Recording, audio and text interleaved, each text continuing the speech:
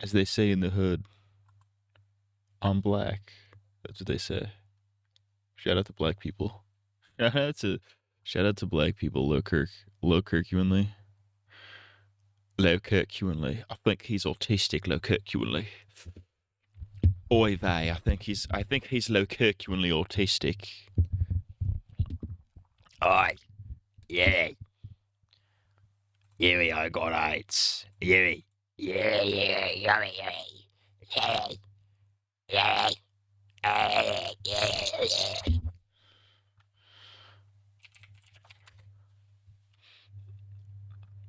You know what I'm feeling right now? I'm feeling this right now, low-key.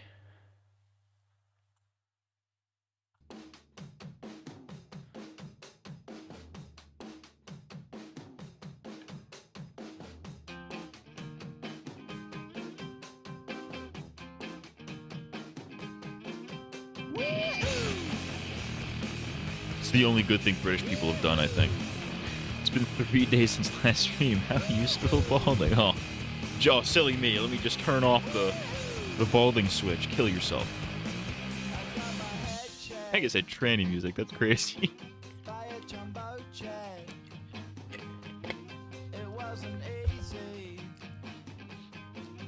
So 2000s pop music is now tranny music, apparently. That's awesome. Shouts out.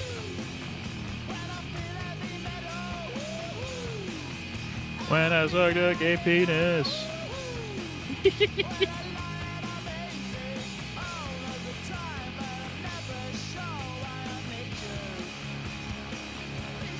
I was thought I had an idea for a gay parody. The song's only 2 minutes. I didn't know that. I had an idea for a gay parody. You guys know, you guys know Joan Jett. I love rock and roll. I thought it'd be pretty funny to do. I love cock and balls.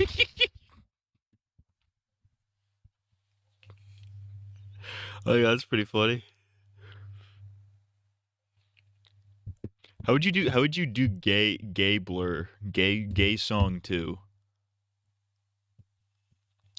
Blue dudes. Something like that. I sucked his penis. I licked his wiener. I sank the semen. And then I fucked him in his butt. Blue dudes.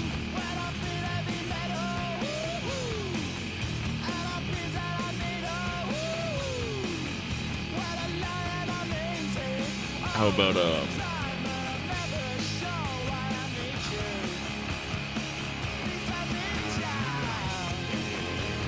oh, do gay Billie Jean?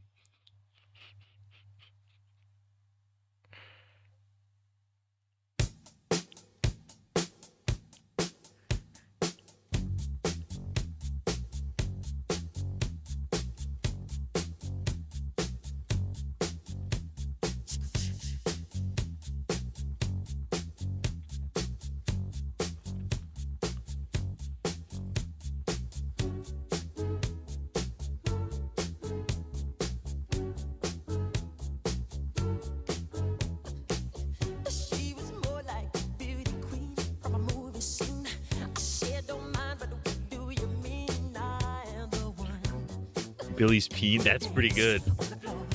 Billy's peen is in my bottle. He's just a man who fucked me in my gay butt. There's something there. Her name was Billie Jean.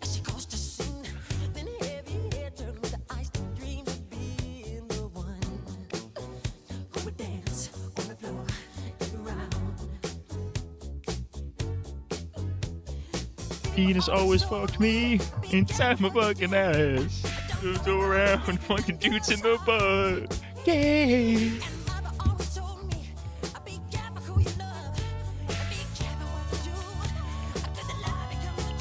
Hey, Billy's penis in my bum. He's just a dude who came inside of my throat. And I'm gay, please fuck my bum. Oh no! How about these? I'm gay, so suck my cum, or something gay, suck my cum. I don't know, something. Let's play this. Let's play fucking Hollow. Let's turn the game on. Yeah, man. Let's turn on the game real quick, dude. Dude, we gotta turn on the game real quick, dude. We gotta turn on the game real quick. I think I'm still fighting these fucking the same boss. Ugh. We gotta talk about those UFO files. We gotta talk about this stuff. Oh, I've got my controller. Billy Jeez.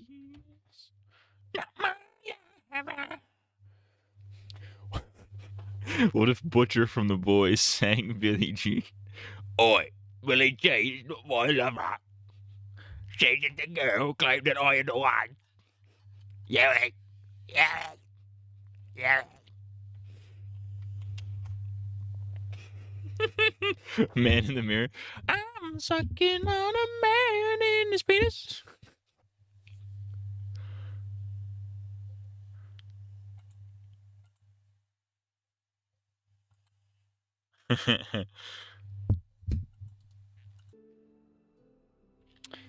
Really, Cracker?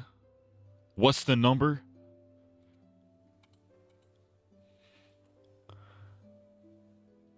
I can't believe you've done this. I can't believe it. I don't understand. This is absolutely homosexual. Alright, we do appear, in fact, to be back, though. Alright. Gaming. Gaming. Rape.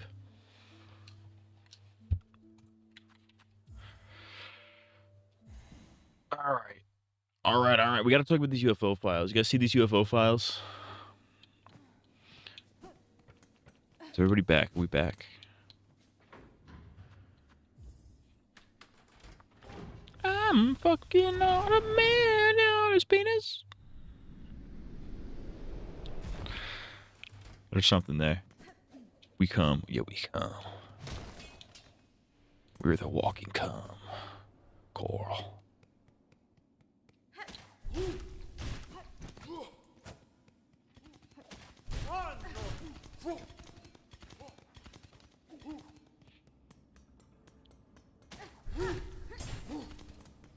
Yeah, we gotta talk about these UFOs. We gotta talk about these UFO files.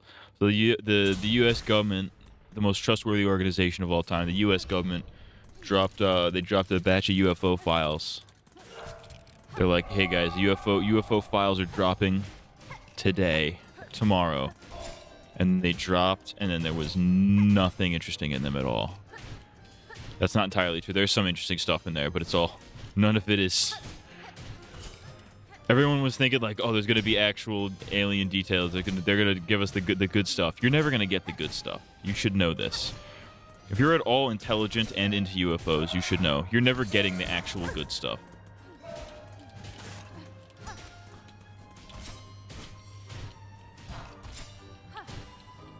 The stuff you want to see, like dead alien bodies, living aliens, actual UFO craft working in nature.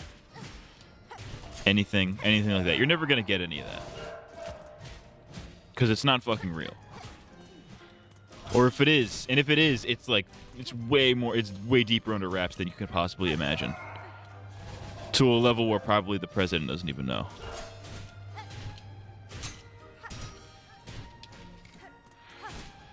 There's some crazy shit in there. There's one that people thought was like, oh, this is a biblically accurate angel. It's like an Elohim from the Bible or whatever the fuck. Wasn't that, it was just like a flare.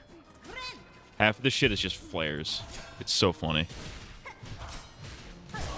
It's so funny how UFO guys get themselves so bent out of shape over what are ultimately just flares.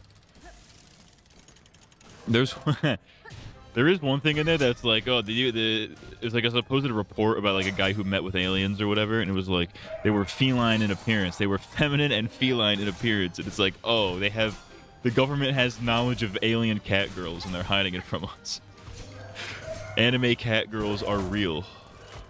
So if you're a complete loser degenerate, if you're the worst type of scum on the planet, which are guys who like anime cat girls, congratulations. Today's your lucky day. You're raped by society. It is your job to unrape yourself.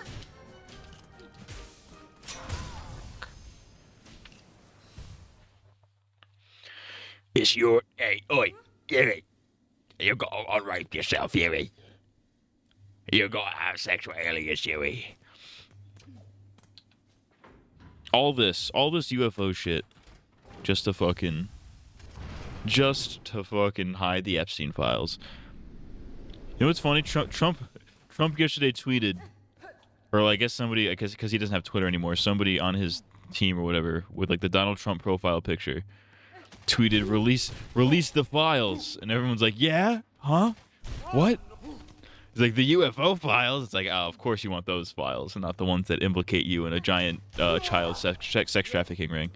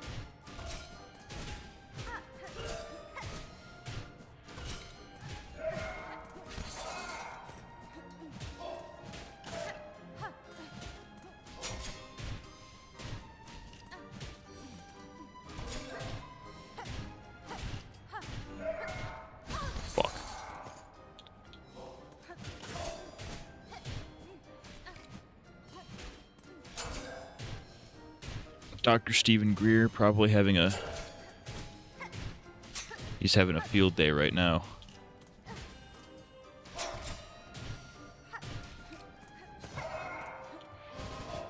All the UFO guys are having a fucking field day right now.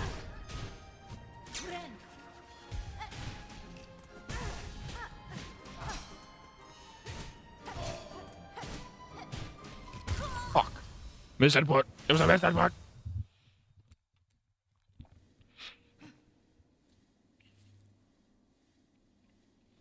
It was a misinput. Hey, Squidward, it's me, Poo Poo Man. I'm squidding myself right now. Ow. That is what Squidward says when he squids himself. He said, yummy, yum, I squiddy everywhere. Yummy.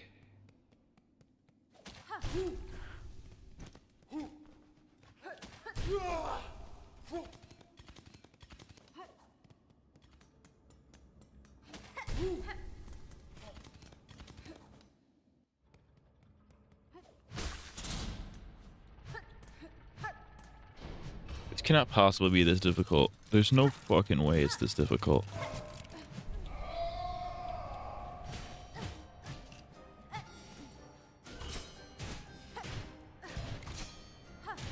What politicians do you guys think are aliens? Aside from the obvious, like, oh yeah, obviously Hillary Clinton and Obama are reptoids.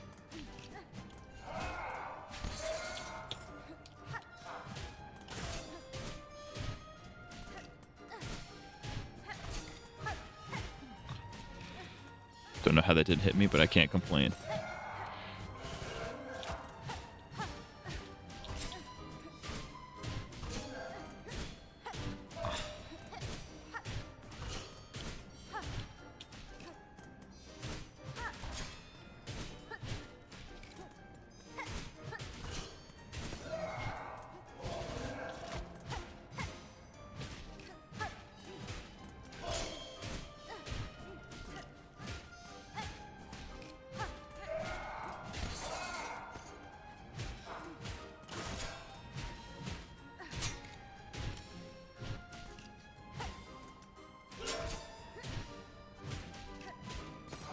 Oi mate, it's me.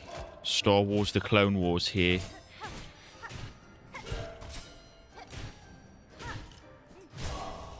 Sauce. Didn't even get hit once. That's phase 1. Down, baby. Fuck.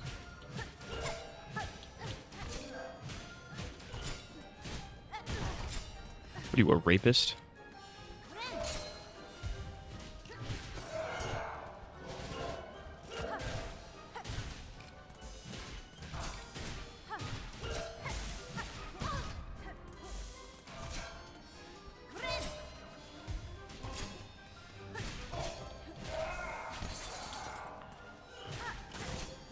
You guys remember Scarce from 2016?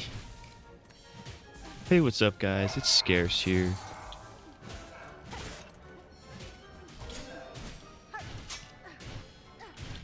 That's a class. That's a hood classic, low genuinely.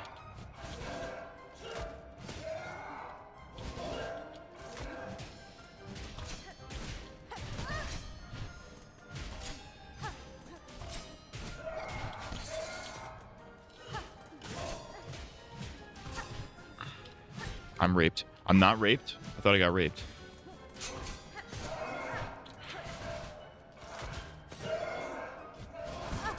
Oh, you triple rapist.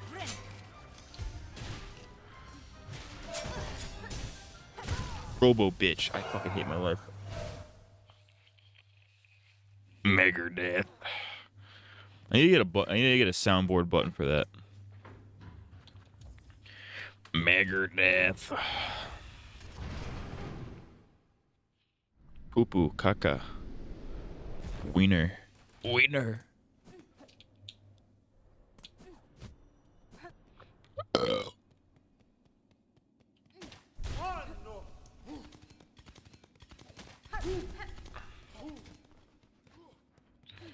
Wee. 21? 21. That's 9 plus 10. That's 9 plus 10. Yo, you stupid. 9 that was 9 plus 10. 21? You stupid.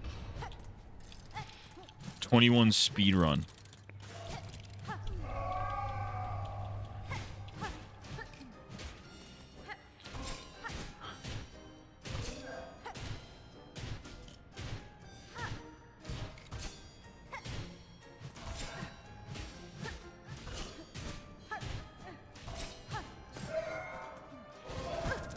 Rapist.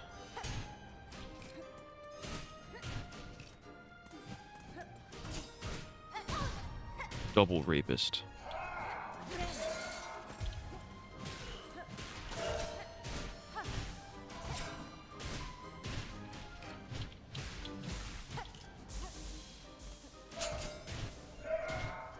Oh, I'm being pissed on.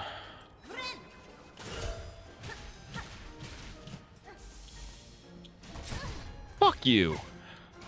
I timed that perfectly, and you know it.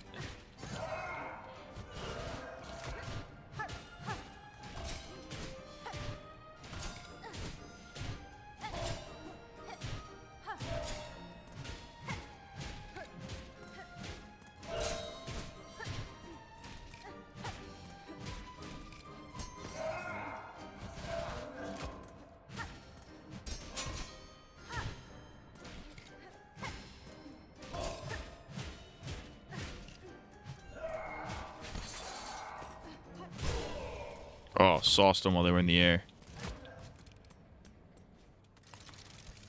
I killed them mid-rape.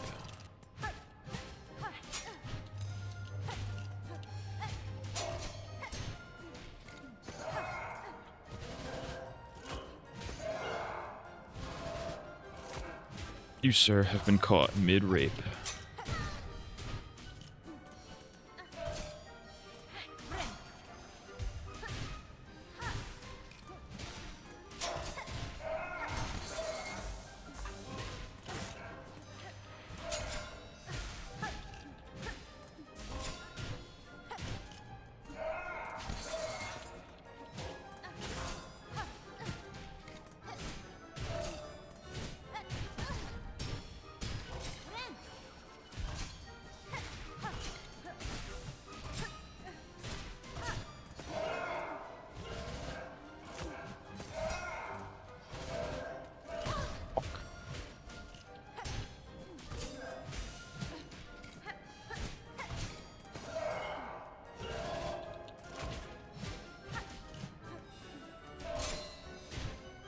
Oh, I got raped.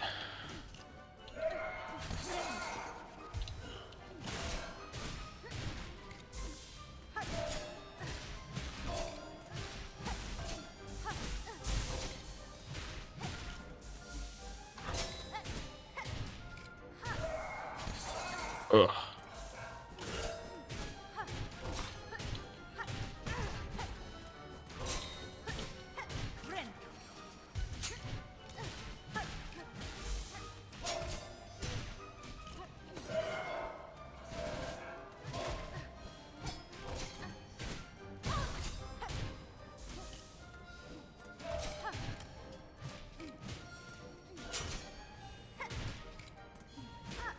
Oh, I'm dead. I'm dead. I'm dying.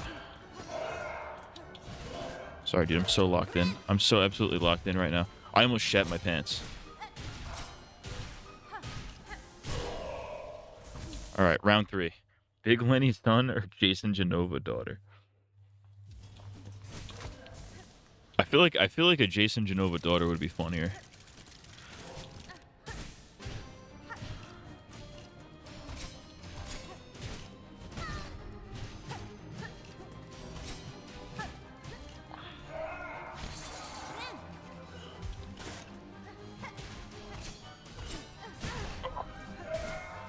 Piss. Yeah, I feel like a Jason Genova daughter would be way funnier because, like, that's just a retarded person, literally. A Big Lenny's son would require a lot of work, I think.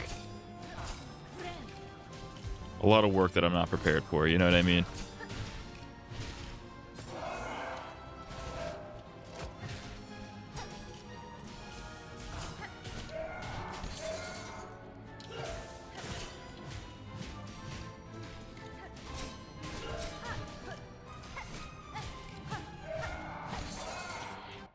Chris Chan's son or Chris Chan daughter? Ooh, now we're cooking with fire. Now we are cooking with fire. So you're asking this question is essentially this hypothetical is essentially early Chris Chan or modern Chris Chan? is that the vibe? Am I interpreting that in a way that makes any level of sense? Fuck. Oh, I'm raped. I'm raped. I'm raped. Don't die. Don't die and get don't die. Don't die. Don't get raped. Don't get raped. Don't get raped.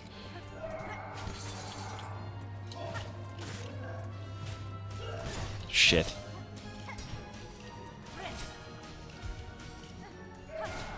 Oh fuck! They could do that. Oh, I'm peeing. I'm pooping. No. I feel like I feel like having early Chris Chan as your son would be really funny. Like if you're self-aware of it to a degree, like oh I know my oh my extremely autistic 35-year-old son who really likes Sonic the Hedgehog is like getting harassed online, and it's like really debilitating. It's kind of ruining my way of life because of they're sending pizzas to our house or whatever. But getting those pictures off the internet, but it's also like kind of funny.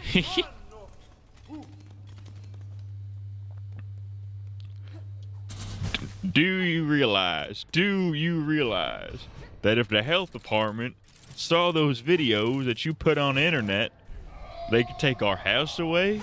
Or the health department could condemn our house and we would have to move out of it?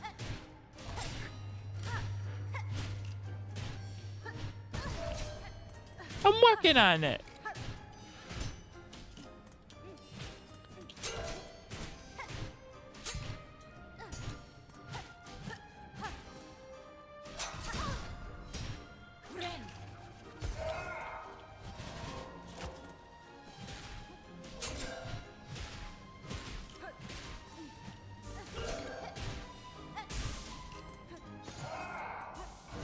Oh, I'm peeing.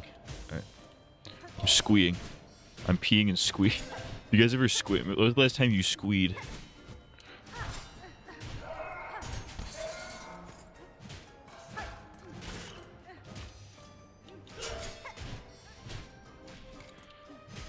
Blue Spike era Chris Chan would be really funny. As like Tathless, like your son, you know what I mean? It's literally my chud son. Fucking chud. Alright. Fucking chud! Stupid fucking chud! I love that video. I saw a video of a guy falling off a bike today. It was the funniest thing I've ever seen in my life. I gotta show you guys. Remind me after this. I gotta show you guys the video of the guy falling off the bike. It's the funniest fucking video of all time.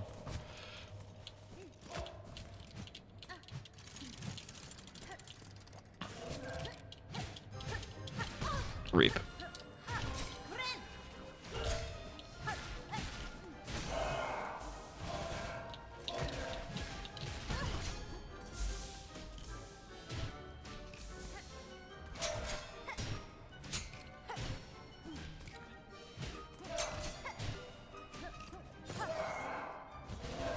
Ugh.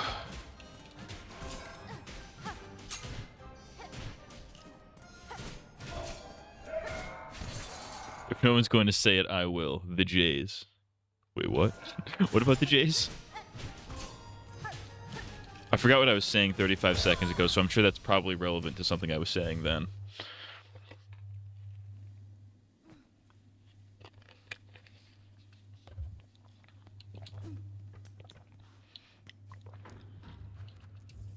What'd you guys do if you open up the UFO files? And it said that the Jays are literally aliens. Like the reason Hasidic Jays look like that is because like the little Jedi hair braids are actually they're alien antennas. And they start reproducing by budding. What if Jews reproduced by budding? That would be pretty funny. Only if you're like hardcore Hasidic though.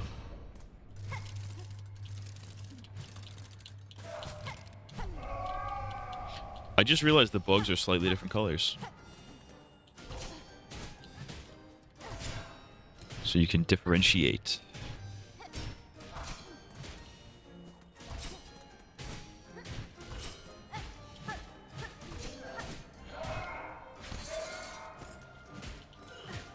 They have to have separate health bars.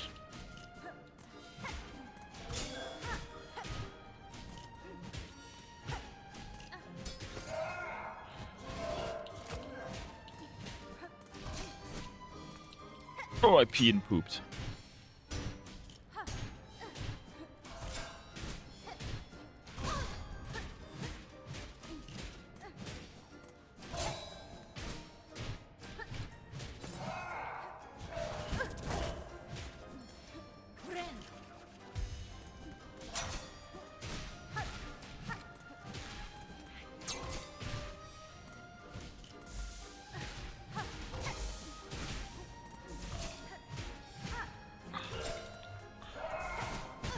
Oh, I was dumb and gay. I'm dumb and raped.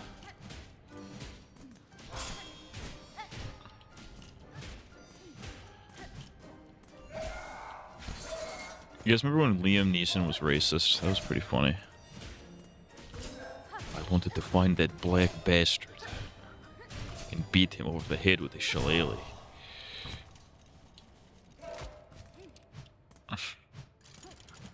Hello, it is me, Liam Neeson. This is what I sound like for some reason.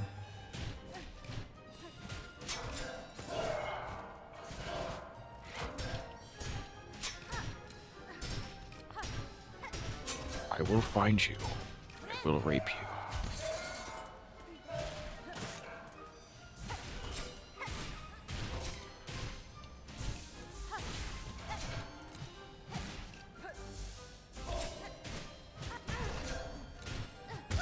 Fucking rapist.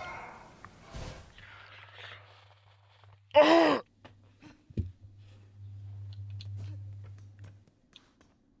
gonna look these guys up. There's gotta be like a trick to these fellers.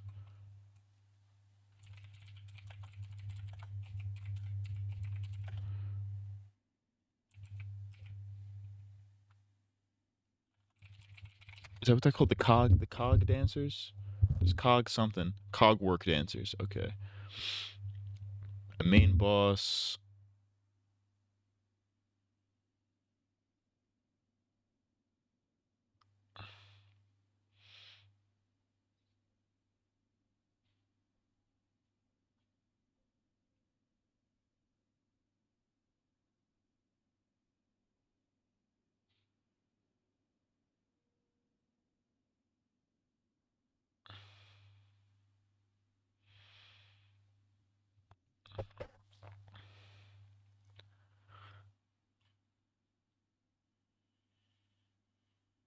Both dancers leave the area arena temporarily.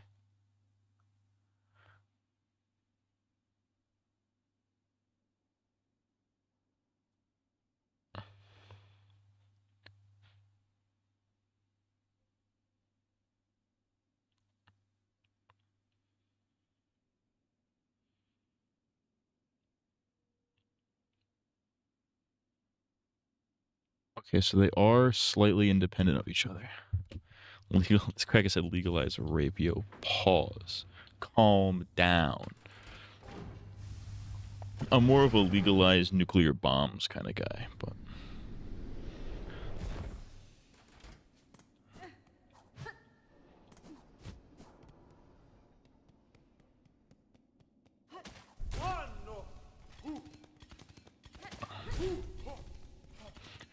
I'm Mr. Poo Poo, Poo Poo Pee Pee.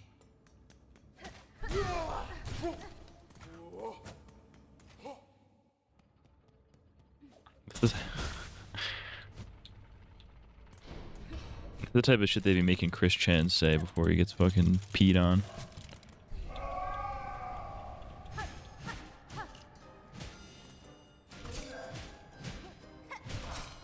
It looks like the strategy is to take out one of them. Just to focus one and then...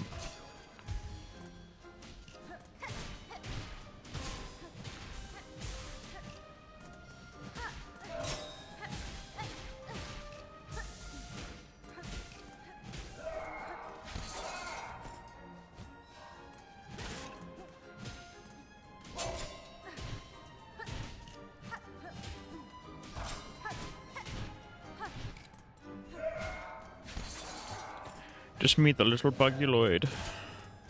The little bugguloid is here. Oh yes, it is me, the little bugguloid.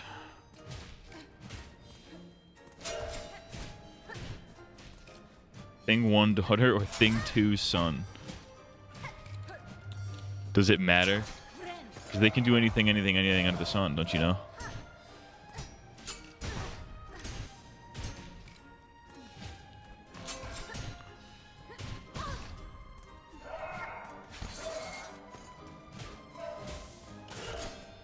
I forgot about that Cat in the Hat movie.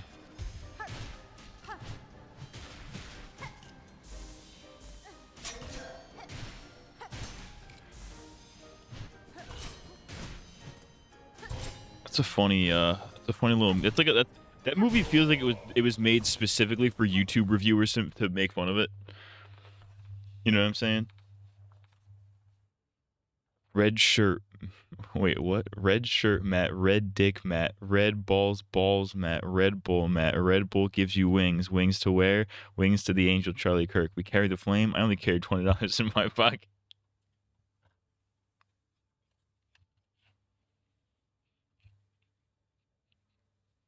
That is ridiculous. Bruh.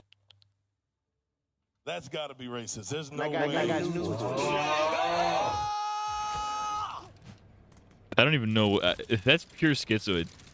Schizophrenic people actually straight up type like that, which is crazy. Like word association is like that's like the biggest hint of schizophrenia. Because when you do like weird word association puzzles like that, that's really that's like spot on. That's a good impression of schizoids.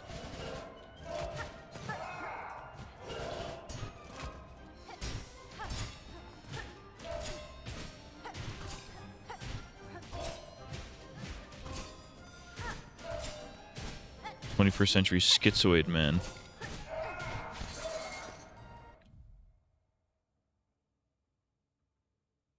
that the computer or is that somebody walking in the door?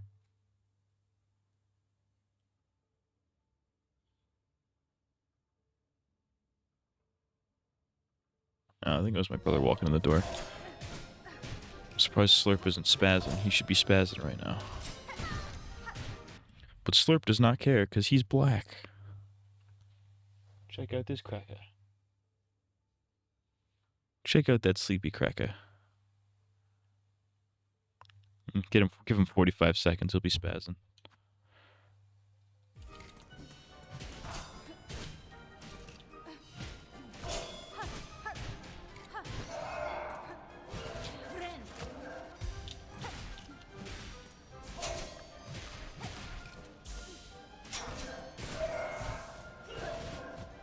Truly an endurance test this game is, I tell you. I'm gonna pop some tags. Only got $20 in my pocket. I'm hunting, looking for a come up. This is fucking awesome. Shit. I'm back. And I'm coming for that digital circus money. We never actually watched Danny Smoke and Furryland the anime. It came out supposedly in March. We have to check it out. We have to watch Danny Smoke and Furryland the anime. It's the most retarded sentence I've ever said. There's never been a sentence more retarded ever uttered.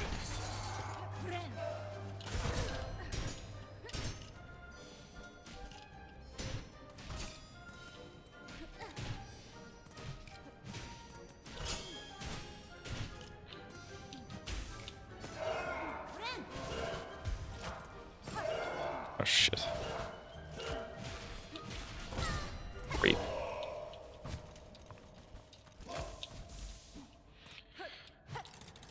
Alright, ladies and gentlemen, it's time.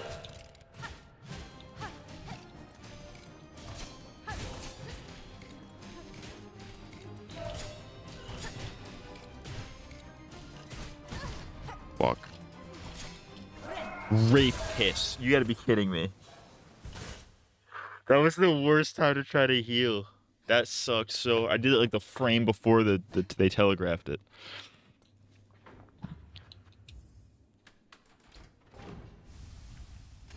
We should watch alien videos tonight. I think that's the move. I think that's the meta. I think the move is we're gonna watch alien videos.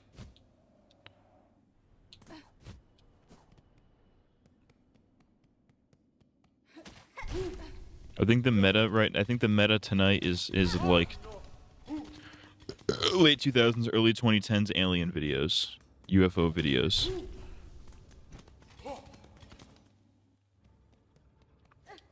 I'm sure there's a plethora. I'm gonna pop some tags. Only got $20 in my pocket. I'm gonna fuck some back. Gay thrift shops called Thrift Cock. I'm gonna fuck some fab. Macklemore's son or price tag Jessie J daughter. Honestly, Macklemore's son. That's an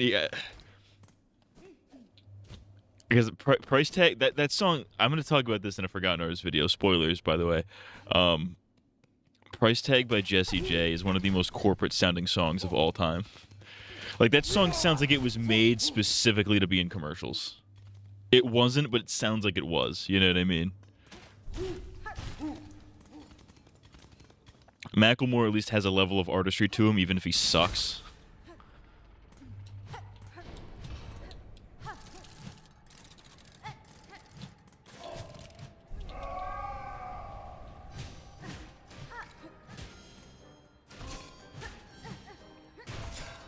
Because at least Macklemore's got some bangers.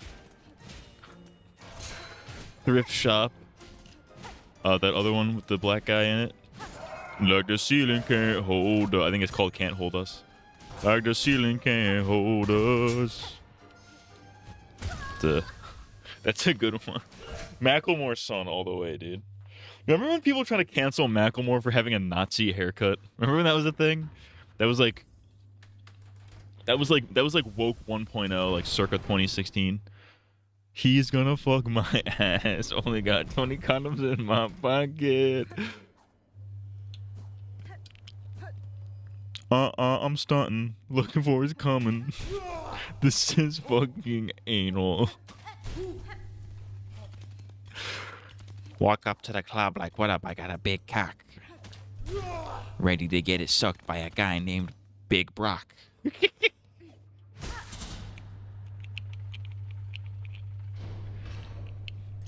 Bars.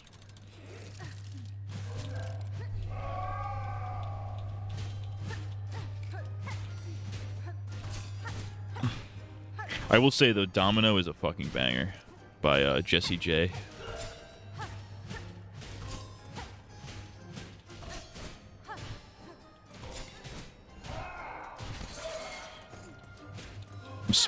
That's spoilers for Forgotten Artists, but Nobody cares about that fucking series, so I don't really care.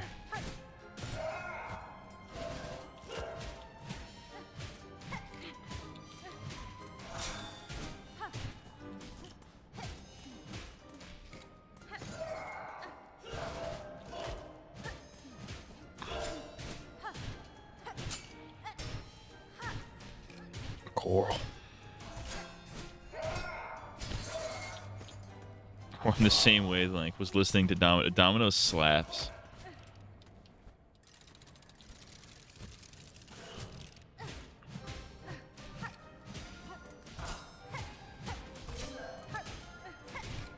That 2010s nostalgia is coming back. It's coming back. It's into play now because it's old enough.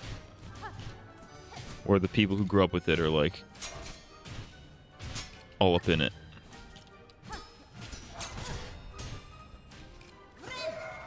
Oh, right in the hole. Right in my bung. That was a really bad. That was not a smart move.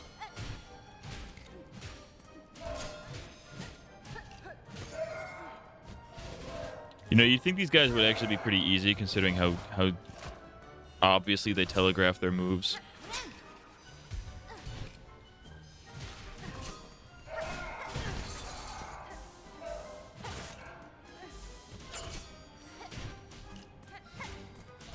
Break me down like I'm a domino.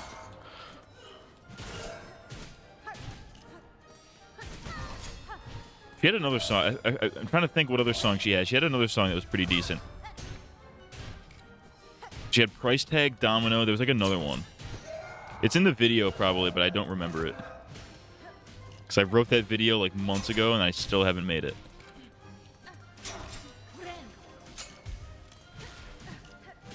Because I'm fucking busy.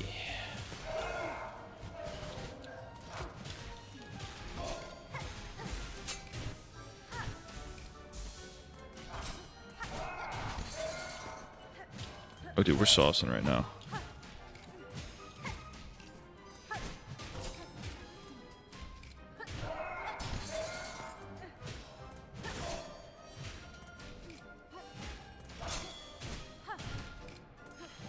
Oh, all right. Round 3. Here we go. The power of Jesse J may flow through me.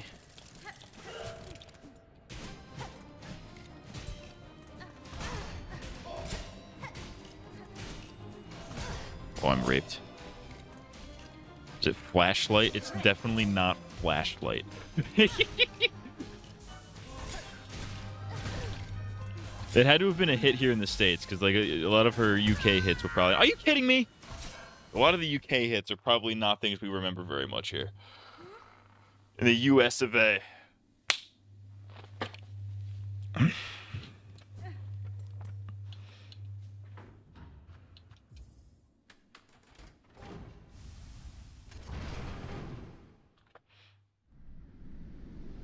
Oh well, I don't remember. It might just be a price tag that I'm thinking of. I don't know. It's all about the money, money, money. We don't need the money. B.O.B. is on that song. Which drives me insane. Because B.O.B. absolutely sucks. Hey, yo, what's up, man? I'm B.O.B., man. The government has clones and shit, man. I'm a government clone, man. B.O.B. Stookie. Bob. Stookie.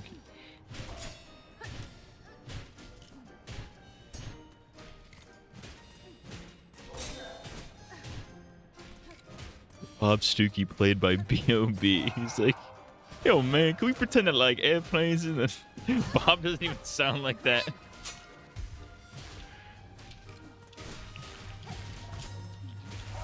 we pretend that airplanes in the night sky like shooting stars?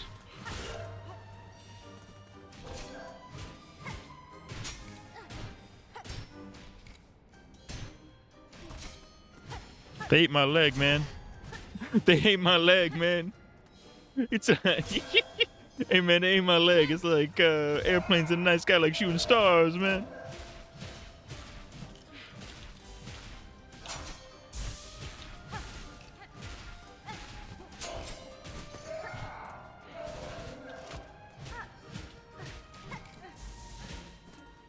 They ate my leg, man. My leg got ate, man.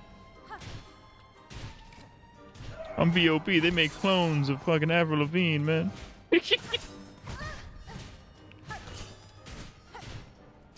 They made like clones and shit, man. You know. This joke sucks. Jessie J, if she was a Jew, it's all about the money, money, money. Give me all your money, money, money. I just want to make the world Jewish.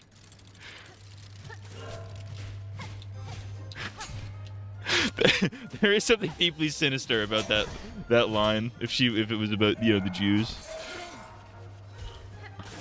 Forget about the price. It's not about the, yeah, cha-ching, cha-ching. It's all about the goyim, goyim.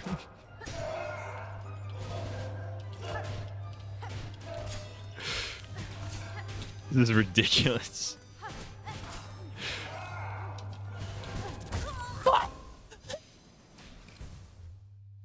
It's all about the cummies. It's all about the cummies, cummies, cummies. Give me all the cummies, cummies, cummies. I just want to make the world gay. I put the dick in my, and I put the dick in my ass. It's all about the, yeah. It's all about the, yeah. Just men moaning. That's pretty funny. That's bars, actually. That's high key bars. Low Kirk.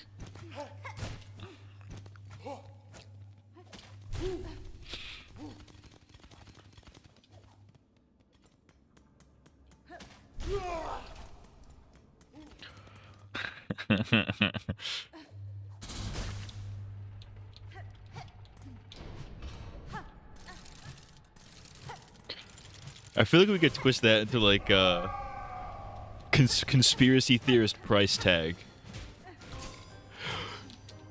Jesse Ventura J. Jesse J Ventura. It's all about the money, money, money. We don't need your money, Mr. Silverstein.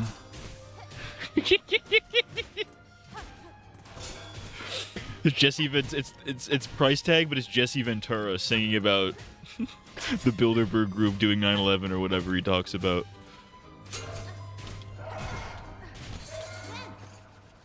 Whoever he thinks did 9/11, I don't know. I'm not as up to date on my Jesse Ventura lore as I would like to be.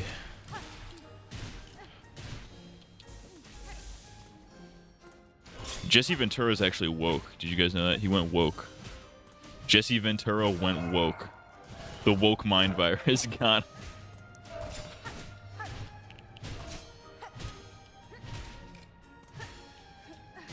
Jesse Jew is a good one. Jewy J. How about Juicy J the rapper? But he's Juicy J. That's so bad. Just imagine 3 6 Mafia songs, but about Jewish. Actually, they have a song called, don't they have Here Comes the Money? Here comes the money!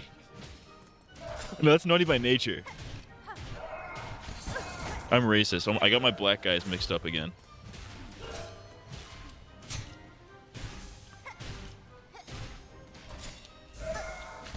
Jews World.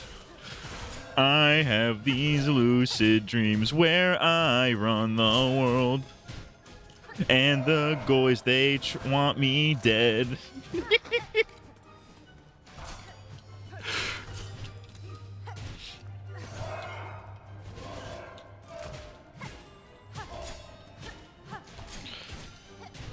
I still see the planes in my towers.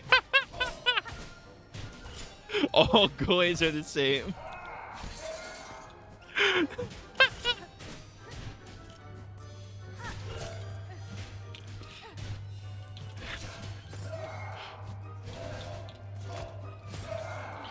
I still see my planes in your towers.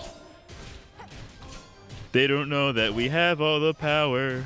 We own the banks. And we blew the Twin Towers.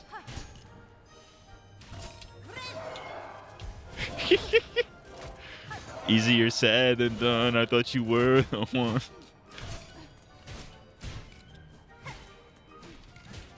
To commit crimes for Israel.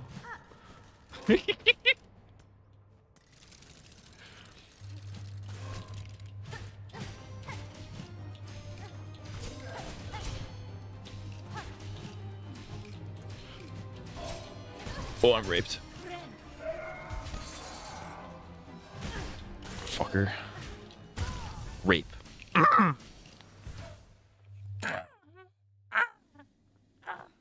I sound like the witch from Banjo-Kazooie.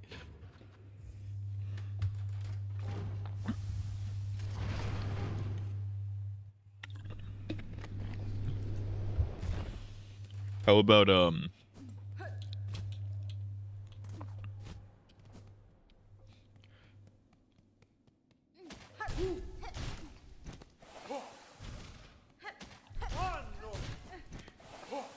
let's see what other music acts can we make Jewish? Banjo-Kazooie. I don't know, dude. Gruntilda's got a fat nose on her. You know what I'm saying? She's got a big old schnoz. What did they mean? What did Rare mean by this?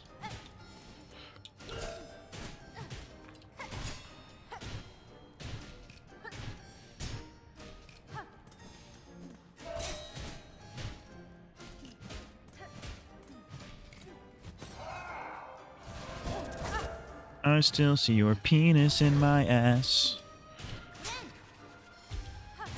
Can't wait till I feel the cum blast.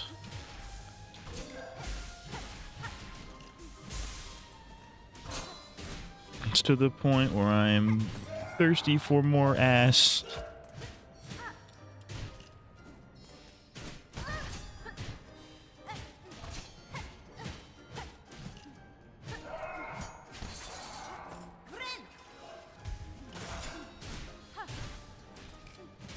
Goys just want to have fun. Goys just want to have fun.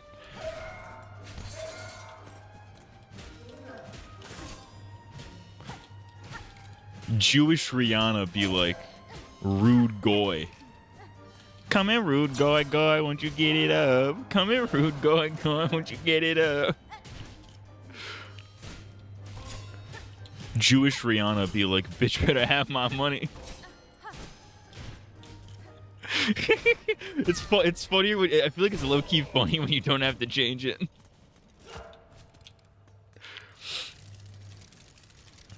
Are they synced or are they async now? Oh, they're still synced. I'm on phase 2. Okay.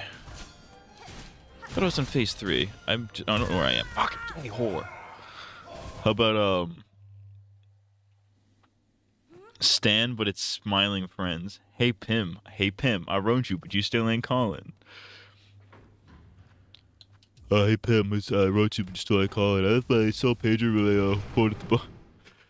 Stand, but it's smiling friends. It's performed by Alan. Pim, I wrote you, but you still ain't calling. I left my cell, my pager, and my home phone at the bottom. I sent 2 letters back in autumn. You must not have got them. Glep must have ate them at the post office or something.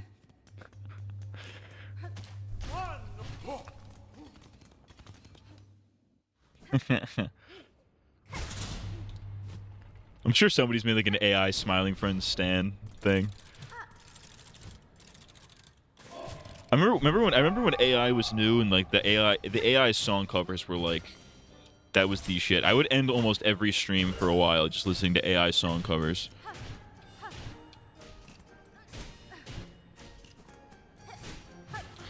Like, I still think about that one of Mr. Krabs singing Billie Jean. I still think of that frequently, and I'm like, it's so heat for no reason. It's a shame it's AI and is made by a soulless computer who probably wants to rape humanity.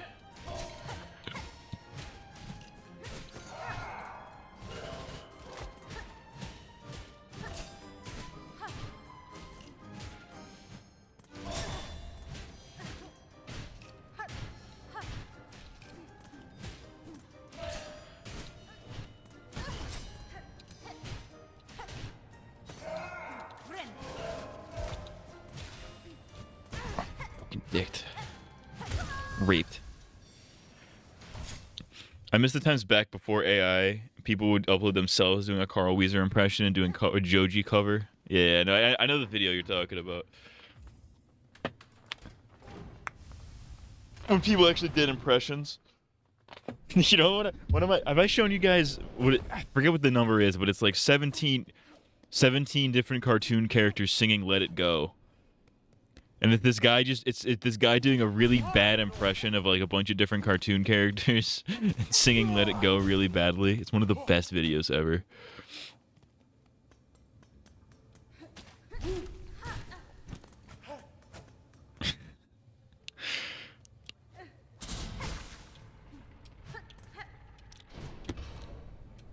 What if "Let It Go" was anti-Semitic?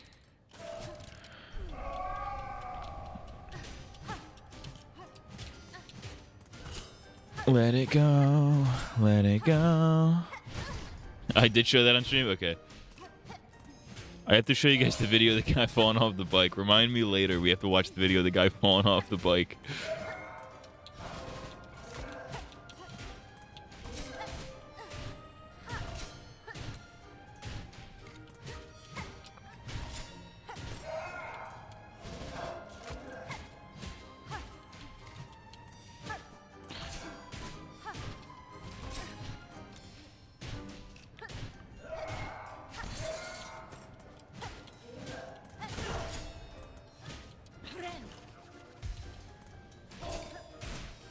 Kanye Middle East gold digger. What if he was Kanye Africa? I ain't saying she a cobalt digger.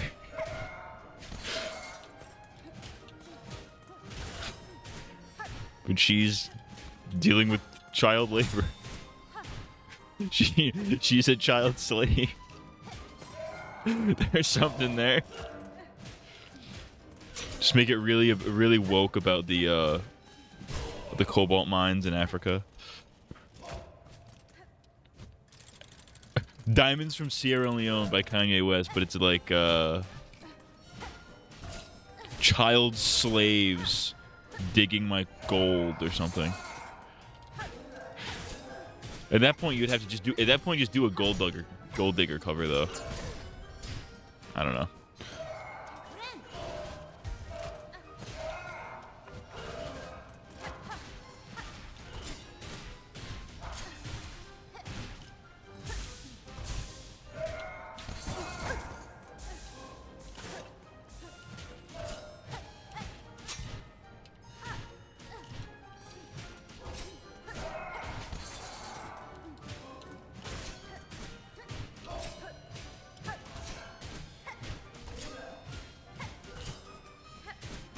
Oh, I'm raped.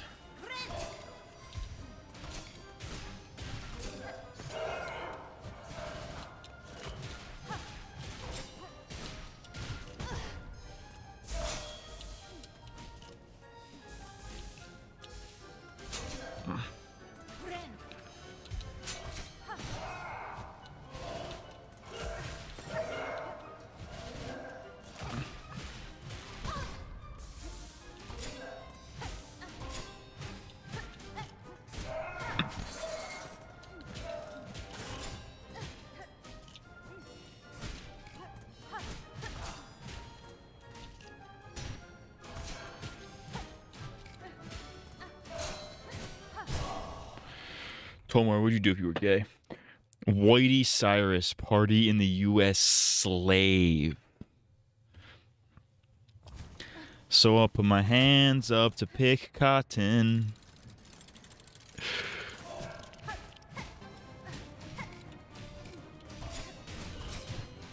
The slave boat floats away.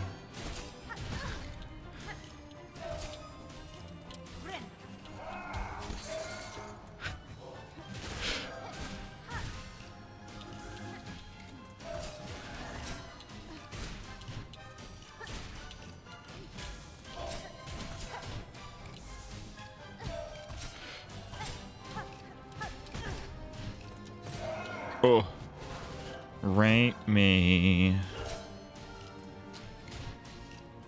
Rape me, but it's even more about rape than it usually is. Rape Me, but Kurt Cobain is getting raped as he performs it.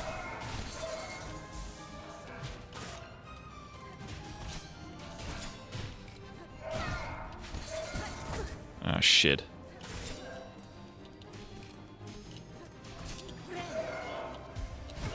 Oh, that was almost good timing. Fucking you whore. I fucking hate this game. It's an endurance test. It's an endurance test. It's an endurance test. He gets raped mid-performance and changes the song to Save Me. Save me. This guy's gonna fucking rape me. Kurt Cobain should have written a song called I'm gonna shoot myself in the fucking head.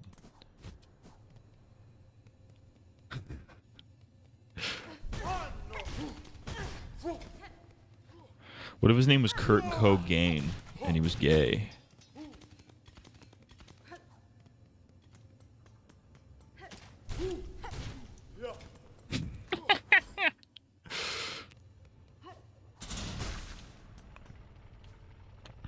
Slave me. Rape me, but it's about how he's a slave.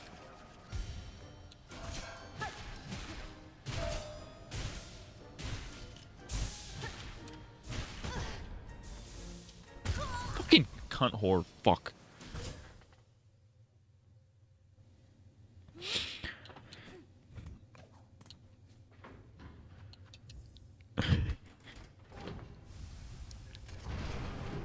Kurt Cobain, Nirvana, and Kurt Nirvana comes out with a song called "Rape Me," but it's not rape. It's not the song "Rape Me." It's actually a cover of "Smells Like Teen Spirit," but it's about getting raped.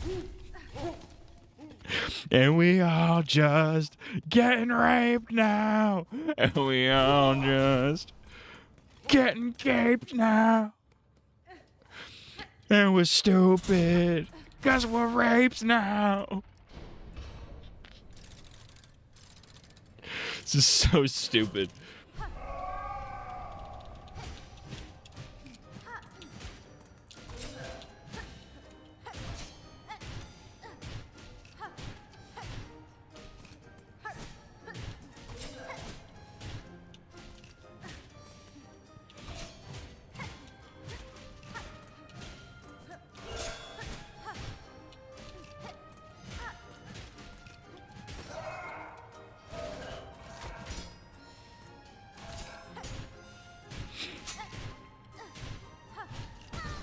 Or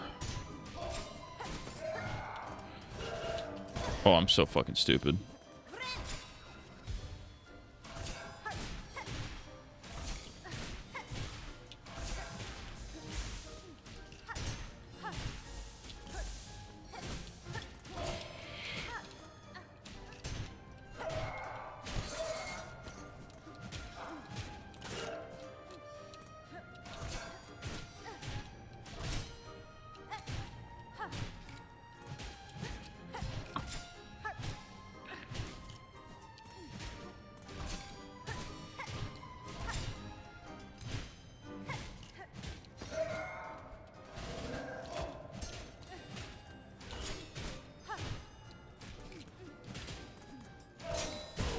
Oh, I thought it was fucked right there. Hey, buddy, I really like your stream. Fuck you, bot. Get your bot ass. Your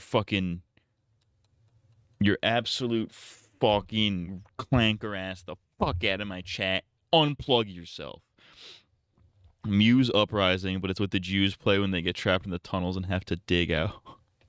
What? Muse Uprising? I know Muse. I know it's the band. I don't know if I've heard that one. Have I heard that?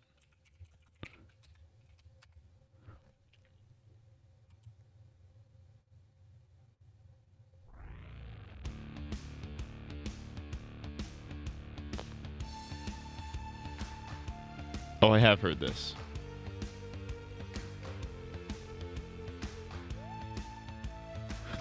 Just crawling through the tunnels. They're crawling out of the tunnels.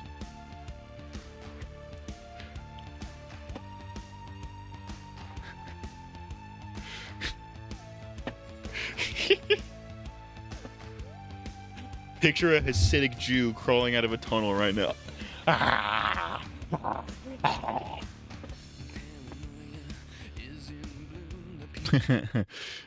That's fire.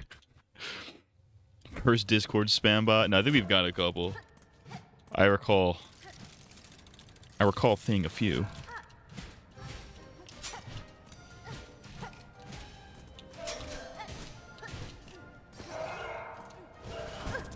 Dick. Rape.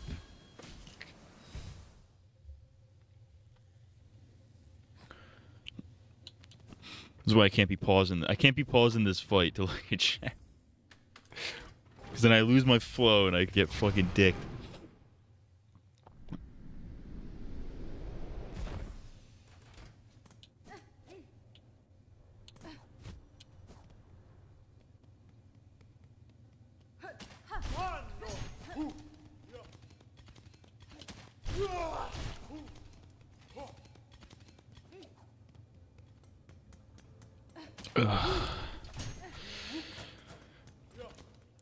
It's crazy that the journals was just like a thing.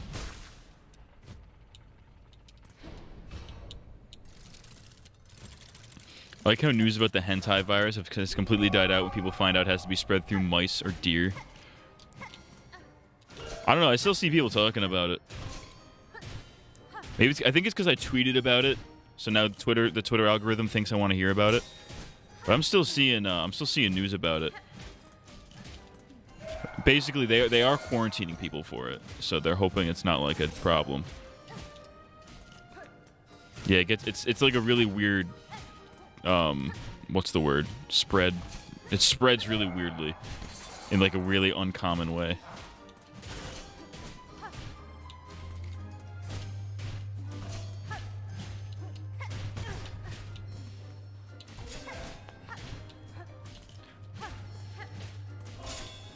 Nimrod has gonna make it spread. Nimrods. I love Nimrod. I love finding creative ways to call people stupid that haven't been used in a while. Like Nimrod is a good one. Dipstick's not terrible. That's like a safe for work version of dipshit.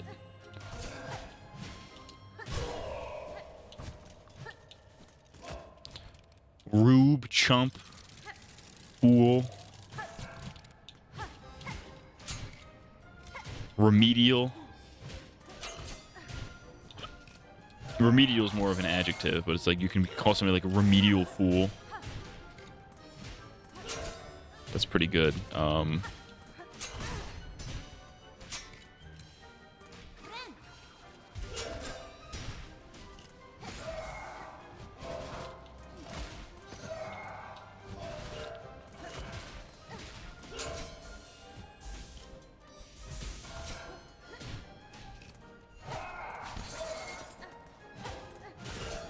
A buffoon. I like buffoon.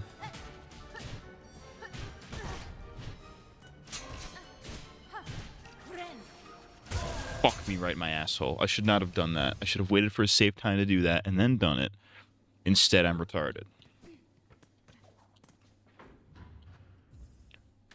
I heard ignoramus again recently. I'm like, that's a good one. Daft pencil neck. Pencil neck is great. Calling a skinny guy pencil neck and calling a fat guy wide load. Those are pretty good.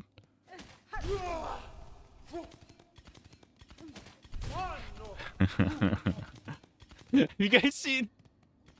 This is completely unrelated, but it just popped into my head. Have you guys seen those videos of the guy who covers himself in peanut butter and then just goes to places and starts dancing? He dances to the same song. It's like one of those.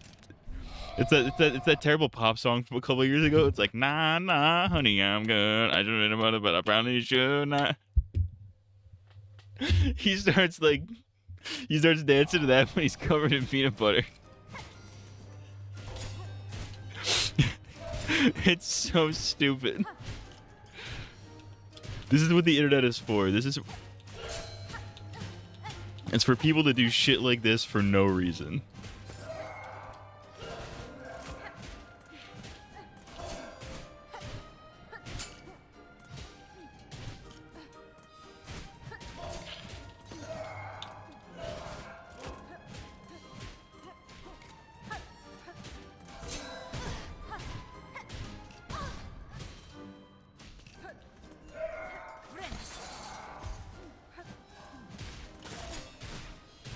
forgot which one I was targeting. Shit. I lost my target. Colonel, I've lost my target.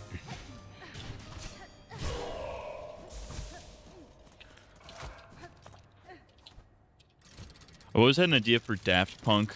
We should remake the entire Discovery album, but only using pussy fart. It's only sampling queef sound effects and call them Daft Cunt. Daft Cunt.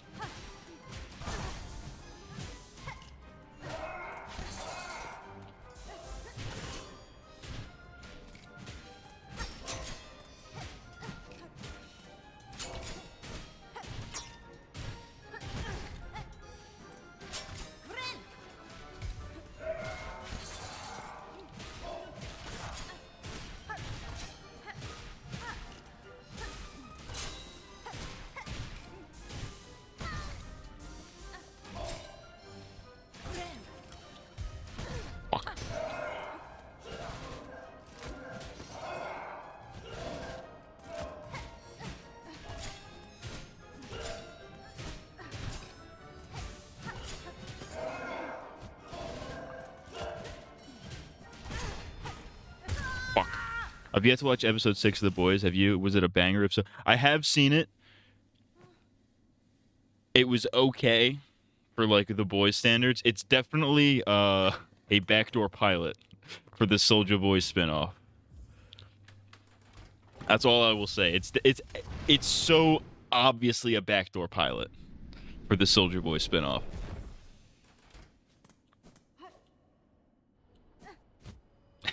But I showed you guys the clip of what's his name, of Soulja Boy saying the N-word. Have I shown that on stream? I think I have. But yeah, it's definitely a backdoor pilot for sure.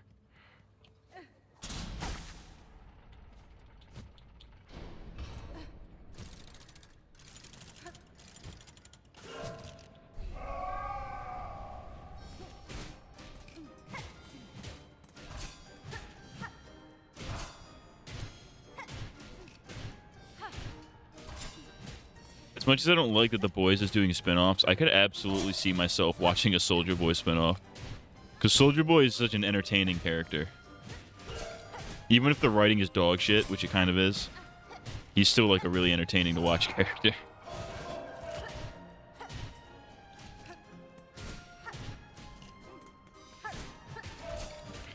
I don't have shell shock. Fuck you. Alright, yeah. We all fucking at rape Homelander. Yeah.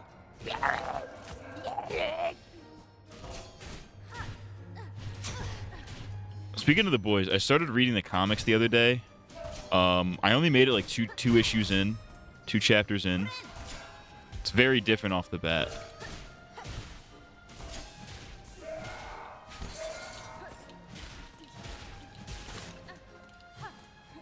It's definitely Baby's first edgy comic, though, I'll tell you that. I swear, if they go the Walking Dead route and make a non-ending to launch spin-offs, I'm going to stick a stylus into my pee hole. I don't think they are. But I do think the ending's not going to be good. I think the ending's going to be conclusive. People are theorizing that Homelander's actually going to win. And that's going to be the ending of the show. Fuck my asshole. The current theory right now, I need to start reading the comics. I heard it's very gratuitous, but I'm still interested. Dude, literally the first chapter, within like 4 pages, Butcher is fucking some lady in the ass. And then like a few pages later, the dog Terror. He's in this season of the show, but he's in the very beginning of the comic. Spoilers. He's just raping a dog. He's just raping another dog. For no reason.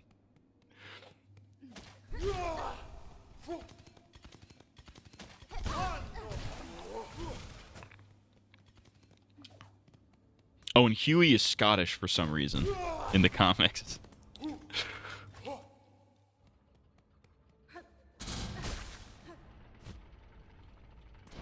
Oh, yeah, guy sex, yeah. No, anyway, yeah, people are theorizing Homelander's gonna win because there's like a shot in the trailer where like he's sitting in like the Oval Office, just smiling, and it's like that hasn't been in the show yet. We have not seen what episode that comes from yet. So either it's like next episode and it's gonna be like this is like the darkest hour kind of thing, or that's gonna be like the final shot of the show where it's like, oh, Homelander actually wins in the end. Which I kind of hope isn't the case, because that kind of defeats the entire purpose of the show. Like, if a Homelander wins, then the whole point of the show is completely pointless. In the sense that, like, the whole point of the show is to be, like, not nihilistic. But if you let your villain win and get away with all the shit he did, there's, like, unless they play it in a very specific way, there's really no getting around that.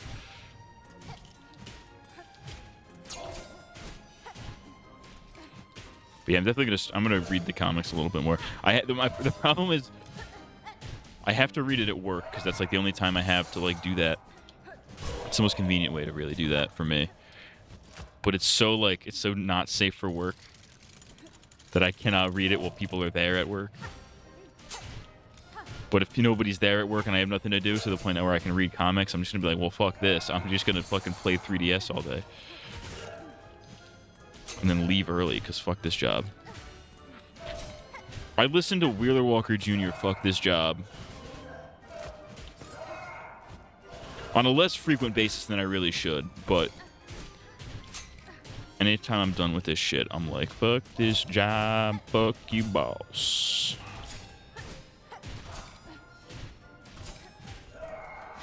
Is there a show where a villain completely wins at the very end of the show?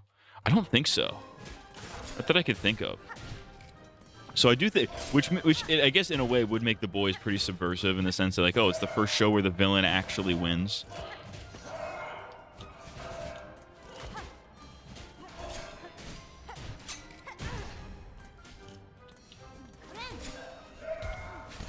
I wonder if there are shows where the villain fully wins. There's got to be at least one, or like a movie at the very least.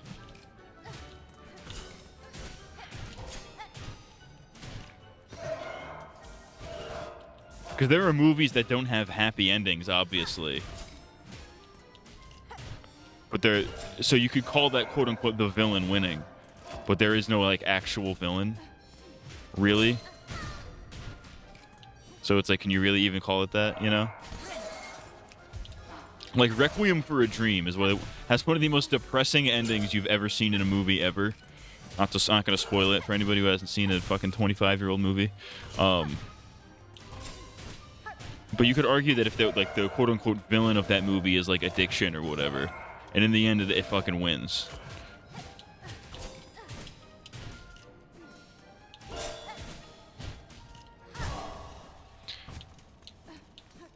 But yeah, there's got to be at least one movie or show where the fucking villain wins, like a mainstream thing.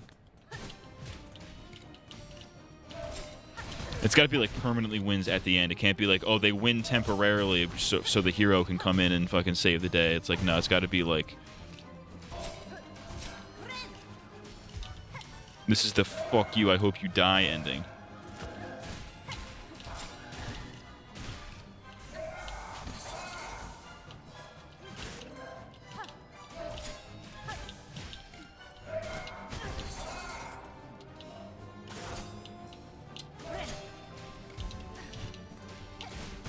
Shit.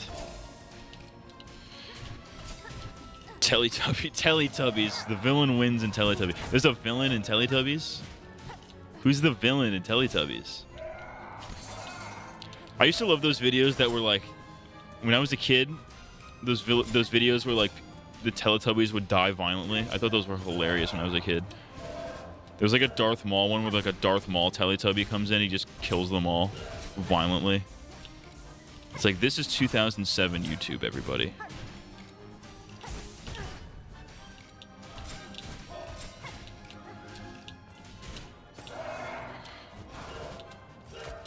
Oh, I almost shat.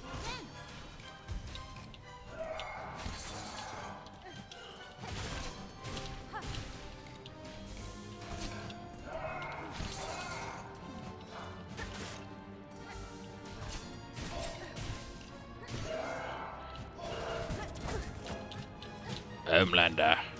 Homelander. Yui. Yui. Homelander, rape me wife, Yui.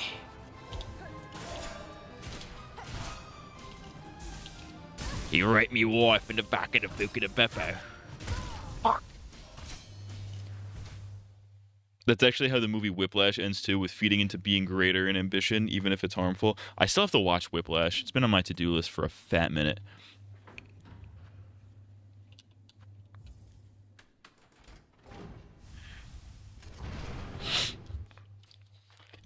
Because it's J.K. Simmons. How can you go wrong? How would you feel? How would you have felt if regular show ended with the show repeating itself over and over? The ending ends with anti-Pops and Pops resetting the world, and that's just the finale. I think if that were the ending, I would be a little bit more open to this reboot that's coming out in a couple of days. Whiplash is a great movie. You need to watch it ASAP. I've seen like clips of it, and I know I would enjoy it in the wrong ways. I would enjoy it in the complete wrong ways.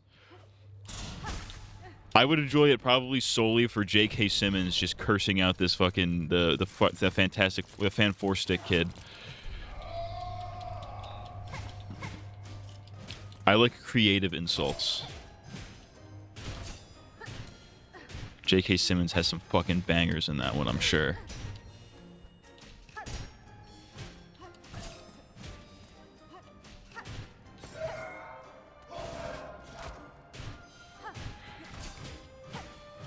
Oh, Yui.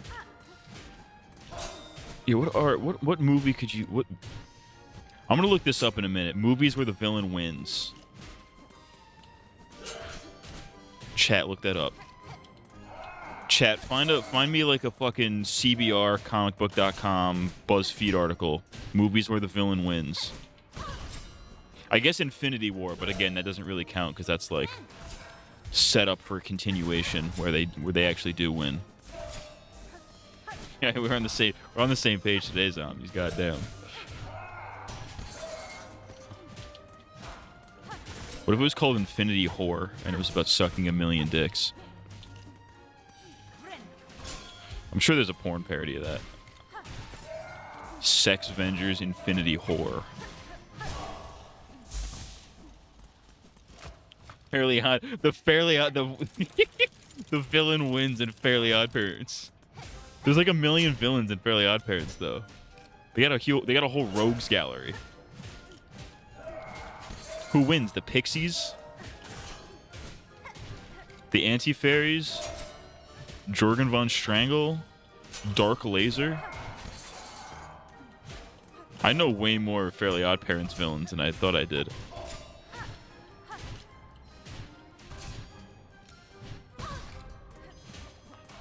Mark Chang? Why was Mark Chang Asian? What's up with that? He's like an alien, but he's Asian. He's a Chinese alien. The Jays. That's the secret fourth faction. There's the fairies, the anti-fairies, the pixies, and the Jays. They use their J magic to, you know. Cosmo, Wanda, I wish for the extermination of all Jews. Oh, Timmy, you can't. The rules clearly state you can't wish for death. Come on, Timmy. Let's kill the Jews, Timmy. It's my Cosmo. Hey, Timmy, let's kill the Jews. My Wanda is better than my Cosmo, low-key. Dude, I like early season Cosmo as like the perfect voice for like that type of character. Well, Timmy, you gotta fucking have gay sex with me.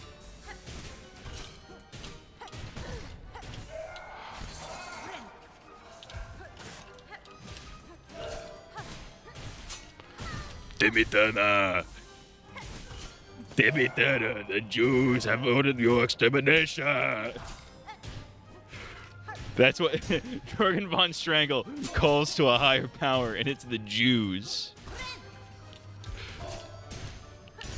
He answers to a higher plane of being.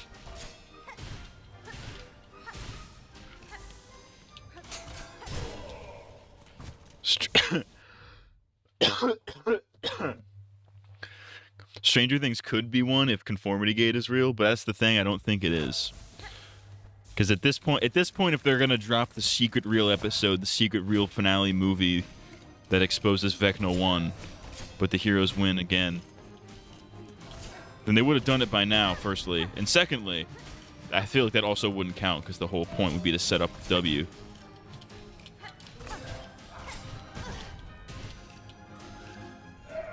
Fucking! I just ran right into that like a retard. Damn, really. I'm still at the Fairly Odd Parents being the Jew.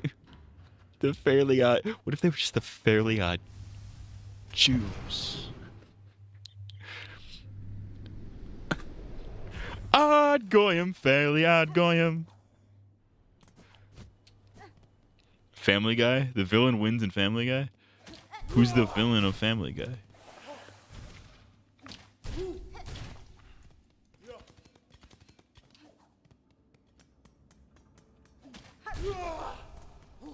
Family Goy. I think there's actually an episode titled Family Goy, where Peter thinks he's Jewish or something.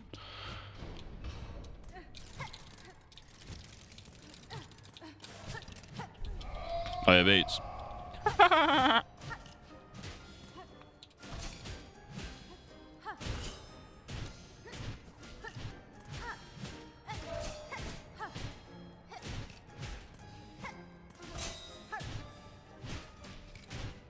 It seems today that all you see is violence in movies and sex on TV. But where are those good old-fashioned values on which we used to rely? Lucky there's a Family Guy. I don't know which one I'm targeting anymore. Lucky there's a man who positively can do all the things that make us laugh and cry. Did anybody else as a kid think that the line was F and cry? Or am I just retarded?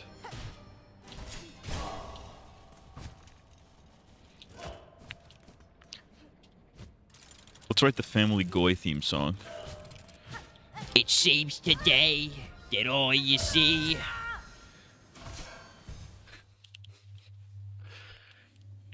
is Hanukkah and pennies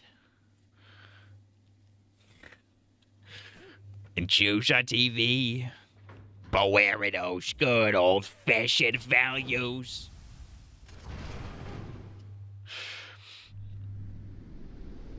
It's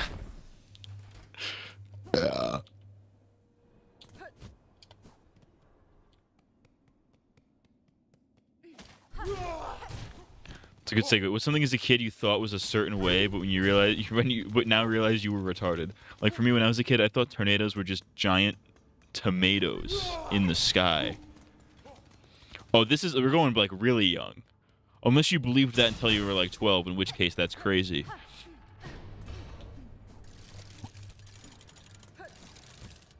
Things you thought as a kid were a certain way.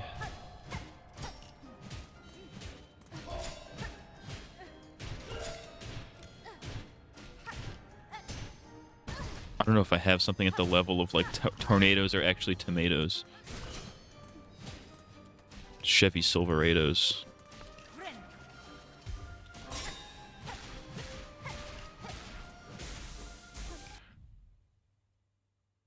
Okay. My work phone just buzzed and I almost threw a punch. But it's not my problem. Well, I guess it is my problem, but it's not my problem today.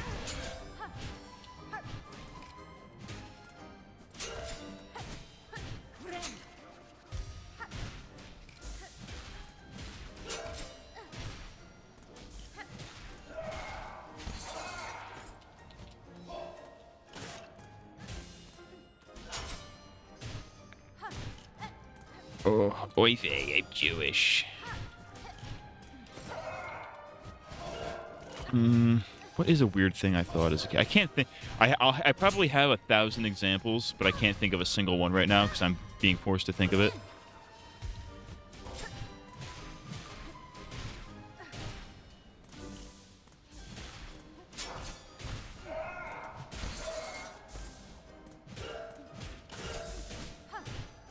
I probably talked about them on stream before now that I think of it, but...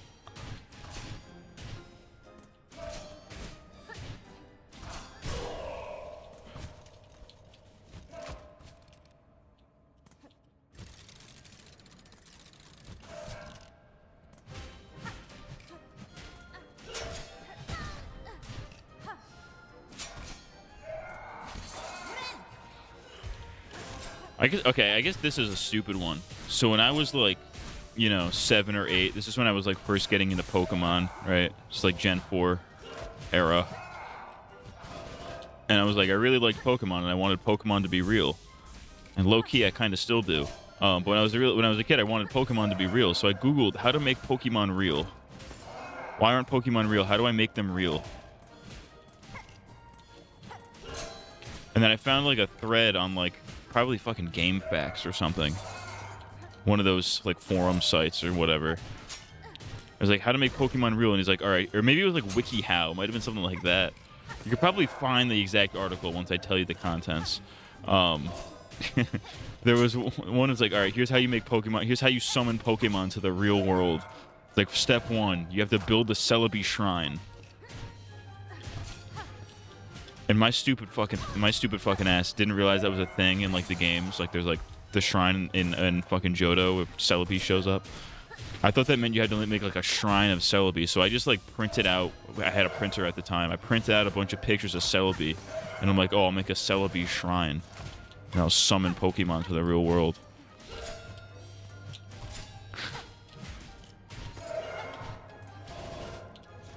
Clearly, it didn't work.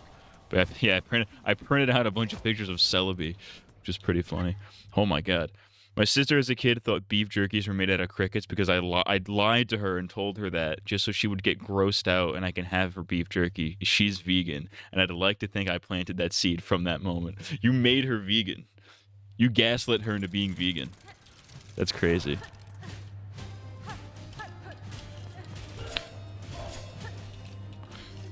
You guys remember the vegan teacher? Of course you do. Because all the fucking lolcow YouTubers don't shut the fuck up about her for some reason. Oh!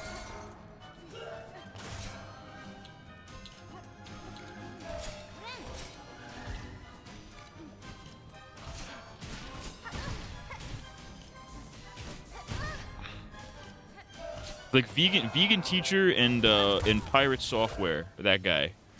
Those are like the two people that fucking the lolcow channels can't shut up about because they just make the same video over and over again. There's no new information about them. She hasn't died of malnutrition yet, or maybe she has. I don't fucking know.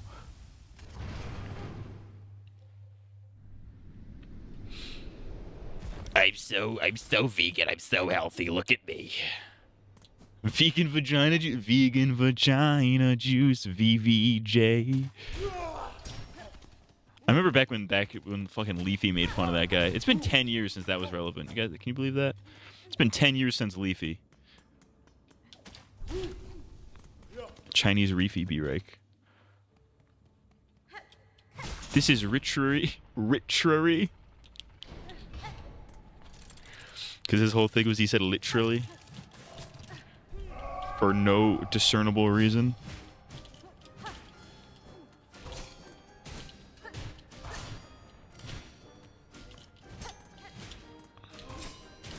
We have to send him the Goyim destruction laser. We must destroy the Goy. Shit, I wasn't paying attention again. I don't know which one is which.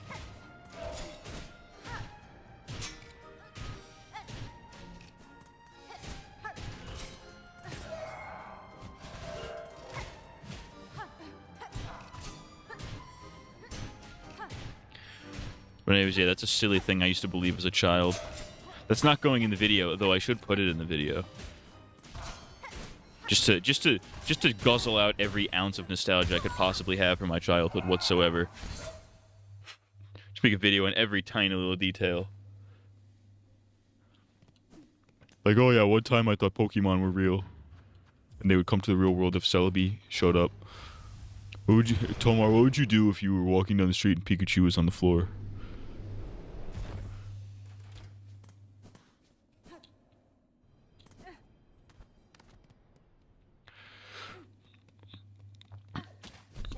Tomar, what would you do if the vegan teacher... What if the vegan teacher showed up to your house? Tomar.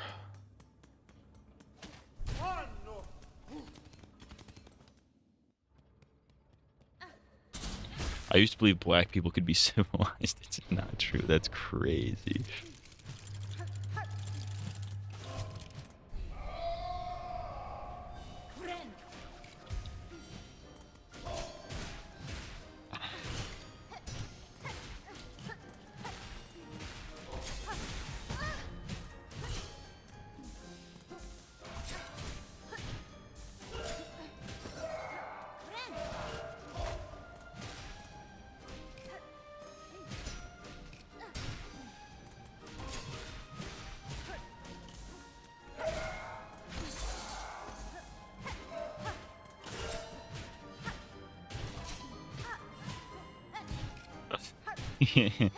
I used to think you could download more storage on your computer.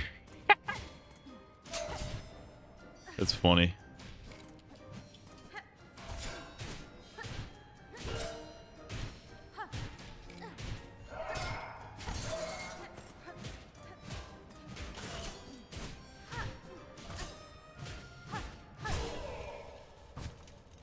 I probably had a million fucking stupid computer superstitions, I believe.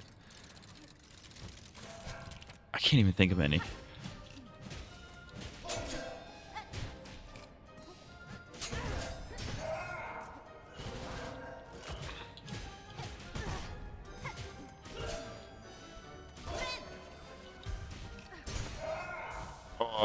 Oh my science, oh my Fauci.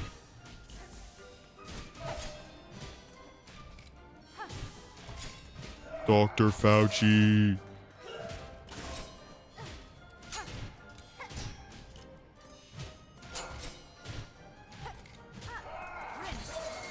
I'm Dr. Fauci.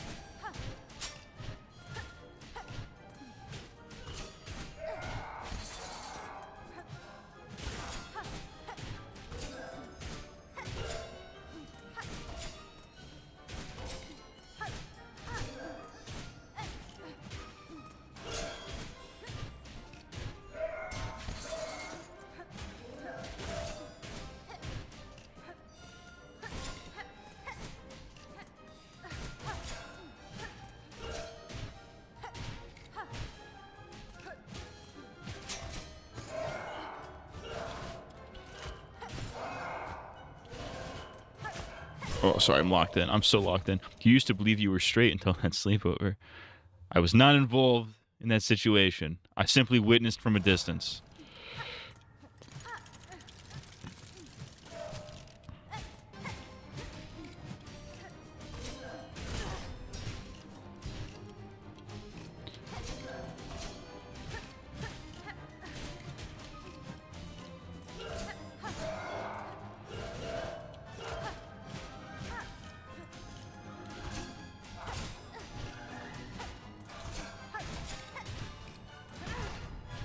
I'm a rapist. Isn't that song Loser by Beck? What if it was called Rapist? And I'm fucking gay.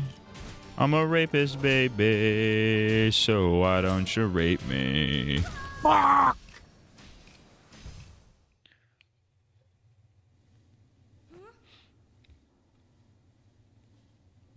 I'm beating this today, dude. I'm fucking beating this today.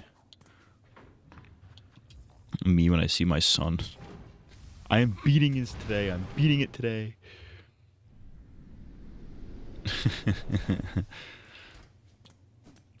They thought I was gay. that the Macklemore song?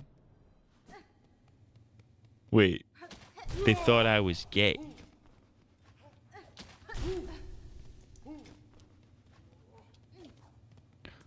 What are you doing? Wait. They thought I was... What are you referencing?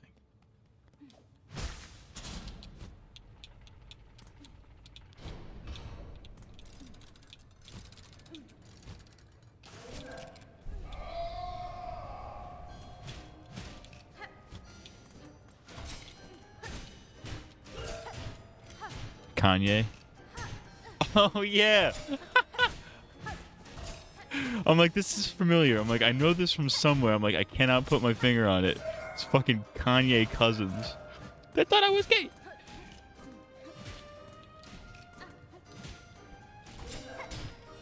Hanging with my cousin, reading dirty magazines. Start to kissing and know what that should mean. There's a reunited everything I had seen. That's when I get my cousin head. I get my cousin head. Get my cousin head. I get my cousin head. When I was when I was a lot younger, when I listened to Fall Out Boy, I thought Fall Out Boy were 4 ripped dudes covered in tattoos who were always shirtless with emo black hair. That's kind of funny, because they're like the exact opposite of that. That reminds me of a tweet I saw a long, long time ago where this guy was recounting how he was in the gym and some guy came up to him and was like, "Hey, yo, dude, you mind? I forgot my headphones. You mind if I put on some metal on the speaker?" And he's like, "Yeah, sure." And he starts playing Fall Out Boy. It's like, that's not metal, you fucking idiot.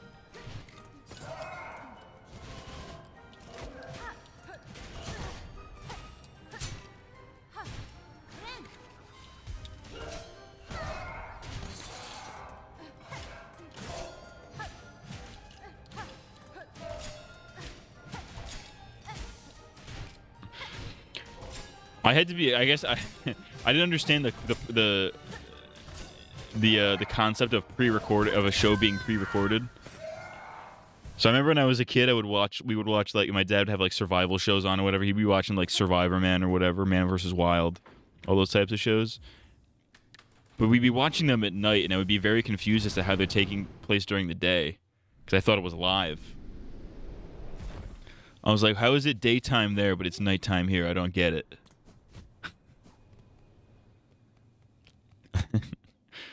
And my mom had to explain to me what fucking pre-recording things was. I'm like, oh, I get it. They planted the seeds for like... So I thought all TV was live for quite a while.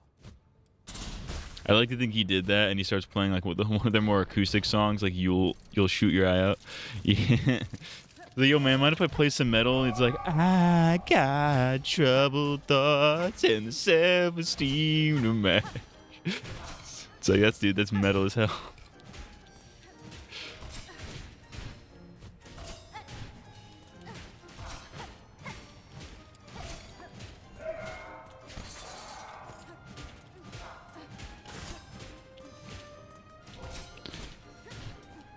Like, I could see how Fall Out Boy would sound like metal to somebody who has never heard metal in their life.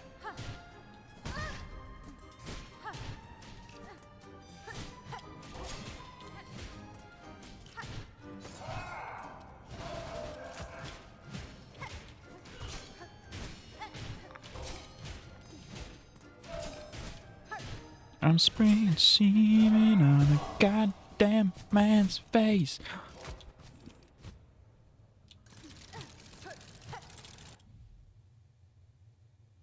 This ain't a scene.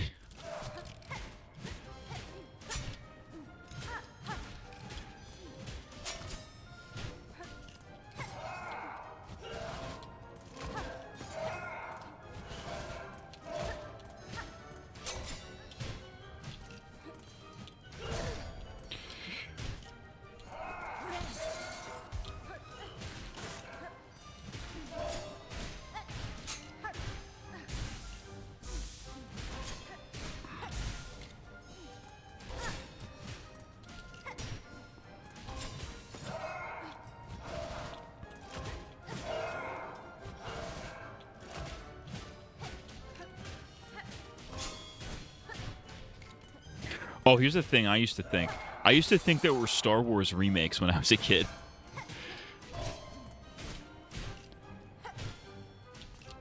Cause what is this? This is like 2000. So like this was like this is like when the prequels were coming out. So this is like early 2000s. They were playing like the original trilogy or whatever on like HBO or something, or some movie channel when I was a kid. I was watching them.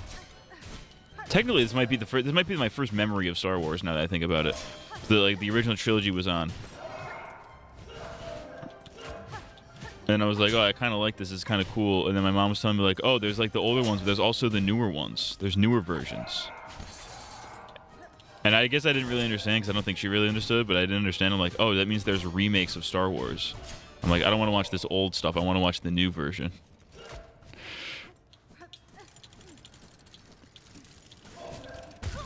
Ah, I hate my life. That's what I get for wave dashing. It's the equivalent of somebody asking if they could play some rap on their speaker and they just start playing Michael Jackson since he's black. That's kind of the same vibe, yeah.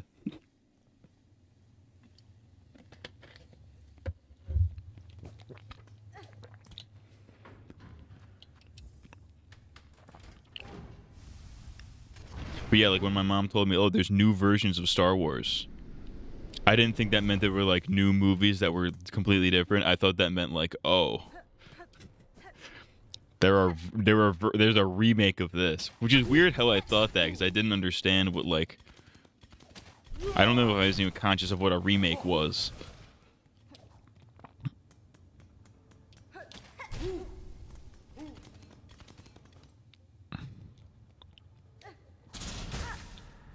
Ooh, I should do a Star Wars. Next year's the 50th anniversary of Star Wars. I should do a Star Wars video. Like, I watched every... this would be, like, a really lengthy endeavor, and I'd have to start doing it, like, now.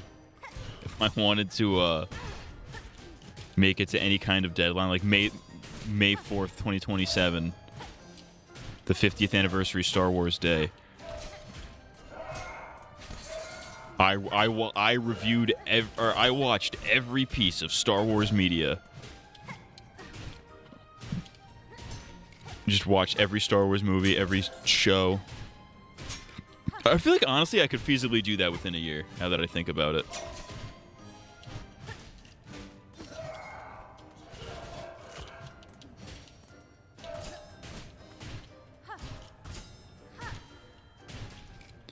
That video, if that hypothetically exists, it would get copyrighted to fucking back.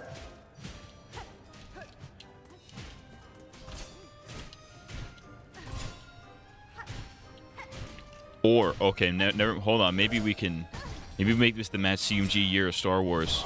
I don't even like Star Wars that much, but like, the Matt CMG year of Star Wars, the American Century of Humiliation.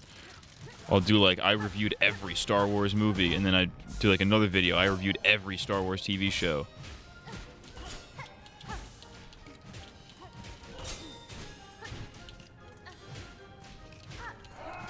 And like, I played every Star Wars game. Which I think might be impossible.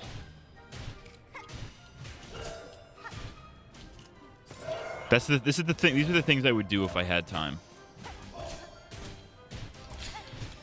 I have too many video ideas and not even remotely enough time to do any of them.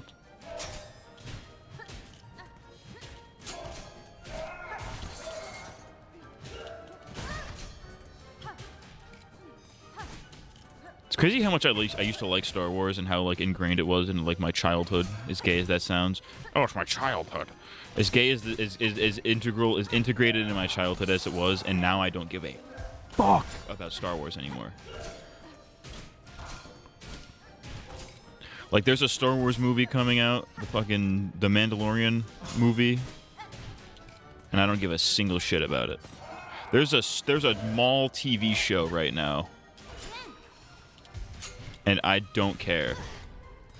Which is crazy, because, like, child me would have been all up in that.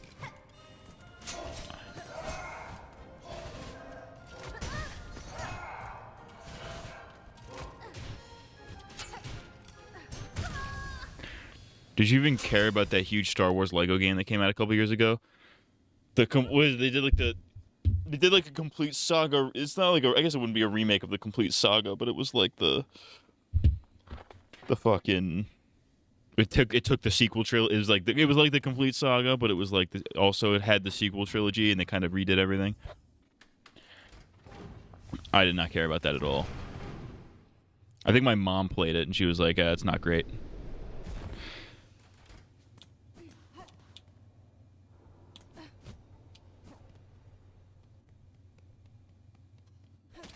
So I mean, I guess I guess I technically own it somewhere. Well, I don't own it, but it's in my household somewhere. I'm not gonna fucking play that. Fuck that. Actually, I might even have it for free on like Steam or something. I don't even know. Maybe on Epic. Hello, it's me, Mr. Star Wars here. Welcome back to Star Wars. I'm John Star Wars.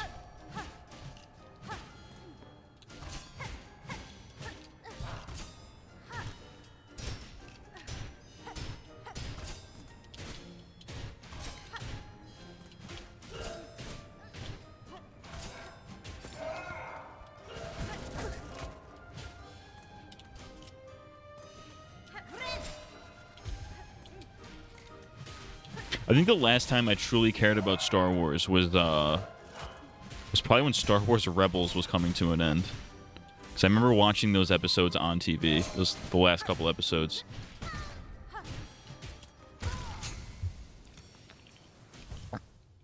I think I watched I watched the first 2 seasons of Mandalorian. Never saw the 3rd one. I'm really excited for the new Lego Batman game coming out in a week or two. Genuinely looks like it's going to be the best DC game since Arkham Knight, which is wild. It's a Lego game doing it. Yeah, I hear that game actually has... I hear it basically has, like, Arkham combat in a Lego game, which would be kind of sick.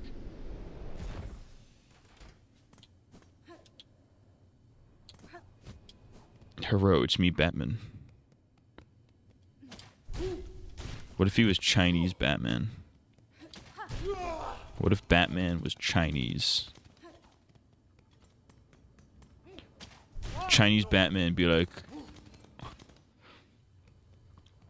Alfred, bring me Robin, bring me Robin.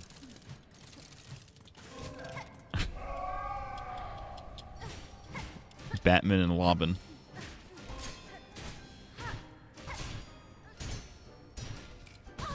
Fuck you.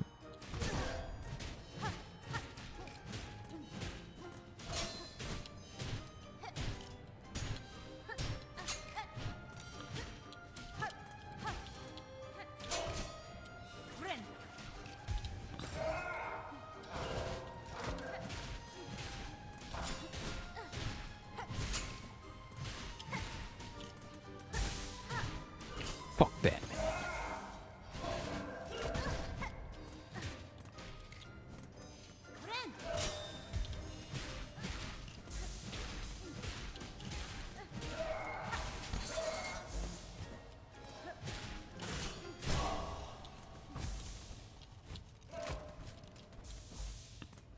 Jewish Batman would have a no pay rule.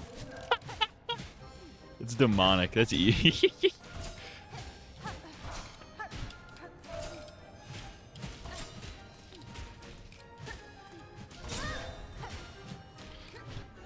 Shit.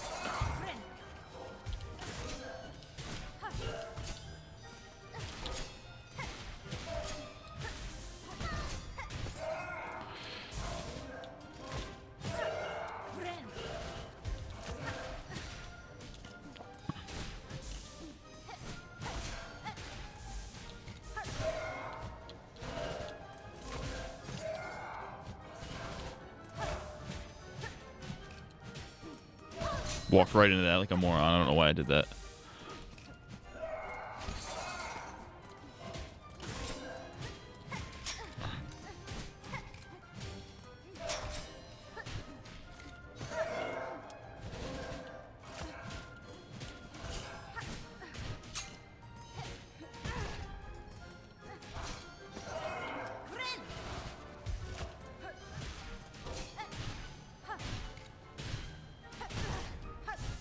Shit, fuck, whore.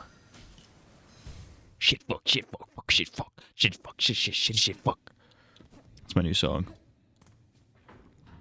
It's called Piss Rape. That's the song. My new song, Piss Rape, is out right now. Yeah, we gotta watch Star Wars, Yui. It's me, Butcher, Yui. I actually hurt my fucking neck doing whatever that bit was. That was really stupid.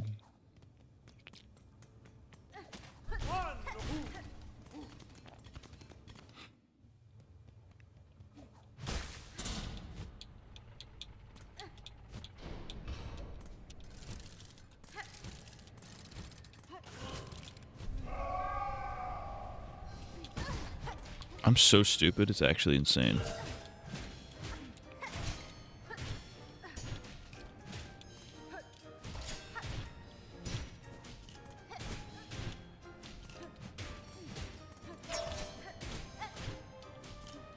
Alright, so the browner looking one is the one I'm targeting right now.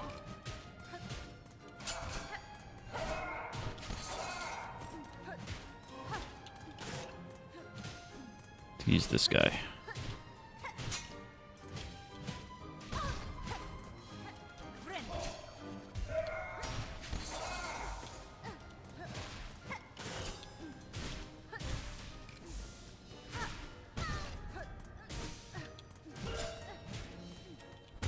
Fuck Batman. What the fuck?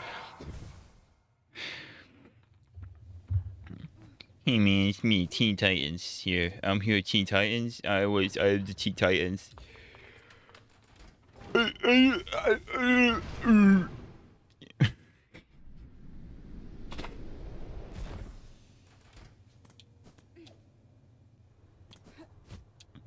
Thing I cared about as a kid and don't care about anymore is Nintendo shit. The latest Nintendo console I have is a DSi XO, which came out in 2009, and only really for trading Pokemon in the Gen 4 and 5 games. I feel that to a certain degree, because I have a Switch too, but I have it for like the opposite reasons.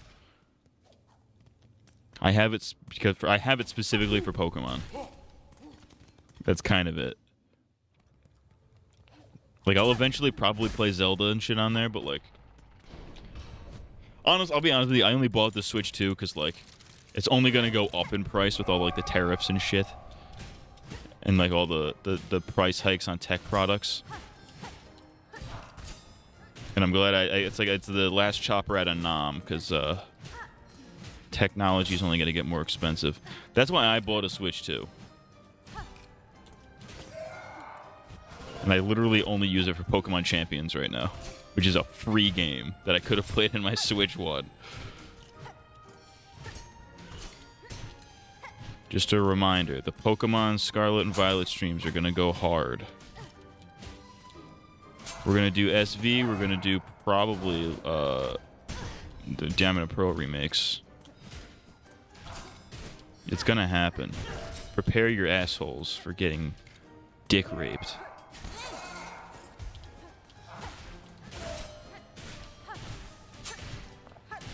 But yeah, I'd say if you want a Nintendo Switch, you probably should have gotten it like 3 weeks ago.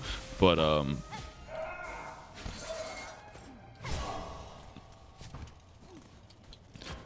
yeah, like a lot of the current Nintendo games that are out, like the current Switch 2 exclusives that are out, are like, it doesn't really interest me that much. Like Donkey Kong, like, all right, that looks kind of fun, I guess. Not enough for me to spend $70 on it. They just announced fucking Star Fox again. The 5th time they're remaking Star Fox. Can't let you do that, Star Fox. It's a proud consumer. Thanks for the money, Goyam. Listen. What would you like me to do?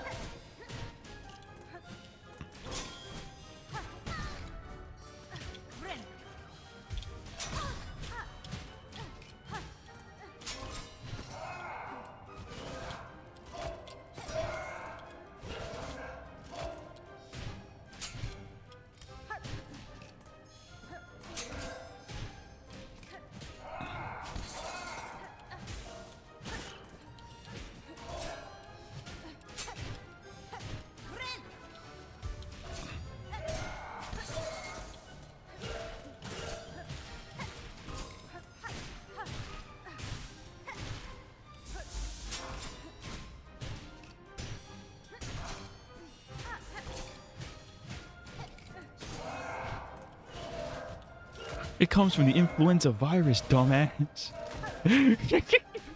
Stop touching crackers with your hands. I don't know why that popped into my head just now. Yeah, AI is not helping with anything too. I was planning on getting a 2 terabyte SD card last year, and it was only like $200, and now it's like fucking 350. Yeah, that's crazy. I have I have a 12 terabyte hard drive in one of my NASs, and both my NASs actually. When I bought them, they were like 250. Now they're like double that. They're like 500 a piece. It's like fuck that. Last chopper out of Nam, dude.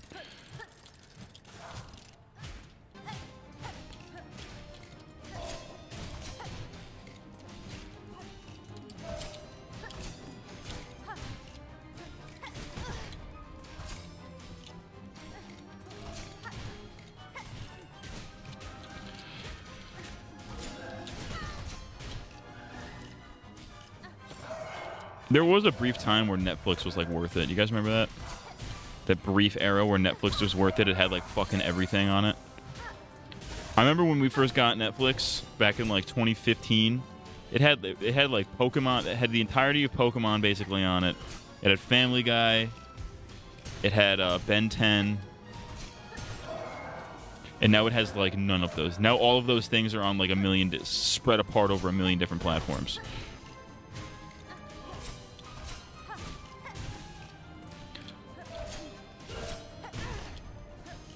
Fuck you. It's like summer of 2014, 2015. Me and my brother watched a shit ton of Pokemon, a shit ton of Family Guy, and a shit ton of Ben 10. Maybe not Ben 10. I think that was me on my own, but Last Chopper out of Nam got me good. It got you good. You gotta get, it's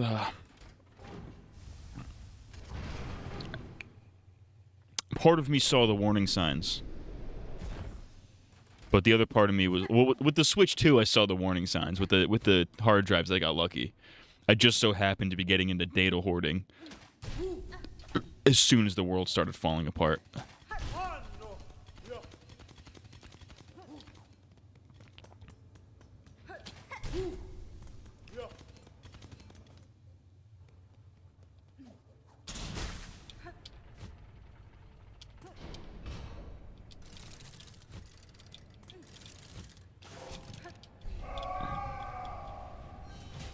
I truly do have a hoarder's mentality. It's like when I was rearranging the basement down here, I had my mom was helping me move stuff because like obviously I'm not gonna be able to move a fucking 3 couches by myself. She was helping me move stuff, and she was like, "Yo, we gotta get rid of some of this shit." And I'm like, "No, why? What if I need it?" And it's like, wait, that's literally a hoarder mentality. Like, there's all this shit that I don't use, but it's like, well, I want to keep it, because what if I want to use it in the future? I don't use it now, nor have I in the past 10 years. But what if in the future I want to use it? I'm absolutely a hoarder. I have a hoarder's mentality. And that extends to my data.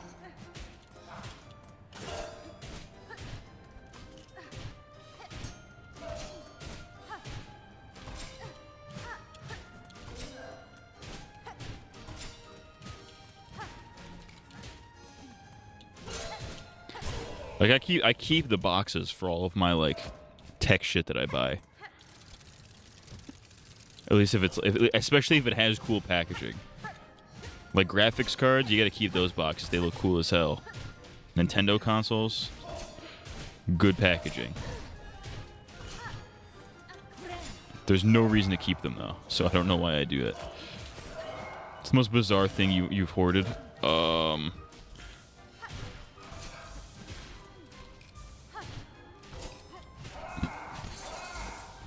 Okay, here's one. In like first grade, this is like really young, first, second, third grade, we did these things called gel pets. I don't know if you guys know what that is, but basically it's like a little science experiment. Basically, you grow. It's like one of those fucking. It's like a glorified version of those like put them in water overnight and they grow things. It was like that, but it was a little more scientific. But basically, they had this little fucking little cumulon. We put it in a plastic water bottle, And for a little while, like it was like because there's some science thing. Like I kind of moved around. It looked like it was alive, but it wasn't. It was just like a little fucking a little thing. They call them gel pets. And I still have mine to this very day, sitting in that water bottle that has not been opened in probably 15, 20 years, probably at this point. And it's hard as a fucking rock. Gay Papa Roach be like, spread my ass with your penis.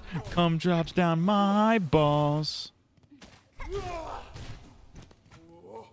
Cum drops down on my balls. Penetration, we're breeding.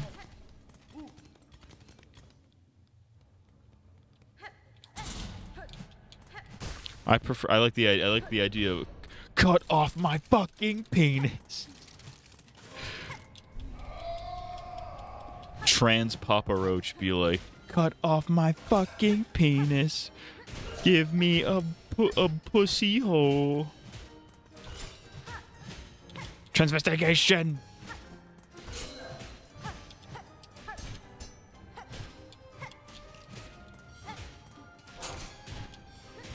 Dick bleeding.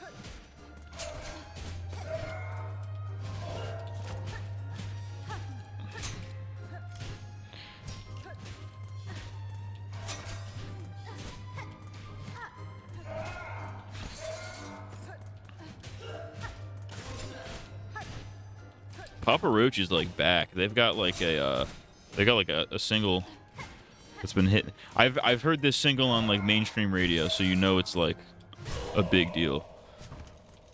Papa Roach is making a comeback, dude. I've never liked Papa Roach. I like maybe 3 of their songs ever.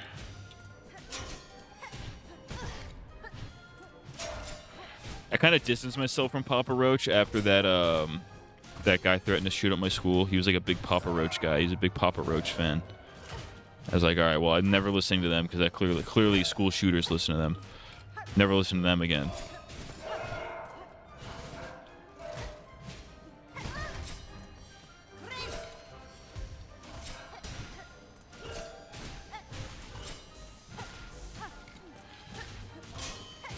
Cut my dick into pieces. What did I say before? I think I said something stupid that made no sense. Cut my dick into pieces makes way more sense. Holy fuck. What the fuck?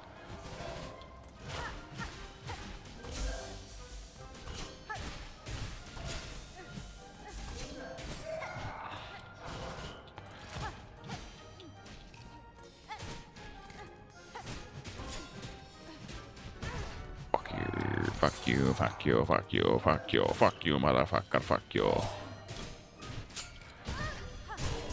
Oh, I'm raped. Let's wait for them to activate and lactate.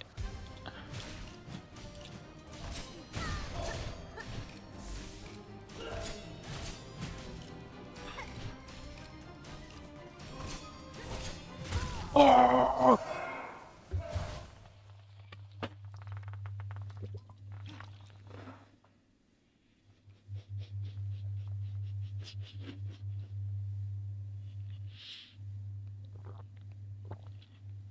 Oh my god, I almost laughed at myself. I'm sorry, I almost did a spit take. I drank that Gatorade in the fucking weirdest way possible. I just put my whole mouth over the fucking hole.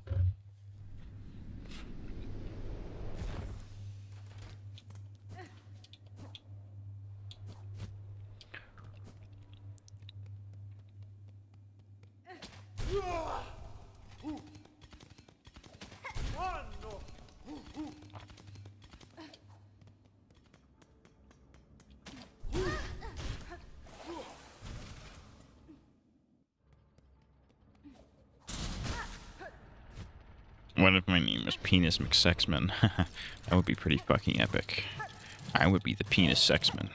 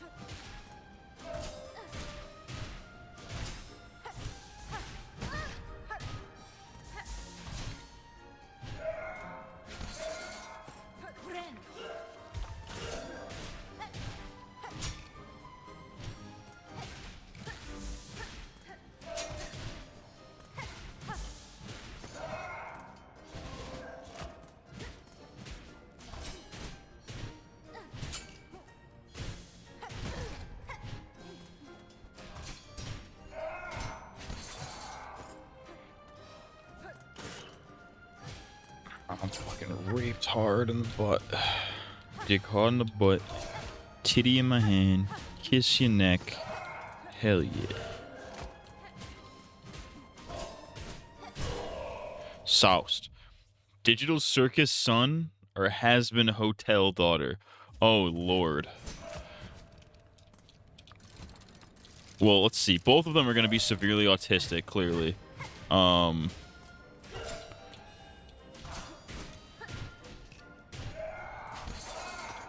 I guess Digital Circus son.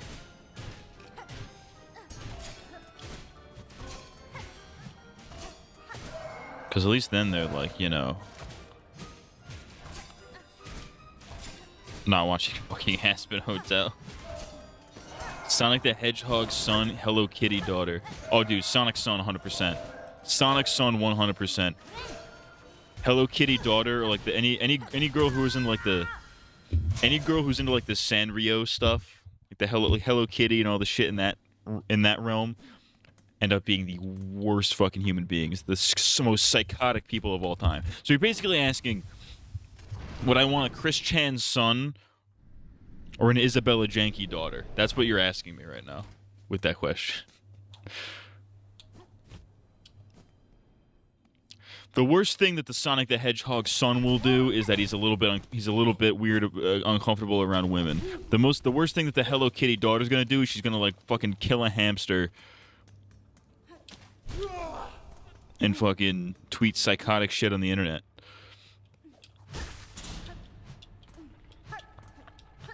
Post about how like, oh, toxic people need to be cut out of your life. It's like, bitch, you're 14, shut up.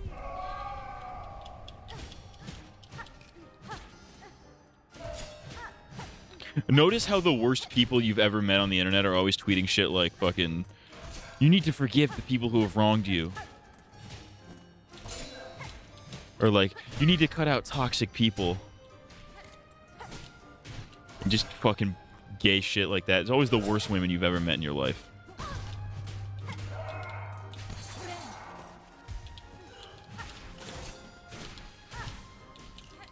They have to smugly tweet out about how people hate. Like, oh, yeah, well, when people hate me, I let it go. It's like, no, you don't. You clearly give a shit because you're tweeting about it. You dumb bitch.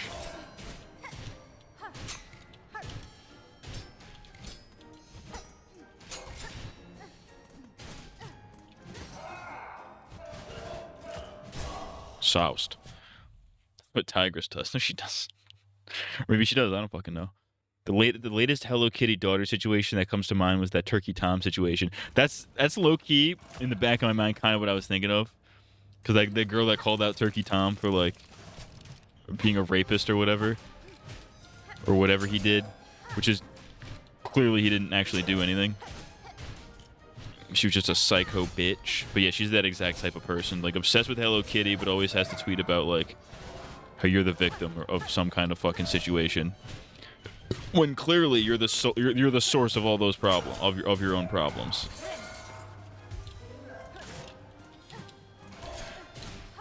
The women who refuse to take accountability, despite only ever wanting other people to take accountability, they never will.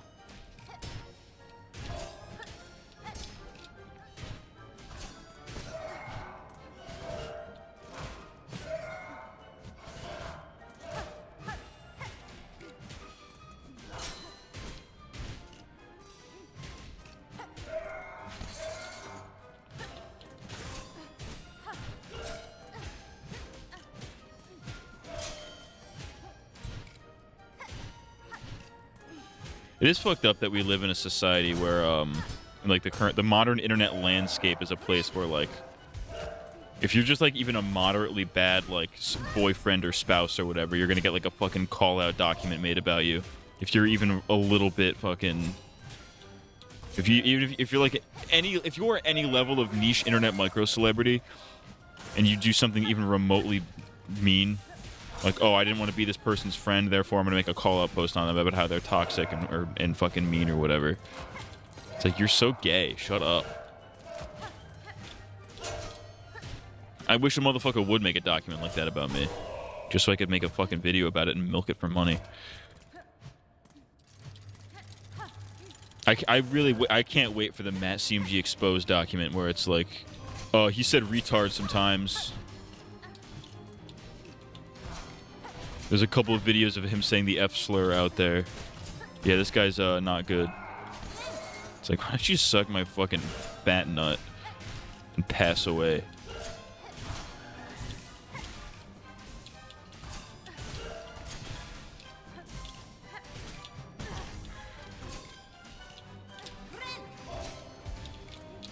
Oh, I'm sexy. I'm so sexy with it.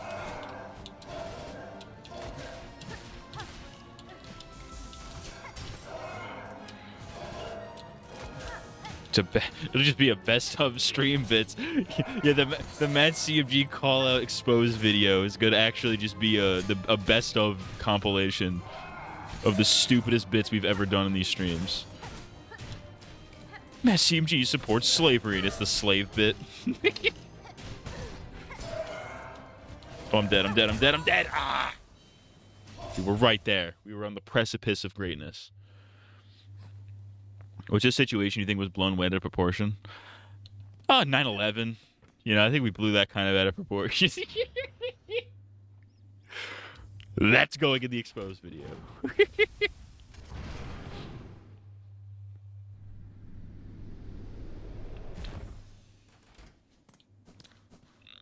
The Super Mega one was pretty bad.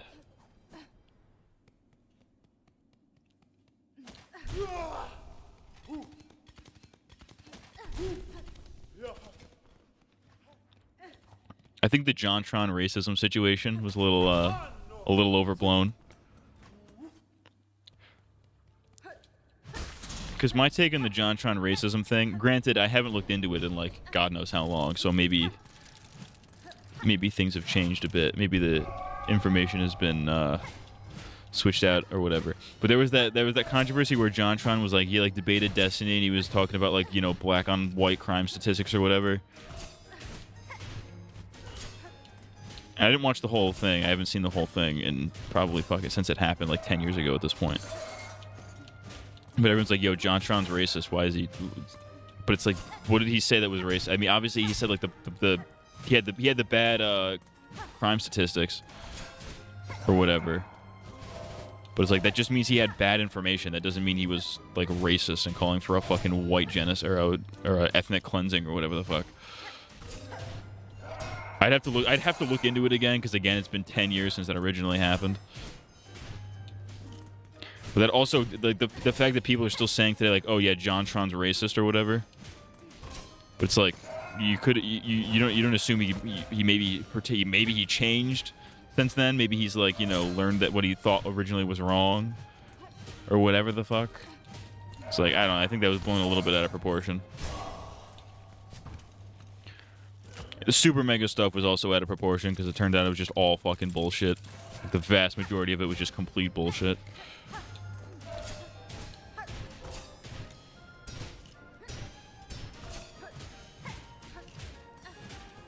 Just because one of their friends was like a rapist, that immediately makes them rapists now. They brought up a bunch of fucking irrelevant shit.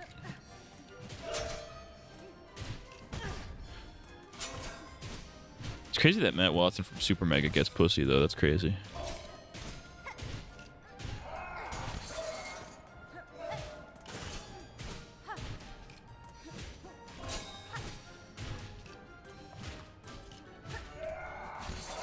You know, you'd think it would be Ryan McGee that gets all the pussy, but it turns out Matt Watson.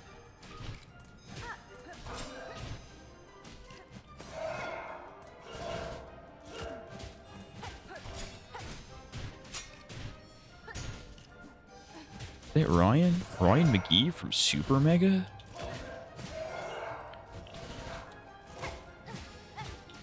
The Wendigo, any Wendigo controversy is usually pretty bad. I don't even like Wendigo all that much. I think his videos are kind of boring and substanceless. Says me, guy who makes videos that are equally as long. But like anytime somebody tries to cancel him, it's always the dumbest thing imaginable. He gets crazy pussy after causing the apocalypse. The other Matt Watson. Wonder what that guy's doing now. Probably getting raped in a fucking alley by Harvey Weinstein's corpse. Is Harvey Weinstein dead yet? I read that he was either dead or dying.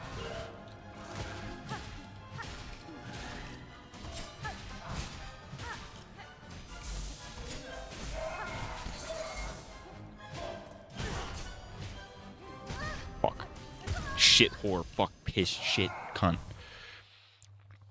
Shit, piss, fuck, cunt, cocksucker, motherfucker, and tits. Those are the 7 bad words you can't say on TV. Which is funny, because you could say like half of them now. It's crazy how that joke just doesn't apply anymore.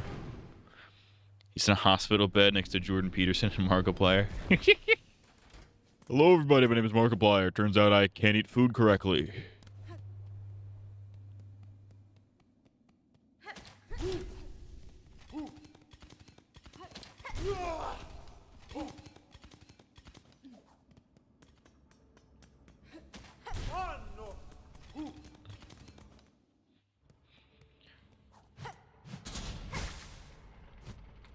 What was another one that was blown out of proportion? What was I just talking? I mentioned one that was out of proportion. Blown out of proportion. I can't remember it. Oh yeah, the Wendigo. All the Wendigo controversies are all blown out of proportion because they're like, he's a conservative, he's a racist, and all this shit. And it's like their evidence is like he's from Appalachia, and Appalachian people are usually racist. Therefore, or he's a Christian, therefore he's a Trump supporter and a racist. It's like, I don't think any of that's true. What are you saying? Please go outside. It's always the most terminally online shit of all time with him. It's like, oh, he's a Christian, therefore he's a Trump supporter. It's like, that's not true.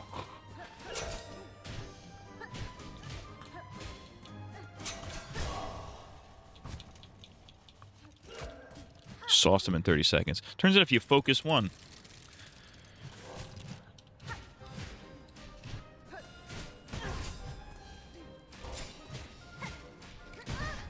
Oh, I'm raped.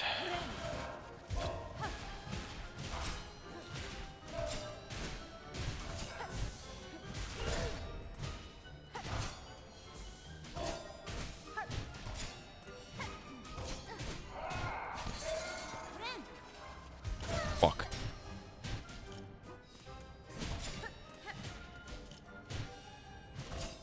I can't watch Super Mega anymore, though.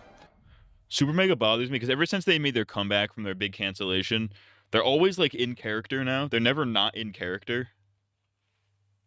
It kind of bothers me. I kind of don't like it. I remember we watched one years ago on stream where it was the mullet mustache douchebag phenotype calling Wendigo. No, he was like a soy boy. I know the guy you're talking about. What was his name? In Plague of Shadows or something. Yeah, he was like a big soy boy, and he was like, Wendigoon is actually racist because he was basically like making the same point. He's like, he's actually racist and conservative because he's bigger. It just radiated. He was jealous that he was more successful than him. Turns out Wendigo actually patched things up with that guy, and they're like actually friends, which is kind of cool. Super Mega.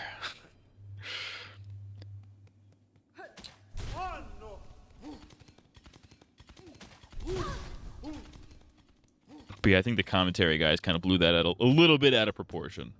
Like, yeah, he was making some really bad criticisms toward Wendigoon specifically, and making broad, broad generalizations about other like YouTubers in that space, like the commentary guys. But the commentary guys kind of blew it out of proportion a little bit, I think.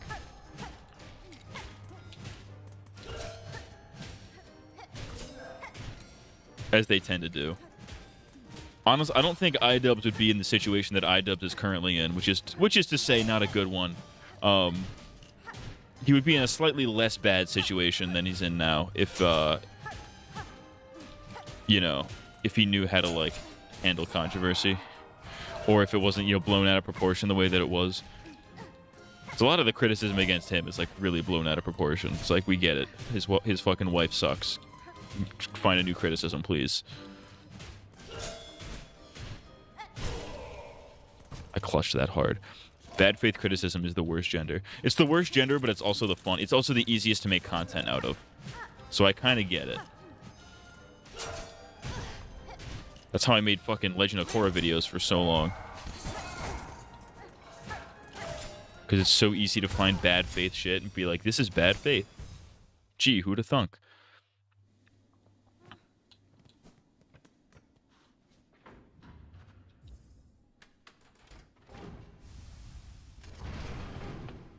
What if it was called Bad Gape? And it was about gaping. That's not even good. That's not even. That's nothing. That's not anything at all.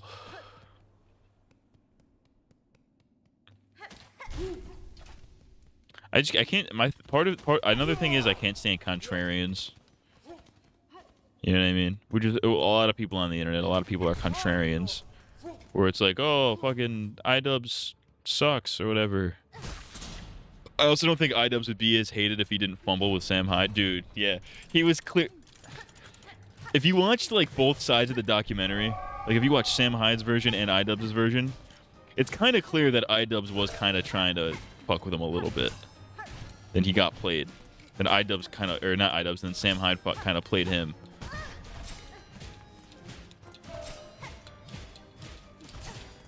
And listen, as somebody who is a Sam Hyde fan to a degree, a lot of Sam Hyde fans, a lot of the MDE sphere are very much like not nuanced people. I can assure you this. They're not nuanced people in the sense that, like,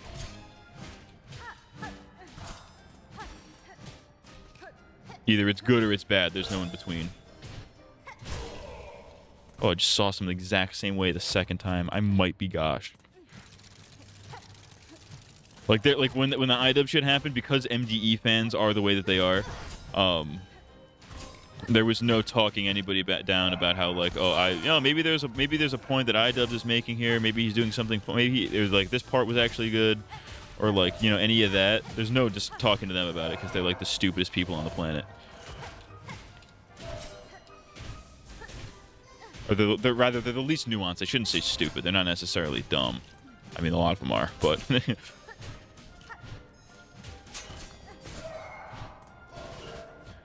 Like, I watched, like, what's his name? You guys know Brandon Buckingham? He made like a documentary about $1 Million Extreme, which is like Sam Hyde's comedy thing. This whole crew over there, $1 Million Extreme. He made like a documentary about them, and he was like talking to fans of them outside of the Extreme Peace premiere. Extreme Peace was like the reboot of World Peace, which is their show that got canceled off Adult Swim. So they made like their own new version of it, like a season 2, kind of like a spiritual successor. And they did like a big premiere. They did a big premiere for it in like a bunch of cities. And Brandon Buckingham talked to a bunch of fans outside, and they were like, and he asked them, he was like, oh, what do you guys think of Adult Swim and Tim Heidecker or whatever? Because Tim Heidecker supposedly was the reason that World Peace got taken off the air. And they're like, yo, man, fuck Tim Heidecker. He's not funny at all. Sam Hyde's the funniest guy on the planet. It's like, can we calm down? Can we relax? To pretend that on one hand, pretending that Tim Heidecker is not funny at all is crazy. And 2, saying that Sam Hyde is the funniest comedian of all time is also insane.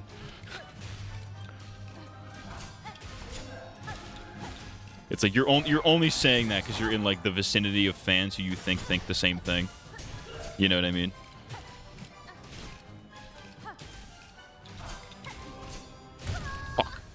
For me, when iDubbbz tried to bring up the copyright claim to Sam Hyde, I don't think it was in bad faith. It was just him being really autistic for bringing some history they share.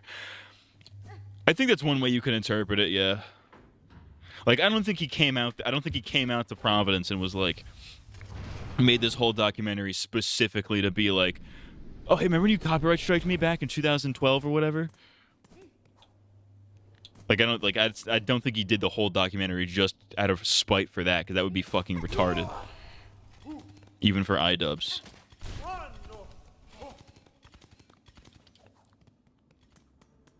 But even if that were true, like, after the fact, he could have handled the backlash to it a lot better. You know? Because I don't even think the fact that there was quote-unquote beef between them wasn't even, like... It was entirely self-inflicted.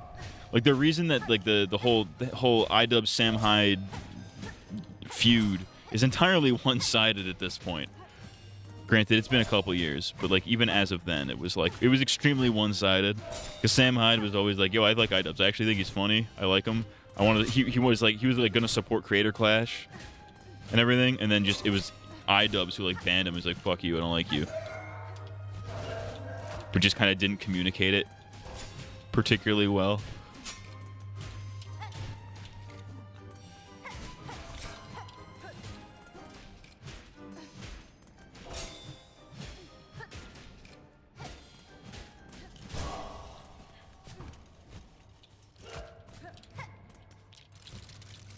Like, he could have easily bounced back from that and came out of it with, like, Sam Hyde as an ally. And had, like, the whole backing of MDE and all that shit, right? Like, even if he wanted to go, like, the full fuck you. Even if he wanted to go, like, fully on the libtard route that he went in now. That he's on now. It's like, okay, you can be a libtard and they'll still, like, accept you, even if you're funny. Like, they don't care. Like, Sam Hyde and the MDE guys likely do not... I don't think they care about your political stances as long as you're funny. And they thought ayyyy was funny and they were willing to accept him, but he was not willing to accept them. You know what I mean? Kicking Froggy Fresh out just for training with Sam Hyde was retarded. Yeah, that was especially retarded because fucking... Harley Morenstein is here. Epic Mealtime trained with him for the first Creator Clash, and that wasn't a problem. But then when Froggy Fresh does it, it's like, we gotta kick you out. It's really petty.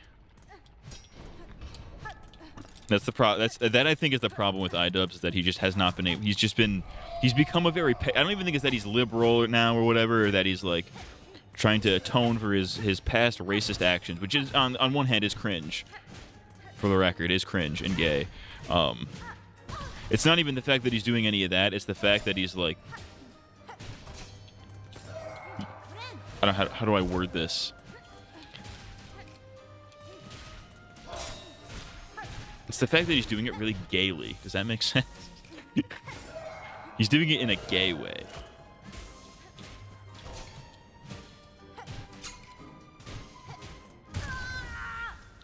I think at the end of the day, he really just needs to gain the ability empathy. Yeah, he just needed to gain ability empathy. That's what he really needed.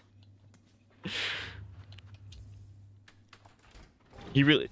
I think I said this in an old... I might have been the content cop I did on ayyyy. It might have been... He went about repenting for his racist comments, was done horribly. Yeah, like, there's a way you can do that without doing it badly. Like, he had the worst optics in the planet. In that sense. Like, you could absolutely...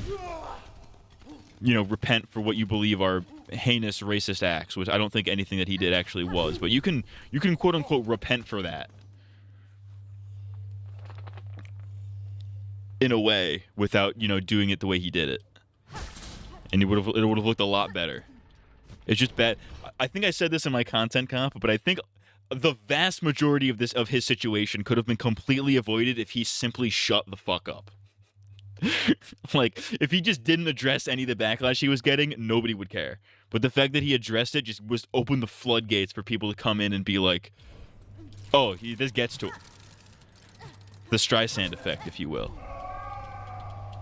He could have said he was ashamed of his old actions and not call his old fans retards. See, that I don't think he did, though. I don't think he did that. Because people make it out like he was like, oh, he insulted his old fan base. It's like, I don't think he actually did that. He said, like, yeah, there were some fucking weirdo freaks that were a fan of me, and then used that as an excuse to, you know, spread actual hateful rhetoric, and I wasn't about that. But those were the people he was calling out, that subset of his fans, not all of his fans. But people somehow interpreted that as, oh, it's all of his fans. Oh, he said some of his fans were weird freaks. That means he means all of us. That's again some of that lack of nuance on that commentary community side of things, where there's just that complete lack of nuance. The reactionary approach, where there's no nuance allowed whatsoever. It's like, oh, he said fan retard, that mean me, even though he's not talking about me. Like, you want to know why I wasn't offended when ayyyy said that? Because I wasn't one of the racist people that actually took him seriously.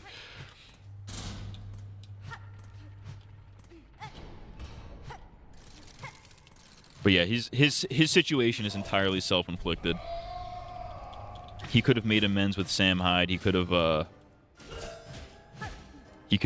He could have repented for his what he perceives to be his mistakes. All of which could have been done in ways that are significantly better optically. As Vosh, the pedophile, would say, it was bad optics. Do you guys believe that Vosh still has a fucking career? After he got exposed for, like, the horse porn. Which, to a certain degree, I think was also kind of overblown. Which is like, yeah, it's bad that he had, like, the lolly shit on his computer. But was he really jacking off to the lolly stuff? Was he really jacking off to the horses? Do we want to give him the benefit of the doubt and say it was just the horses?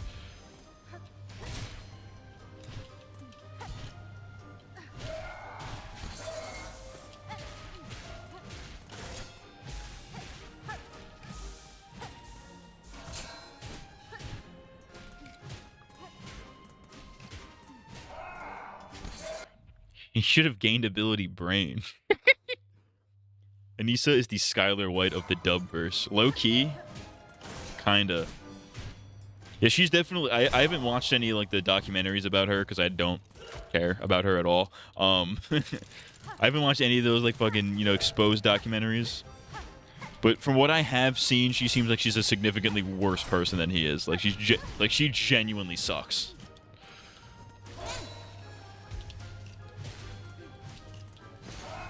Like, she is the type of person that iDubbbz probably would have made a content cop on back in the day. You know what I mean? Like, if they weren't together, I have a feeling they would be, like... He would have made a content cop on her, you know? Or would at least be that type of person.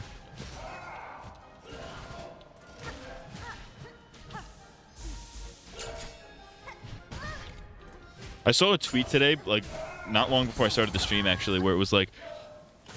It was phrased like iDubbbz has broken up with this person. It's like, what? I read it real quick. I skimmed it. I was like, well, broke up. I'm like, oh, is he divorcing his wife finally? Is the inevitable actually happening? But no, it turns out when they said broke up with blank, it was that he was actually referring to one of like his Twitch mods or something. The good ending is iDubbbz and Joji become gay lovers. There you go. You know what's really it's really fucked up how honestly I don't think there's any winning for iDubbbz in the future, quite frankly. Genuinely. Because even if he does everything that people are campaigning for him to do, like, ditch Yoko Ono, leave your wife, hang out with Sam Hyde again, to prove that you're not, a pussy anymore or whatever. Even if he does all of that, there's still going to be no winning, because everybody's going to be like, oh, he's doing it performatively. Because there are already people who think, like, oh, he became woke at the exact time when it became profitable for him, which is like, Kracko, what are you talking about? But there are people that already think that, so, like, and now that being, like, a chud is kind of, like, in the zeitgeist right now, like, you can be a chud on the internet and make a shit ton of money. They'd be like, oh, he's just following trends again. He doesn't actually believe any of this. He's still a libtard. People are going to believe what they want to believe at the end of the day, I think. Especially with stuff like this where it's so, like, we're getting into the minds of people we don't know personally, you know?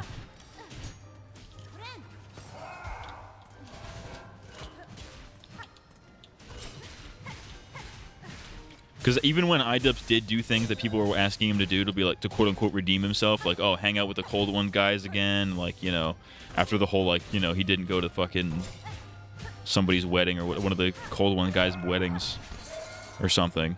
They're like, oh, hang out with the Cold Ones, gotta do a collab with the Cold Ones crew again. Get the Cancer crew back together, prove you're not a pussy. And then he actually did it. He, like, went on a Cold Ones video, and everybody was like, yo, you're so gay for trying to do this, for trying to fool us like this, you fucking idiot. In fairness, he did look really uncomfortable in that Cold Ones video. Fuck. Then his new liberal fans would hate him for even hanging out with Sam Hyde. Yeah, it's kind of, it's a lose-lose. You can't win. When you're in his situation, there really is no winning. He's gonna get shit regardless of what he does. Even if what he does is 100% genuine and in good faith, people are going to interpret it as in bad faith, or whichever way they want to. But yeah, I don't think there's any coming back for him. I mean, I think there could be coming back for him. But he just has to do it the correct way and make 0 missteps whatsoever.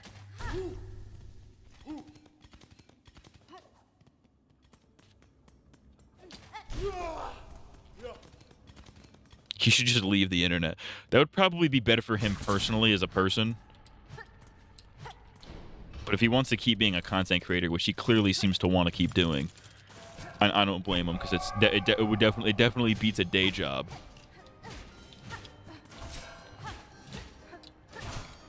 Then yeah, he should definitely leave the fucking internet for a little bit, I think. If there's a time to leave the internet, it's like not right after you. It's at a time like this for him, you know. Not to say because a lot of people do like, oh, I'm leaving the internet, I'm taking a break from the internet when they get exposed for like diddling a child or whatever. But his thing is like, oh, I got exposed for not being racist. You know what I mean? But yeah, I think it would be better for his psyche if he just fucking, you know, maybe said, internet, not for me today.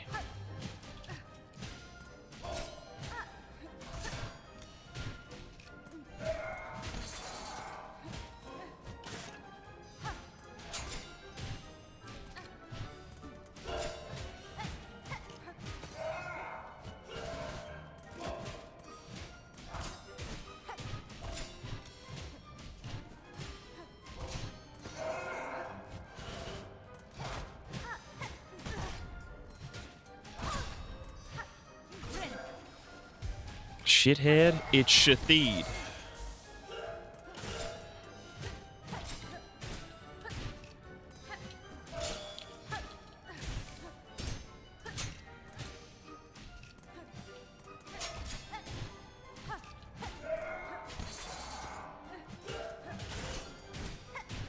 I think if iDubbbz wants to truly be redeemed, he'll go on Fish Tank.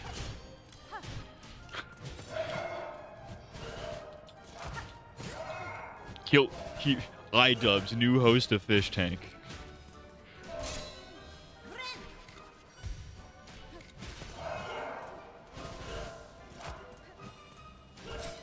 After it didn't work out really with Bam Margera, they can at least get another celebrity that the fan base is recognized.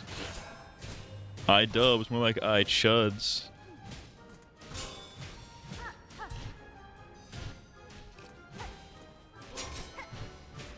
But yeah, I think a lot of I've always maintained the position that a lot of the outrage against iDubbbz is very much like way out of proportion.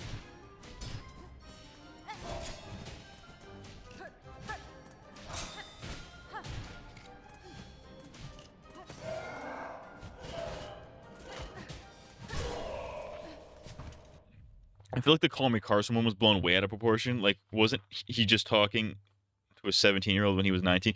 That one was also, that's a really egregious one. They made that cracker leave the internet for a year because he was texting somebody with a 2-year age difference. Which wasn't even the most egregious part about it. The most egregious part about that was that he was leveraging his YouTube fame to get women. Which is like, not great. You probably shouldn't do that, but like, I get it. You know what I mean? You shouldn't do that, but like, I see why you would, especially at 19. You know what I mean? But yeah, that's such a normal age gap. He got shit for no. They were calling this cracker a pedophile, bro. They were saying this cracker was on Epstein Island. They were saying this cracker was the Diddy blood. I don't think those words were in the lexicon yet when that happened, but they were calling this cracker all kinds of stuff. He got kicked out of like a YouTuber group for that. All of his friends turned on him like, yeah, I told him this was bad, and then didn't listen. I'm cutting ties with him. Lost all of his YouTube friends at the time. His career was fucked for like a year. He didn't upload for like a year, and then he finally came back and was like, hey guys, I'm streaming again, by the way. And everyone was like, oh, okay, cool.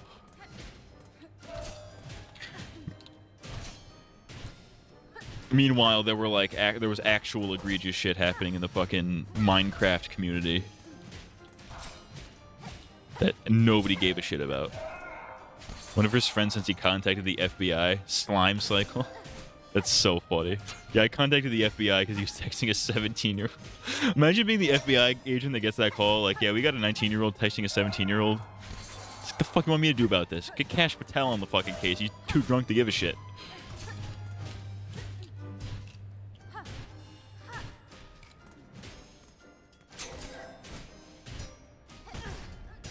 Hello, sir. I am the director of the FBI.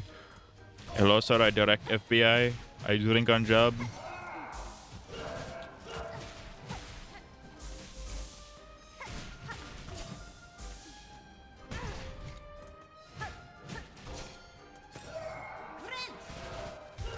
Yeah, he got betrayed and fucking... Yeah, the Call Me Carson shit was fucked up. He should not have had his... I don't think he's really bounced back after that either. Granted, he makes fucking shit videos. He makes like fucking... Oh, what if I hung out in a Discord call with my friends and that was videos? Shut up. You suck. It's not a good video. The most interesting thing about him was that he was like the face of the meme, like the Call Me Carson meme. Like using his face as a meme was like a good bit for a while. He was in like the fucking Dream SMP or something, wasn't he? Or did he have his own? He had a different SMP. Remember Super Mega had a Minecraft SMP for a while. They had the Epic SMP. I think it was called. It didn't last very long.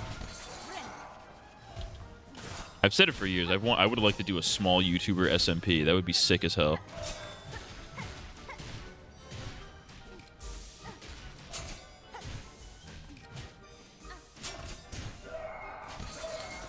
It'll be primarily for small YouTubers, but if big YouTubers want to join too, they can. I'll allow it.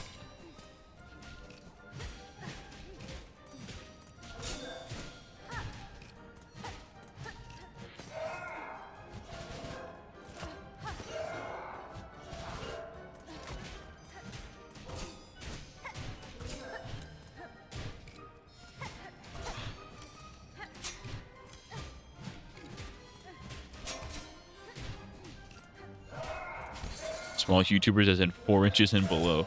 It's true. It's called Tiny Dick SMP. Oh yeah, well, speaking of pedophile, I like how some of these guys get like lambasted to no end by the internet for something that's not that bad. But then meanwhile, other YouTubers do things that are like, or public figures, I guess in general, do things that are even worse. Yeah, they just get off completely scot-free. Like, remember Cody Ko?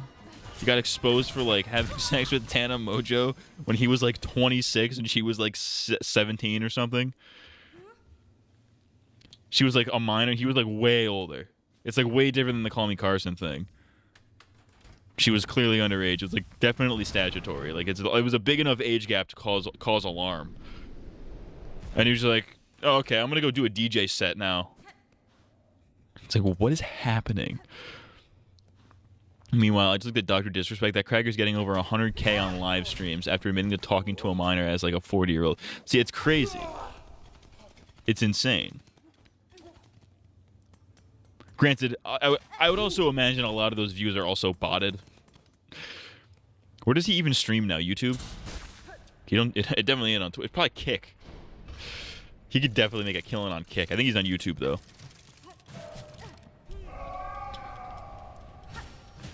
But yeah, a lot of those guys are, a lot of the big streamers also view bot, which is like exposed. Like Twitch knows they do it.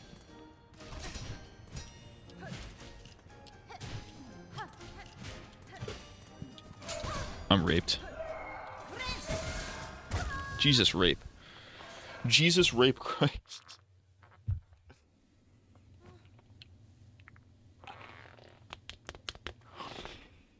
Oh my god. These crackers are not that difficult. These guys are actually easy. Dr. Disrespect is just real life the deep. He literally is. I will say, Dr. Disrespect, even though he is a pedophile, he is a really funny when he does his Chinese impression. He does a really good impression of Chinese people. It's like super racist, but it's super funny.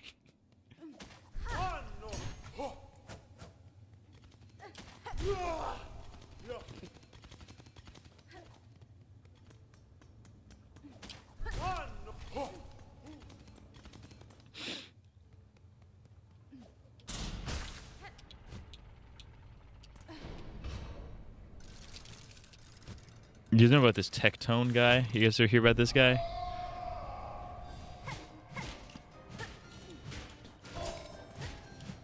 Basically, he's a Twitch streamer, but he's also a rapist. So he like raped somebody, and now he's trying to prove like I didn't rape anybody.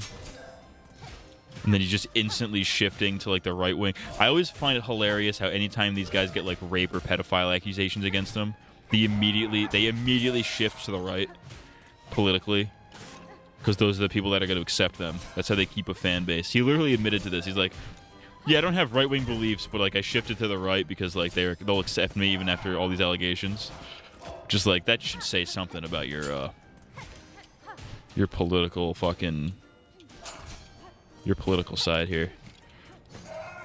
If we're the guys that are willing to take in pedophiles and rapists, even though we're going to accuse the other side of being that thing, we're going to actually have those things in our midst.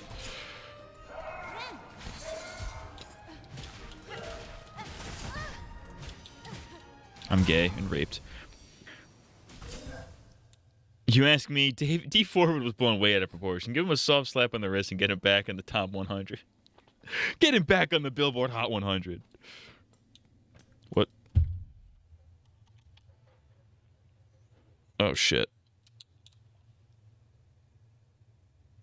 Oh, that woke up my other computer. Uh-oh.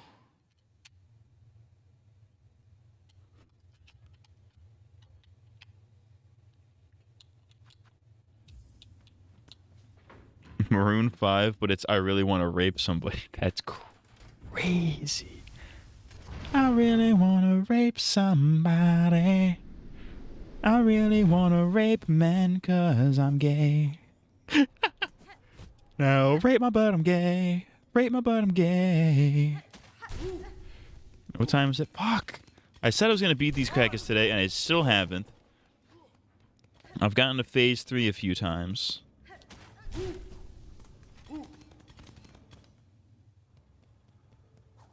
Alright, this is the run. This is the literal run. We're going to sauce this. We're going to sauce this perfectly. This is going to be a perfect sauce.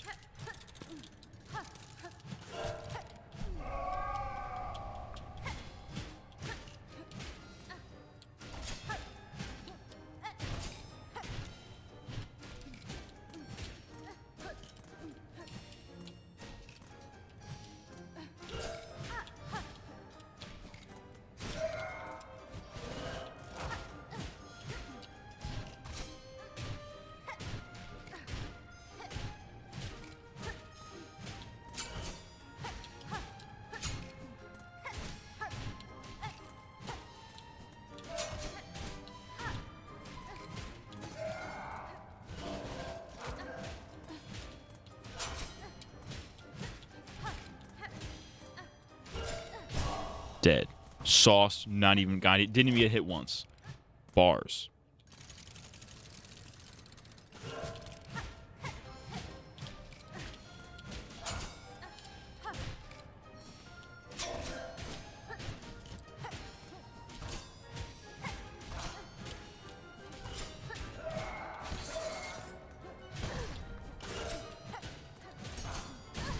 Shit. Sorry, I'm getting raped.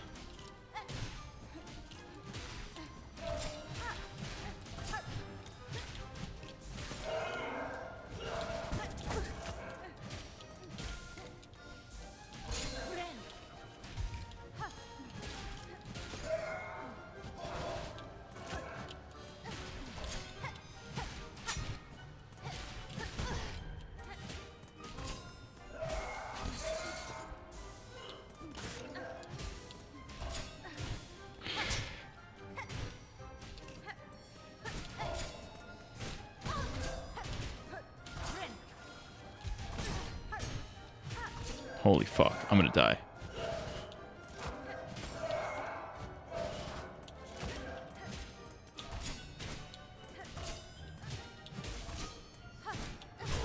Oh. Okay, I'm healing right the fuck now. I don't care if I lose out on souls for it. I probably should not have done. I probably should have waited like maybe 5 seconds before I did that. Nah, never mind. We're gooched.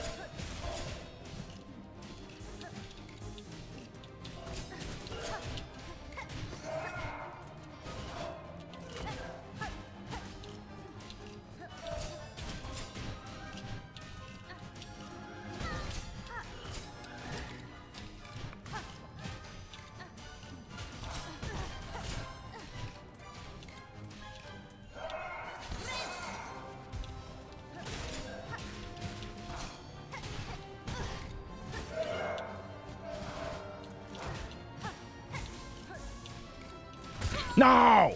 That's not the one. This is not the run. All right, one more. Come on. I feel like I can do this. I have to just lock in. One more, I promise, and then we switch to Vidskis. Davidskis?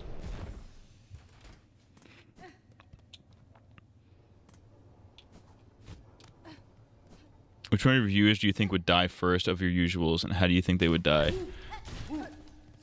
I think Chaos would die first. And I think he would die by autoerotic asphyxiation.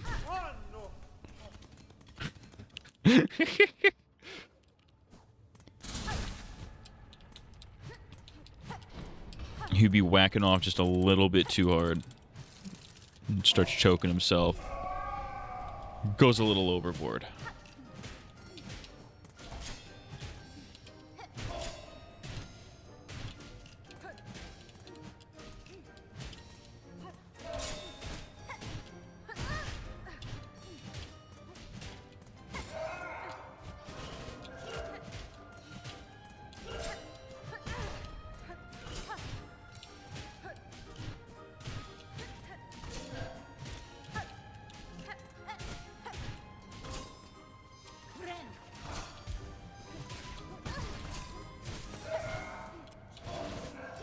Fuck. I know it must have been hard not to say Unami. Oh, that's true. Unami would probably get, he'd probably get shot by the cops after getting caught trying to fuck a child. Crazy how many gay thoughts Matt has just come out of the closet. Nah, I'm good. I'll pass.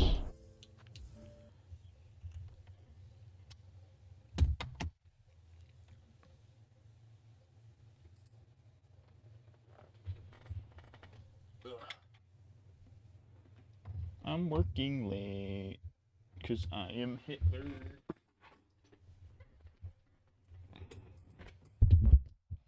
And I suck penis when it's on my peeper. I don't even know what the fuck. I should make gay espresso. Gay Sabrina Carpenter espresso gay parody. It's called Gay Sex Though. Huh?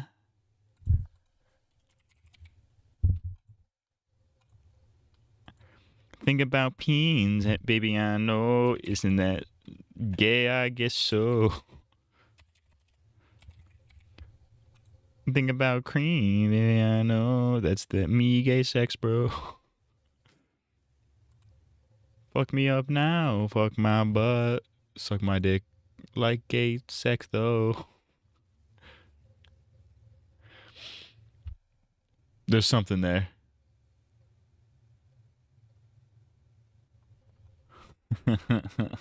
There's something to that. All right, Crackers, send me videos. Send me videos. Here's an ad. We need to get absolutely fucking sauced up tonight, bitch. All right, here's ads. What is the dog doing? What the dog doing? Ugh. Obama. Obama. Juicy pee-pee. Obama. Touch me. Tinkle. Touch me tinkle is crazy. What the dog doing? Where are you, Black? It's raining still. Finally. It is not. It's not raining. You already know.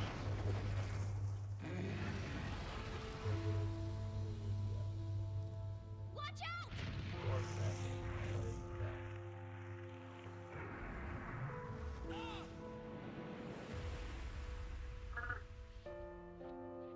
You can run, but I'll catch you.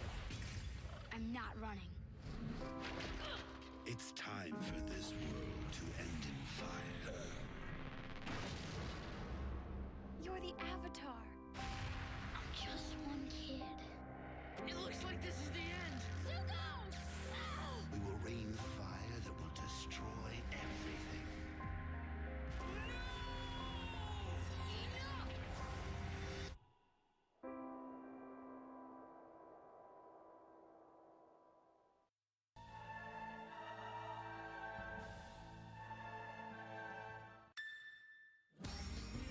Somebody to explore the data from the inside. And I think we know just the guy to do it.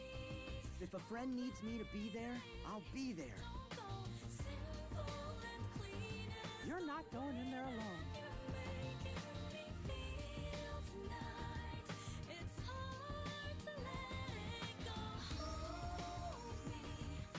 Kingdom Hearts Recoded, exclusively for your Nintendo DS systems. Rated everyone 10 and up. 5, 6, this way. Turn 2, 3, 4. 5, 6, get right across the street. You're out, Chris. There's more Naruto right after this. Better keep your mind on the game. Paper bomb! On Tsunami.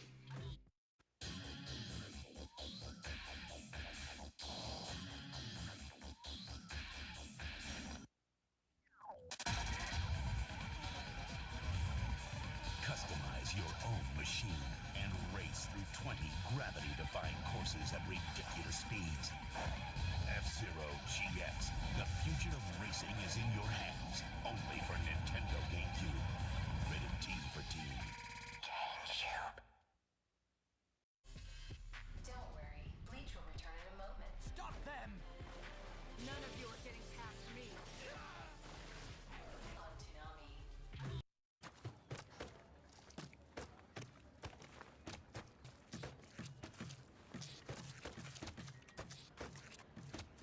Need water?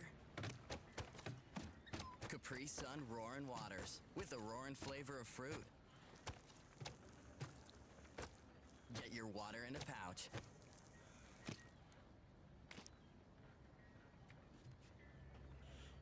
Respect the pouch. Respect it. What you wanna do? How you wanna do? From the clubs to the streets, we can get into it. Always going down, right about now.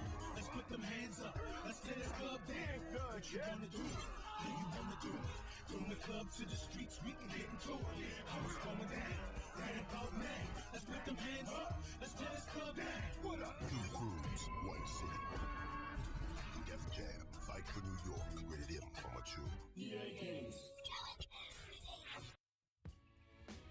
One Piece will continue in a bit. Have a nice flight. Why are you wet? On Tsunami. I just rubbed his belly. He's wet for some reason. Why are you wet? Huh? Or wet 30 seconds. Why? Mi gente, Optimal Triple Players in the house. I.O. Digital Cable. I.O. Digital Cable. Watch our little channels whenever you're able. 877-393-4448. Optimum online, so fast, so fine. Dialogue and DSA, you gonna leave it behind. Come on, mi gente, let's get online. For $29.95, it'll blow your mind. 877-393-4448. Optimum boys, call your mom, call your date, call all you want from state to state. Puerto Rico and Canada, just one flat rate for $29.95. Why have to translate? Remember, you can get Optimum Boys walk. More for the vibes. You know what I'm saying? Yeah, you know what I'm saying. This cracker knows what I'm talking about. 877-393-4448. The more for the legs. It's less for the... Which, I mean, at that point, just wear sweatpants or something, right? But... You're dark. What are you doing? What is he doing? Just rolling around. Slurp cam. Starting Monday night, Cartoon Network presents the Ben 10 Movie Quest Fest. Yeah, it's hero time. Each night, a different quest. You can tell he's retarded. Ben 10 movie sneak peek. Each night, one step closer. He's making noise. I don't know if you can hear him through the mic. He's making noises. Oh yeah, the Ben 10 Movie Quest Fest. It all starts Well done there, bud. at 7. Only on Cartoon Network. Take that as a yes. Strength. Back to the couch he goes. He's a weird little feller. He's retarded. Dive into new Disney worlds and discover the power of flow motion. Follow the hearts, and you'll find the way. This is what lights the darkness. All right, let's hit it. To make everyone We got some mystery alien Dream drop type shit. sets, rated everyone 10 and up.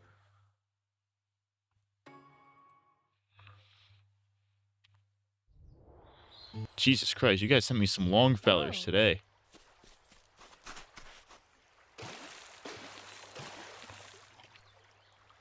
Squirtle. Whoa! Come on! We got rescuing to do! Introducing the newest Pokemon. You, for the first time ever, you're a talking, battling Pokemon in the adventure Pokemon Mystery Dungeon Blue Rescue Team. Only for Nintendo DS. Rated E for everyone. Pokemon Mystery Dungeon Red Rescue Team, also available for Game Boy Advance. Real shit. Saw a ghost orb pass the top left corner of your face. Charlie Kirk is with you. Fuck yes, dude. The flame is here. All right. So on the docket, we have most convincing alien abduction, the Travis Walton story. I know the name Travis Walton. I don't know if I know the story fully. And then missing 411 is not real, breaking the myth. This actually, let's start with this one because I want to use this alien one to kind of segue into more alien stuff because I want to talk about these UFO files. So we'll start with this and we'll get into the UFO files. We'll get a little bit sexy with it. Real. All right. Missing 411 is not real. Breaking the myth. I'm curious. It was about an hour-long video. The guy... Oh, yeah, guy falling off the bike. We have to watch the guy falling off the bike.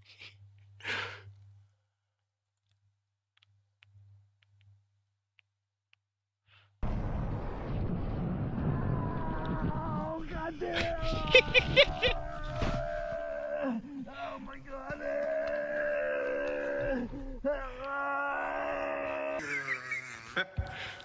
I didn't realize there was a guy laughing at the end of this.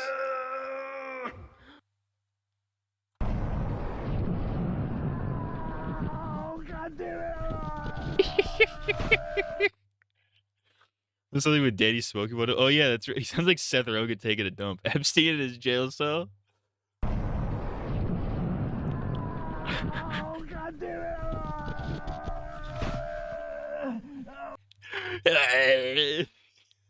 This is some insane sounds. Oh, yeah, we gotta look at. Is Danny Smoke the anime? Danny Smoke and Furryland, the anime is out.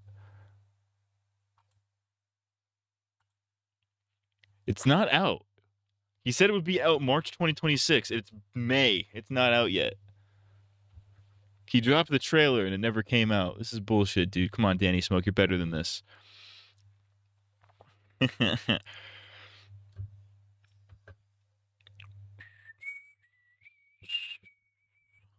All right. Missing 411 is not real. Breaking the myth. All right, let's go. Was this the guy who did the iceberg that we watched that other time? This guy looks familiar.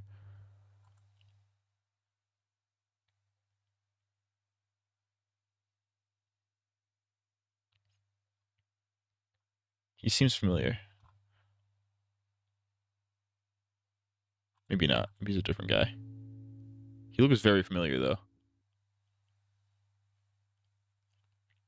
He's going to Page. I wish I had the time to make Patreon exclusive videos.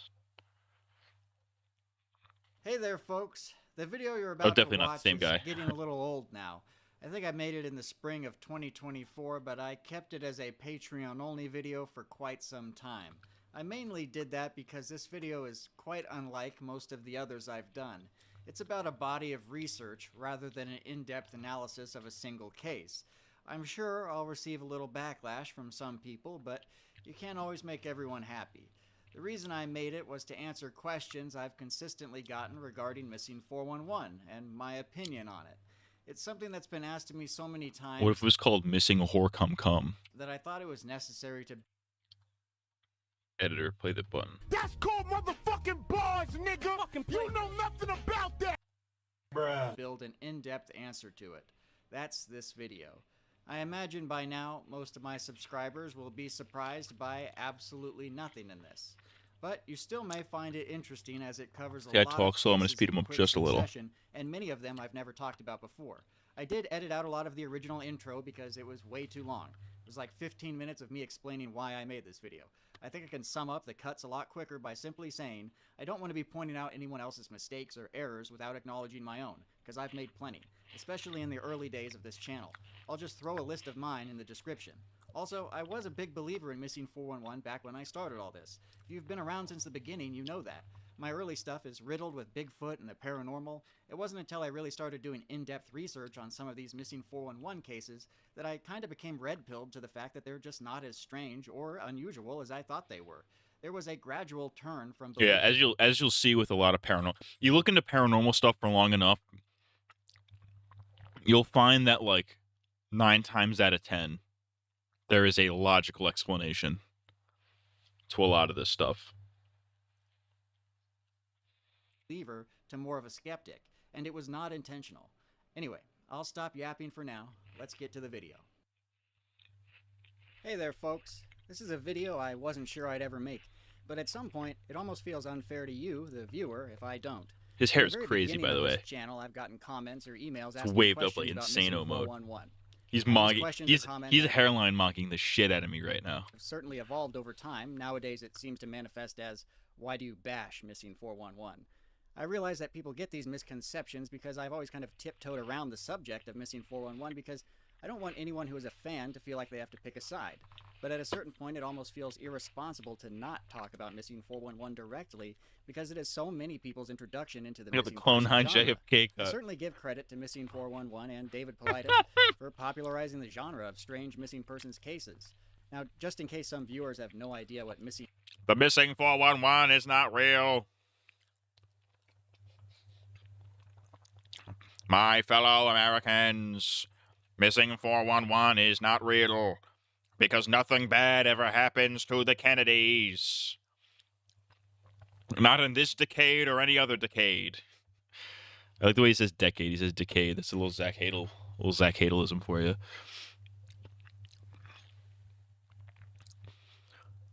It's crazy that they shot him because he wanted.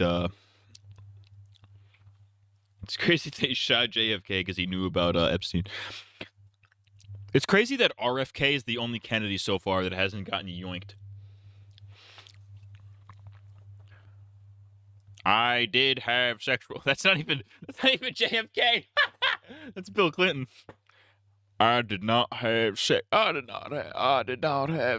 relations with that woman, but I did have sexual relations with that man. I did it while Hillary watched.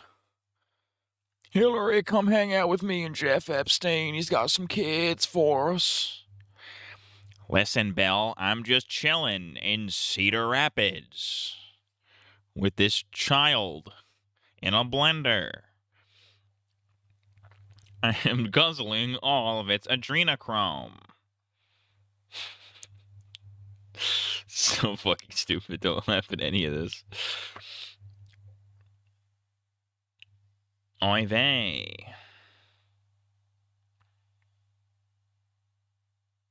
Oy vey, the Goyim are here.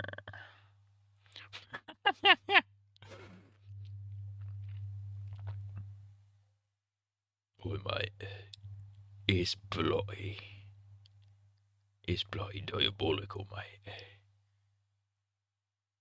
is bloody fucking diabolical. Oh, mate, is bloody fucking diabolical. Oh, mate, I'm fucking butcher. I have gay sex.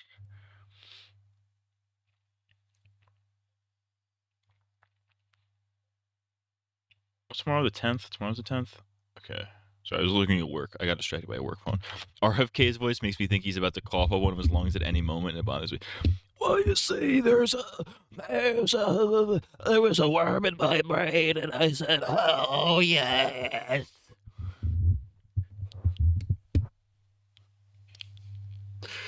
RFK is crazy because he'll just like admit to things that nobody he'll admit to insane things that nobody pressed him on. Like the question will be like, "Oh, Mr. Secretary of Health, what do you plan to do about school lunches or whatever?" And he'll be like, Well, you see, I was actually friends with Jeffrey Epstein back in 2004, and I said, I don't like that kid stuff that you're doing, Jeff.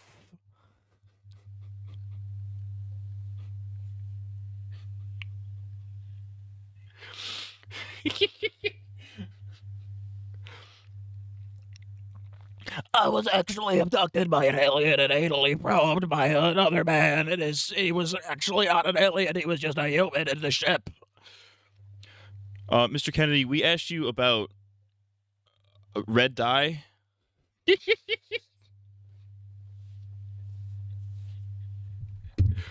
411 is. It is essentially a body of work created by David Paulides in the form of books and movies that presents a long list of missing persons cases that are supposed to be mysterious, unexplainable, or maybe even paranormal. It is a hugely popular subject with a large and dedicated fan base. I was a big fan for a long time. I always felt that David Paulides came across as a very sincere and trustworthy individual. The cases presented in Missing 411 claim to be selected based on a set of exclusionary criteria, meaning that the presence of any one of these items, mental illness, voluntary disappearance, criminal activity, animal predation, would disqualify a case from being included under the Missing 411 umbrella. This list is important, and we will return to it. Now, generally, the cases have an air of mystery about them, and with that said, this channel has never been about bashing Missing 411, and this video is not intended to do that either. When you know people believe in stories that are verifiably inaccurate, do you do nothing because the people seem to like, enjoy, and trust the source?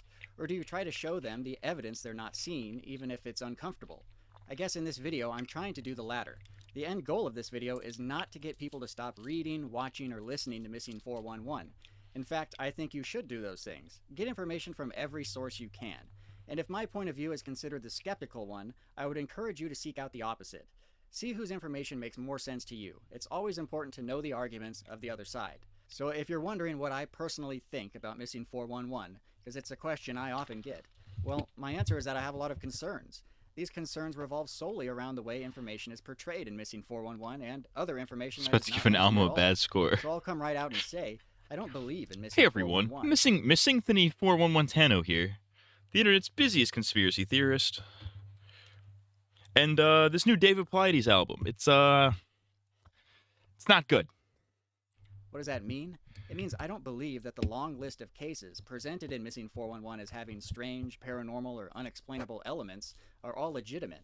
Now, there are some genuinely strange and unexplainable cases in the Missing 411 archive, but it is my contention that the vast majority of these cases do not even meet Missing 411's own standards for qualifying a case. People also ask why I don't like David Paulides. The simple answer is I don't like nor dislike him. I don't know him. This video is not going to be about David Paulides as a person, it's going to be about his research. So this is not intended to be an indictment of him, so much as the information presented in his books and movies. And criticism of research is essential for refinement of future research into the missing persons genre. If someone builds off the work I have done, and learns new details or develops new theories I haven't thought of, then that is a good thing. It is refining the understanding of whatever case that is. In this video, we're going to go over a bunch of cases, some I've previously covered, and even some I haven't made videos on, but that I've researched independently. That way, you can see why I don't believe in Missing 411, and then you can judge for yourself whether that's a reasonable position to hold or not. And I'll also have a public video I can just link to all the people who ask me questions about what I think about Missing 411. So I will walk you through the exact same things I went through, case by case, and you can see if you come out the other end feeling the same. You're getting the crash course in this video. Throughout, I'm going to do my best to show you the sources for everything, so that you don't have to take my word for Jesus anything. Christ, what are you, Go me? look Get at to it. yourself, which Get I to the strongly point. encourage you to Crack do. it. And I thought I had long intros. And I thought my intros were long. Jesus Christ. It's only been 7 minutes. I'm exaggerating. I've had a 15-minute intro before. Anyway, now that we have that long-winded preamble out of the way, There's the Cora let's go Retcons over video. some That missing intro's like 411 15 cases minutes. that I think shouldn't be missing 411 cases. So, one of the main issues I have with these cases is that some of them seem to heavily skew in the direction of making a case seem paranormal by hinting at the possibility 15-minute of intro, something like 7-minute cryptid or video. UFOs Bars. being involved. And to be honest, I've often I remember. You guys remember Yuri of Wind? He was like a gaming YouTuber. He did like gaming creepypastas. I don't know if he hasn't uploaded. I don't know if it was the last time he uploaded. He's probably still around in some capacity. He hasn't uploaded in 2 years, which is unfortunate.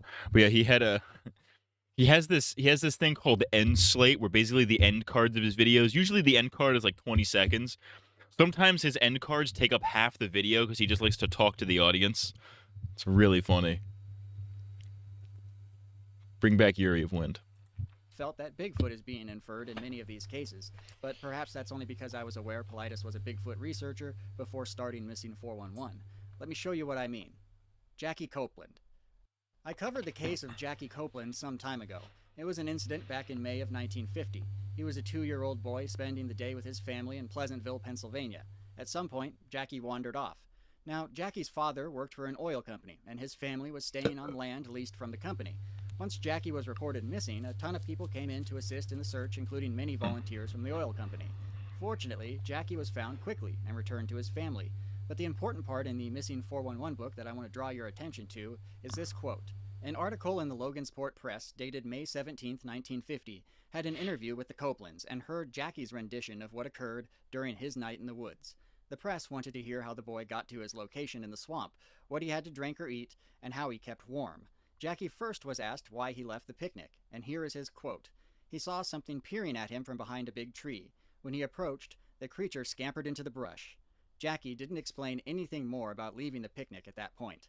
So I'm assuming people are going to jump to call and say, "Oh, that's a Sasquatch," when it's not even. It's like probably just like a fucking mountain lion or something. On to say, he recounted in Child Talk his adventure in an awful blackness, peopled by a great throbbing giant and a tall friendly tree, and wild animals howling in the distance, and the unfamiliar shouts of strangers prowling nearby. Okay, so when you hear those excerpts, what comes to mind? Sounds like a squatch Obviously, to me. It's not very descriptive, but it might evoke some kind of image in your mind. The child sees a creature watching him that runs off into the brush, and shortly thereafter, young Jackie goes missing. Later, he encounters a great throbbing giant.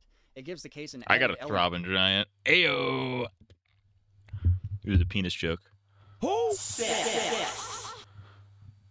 And I got news for you. Of something creepy or paranormal.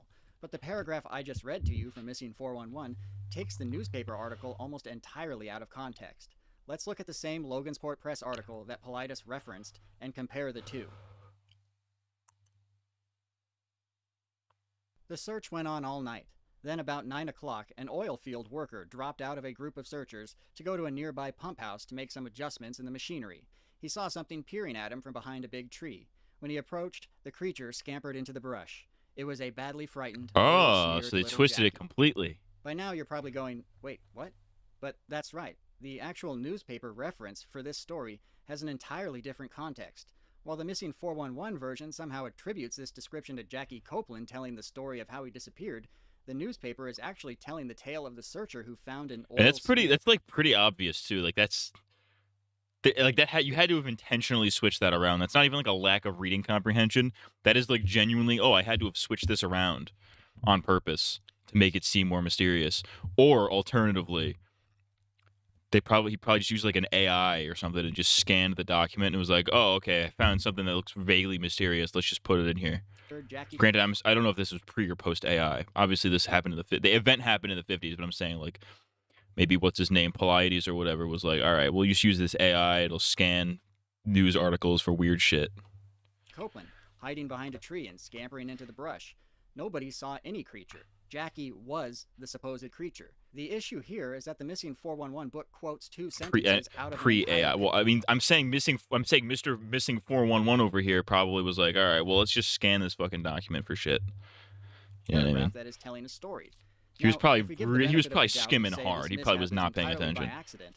What are the That's chances at that best. this accident That's also charitable. happens to make the story more mysterious, creepy, or paranormal? It's clearly he Something to faked think it, though. about. And if you're stuck on the There's no actual way. description that Jackie gave of the awful blackness, the throbbing giant, and the tall, friendly tree, let's remember that Jackie was 2 years old when this happened. Let's talk about the case of Eloise Lindsay. Let me preface this by saying that Politis writes that this case is definitely one of the strangest stories in the entire book. Let's see. 22-year-old Eloise Lindsay disappeared in 1989 in Table Rock State Park, South Carolina. This is another case I've covered on the channel back in the day, and probably not very well. Doing the average YouTuber research. Real. If you read the Missing 411 Eastern U.S. version of the story, starting on page 133, the story goes something like this. Eloise was on a long hike doing 7 days alone before meeting a friend. On the third day of her hike, she started being followed by a group of men who meant to harm her. Eloise drops her backpack and equipment and runs off trail to try and avoid these men. She was eventually found in a delirious state by a hunter after 16 days missing. Afterwards, she was taken to safety, but up until the moment she was found, she claimed that she was being chased through the woods by a group of men she never saw. She then told her story to reporters from her hospital bed. Politis finishes the story by saying, quote, "My question for Eloise and her mother is, what did the girl see? Her mother indicates she saw something, and what she saw is something that she obviously does not want to make public, for whatever reason." At the end of Eloise Lindsay's story, Politis refers the reader to the Dennis Martin case and the existence of the fabled wild men that live in the Smokies, obviously making a connection between what Eloise experienced and the supposed feral wild men from the Dennis Martin case. And don't worry, we'll hit the Dennis Martin case. The main takeaway from the Missing 411 presentation of this case is this. Eloise was stalked by some strange and shadowy people for over 2 weeks. There is no mention of the group of men ever... We should send Matt non-stop Ethan Klein videos until his eyebrows start dancing unconsciously. That's crazy. Yeah. So I was playing poker and I saw a picture of Anissa Joma and I was like, oh, I need to screenshot this for my podcast. His eyes do be twitching like crazy. ...doing anything other than silently following Eloise in the woods, and the only speculation Politis puts forth about who they could be is the supposed wild men. Why does this matter? Well, let's look at the reporting at the time. Miss Lindsay said she knew rescuers were searching for her, but also believed men working in the area were bent on harming her. She said the men had dogs, monitors for tracking down living animals, whistles, guns, tractors, cars, mopeds, boats. I feel like if they had been part of the search party, they would have been calling out, "Eloise, we're here to get you." At some points, they came very close to finding me, but it was never at the right time. Other articles mention that Eloise could hear the men using walkie-talkies and even talking about her. If you read the articles, you get the sense that Eloise may be suffering from some sort of mental illness. She's probably schizoid. She went in for a psych evaluation after she left the hospital. It really seems like she was perhaps paranoid and eventually determined that the searchers were actually men out to cause her harm. The main question is, why doesn't Missing 411 mention any of this? Is it because you can't push a feral wild man theory if the missing person says that they were being chased by cars, mopeds, and boats? Seriously consider what it does to the perception of a case when you say she was being chased by mysterious men she never saw, versus she knew searchers were in the area, but she felt she was being chased by men using dogs, guns, tractors, cars, mopeds, and boats. The two scenarios give off very different vibes, one that's mysterious and one that's not at all. In the end, this case should have been excluded due to mental illness. Karen Cooney. Karen Yo, you Cooney can't say was that. a 15-year-old girl in Corey, Pennsylvania, who disappeared in 1968. The Missing 411 story goes that Karen was in her backyard doing chores when her family heard her scream. When they went to check on her, Karen had vanished. A search was initiated, and a little over a day later, Karen was found in a dazed state. She told authorities she was chased from her home by a big man with a knife, who followed her into the woods a long ways until she fell asleep. Again, a story of someone being chased through the woods. So what's the deal with this case? Well, let's read some additional information that newspapers talked about. You see, authorities quickly found out that Karen was making things up. The FBI got involved when there was allegations of kidnapping, and when the state police talked to her, she told them that she had been very nervous and high-strung lately, and decided to go for a walk in the woods near her home. Her scream, which triggered the theory that Karen may have been kidnapped as she was hanging the family wash, occurred when she entered a wooded area and had to cross an electric fence, which shocked her. So the whole Karen Cooney story is kind of just a fabrication. But in the same Missing 411 book, Paulides compares this case to that of Eloise Lindsay, saying, "This case is not the only case in which strange-looking men are described in the woods associated with the disappearance." The government's abducted people in the woods. They use them for the Epstein trafficking. Also, my penis doesn't work. And ends the paragraph with, because I'm from the South. That both Eloise Lindsay and Karen Cooney describe in the being woods. chased by We're in men the who don't woods. or won't supply descriptions. Why? Is it just me, or are both? Okay, I'm counting. 9. That's my favorite one. Just walks all around you. They're in the woods. Those sentences kind of contradictory. Anyway, we actually know that Eloise did describe the people chasing her, almost too well, while Karen was just never chased at all. But these cases in Missing 411 work to create a narrative that there are these strange people in the woods. The Karen Cooney case should have been excluded due to voluntary disappearance. Let's talk Kevin Dye. Kevin Dye was a 9-year-old boy who disappeared in 1971 from a cabin in Wyoming. Missing 411 mentions that Kevin is disabled, but doesn't go into detail about just how disabled he is.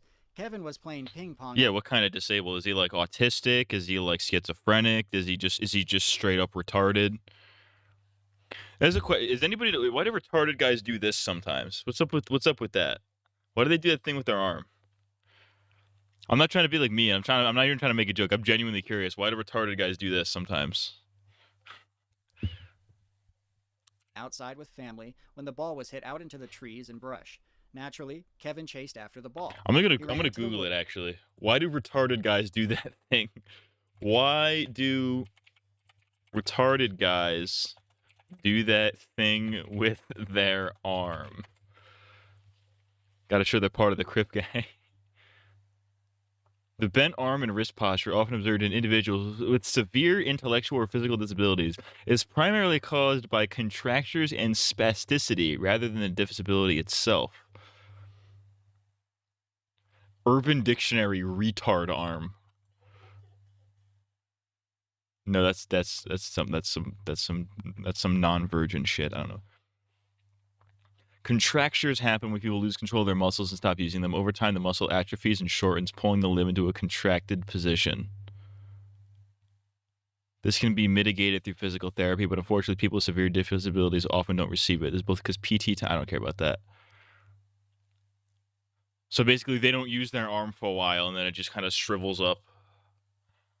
I don't think that's true because I've seen retarded guys use their arms like that.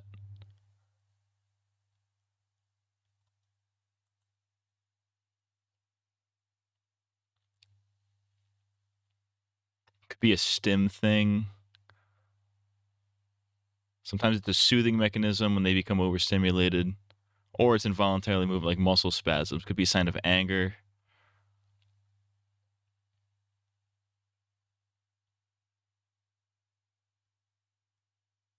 Here's what Yahoo Answers said about it. Let's find out what Yahoo Answers said. Oh, that's right. Yahoo Answers doesn't exist anymore. Fuck.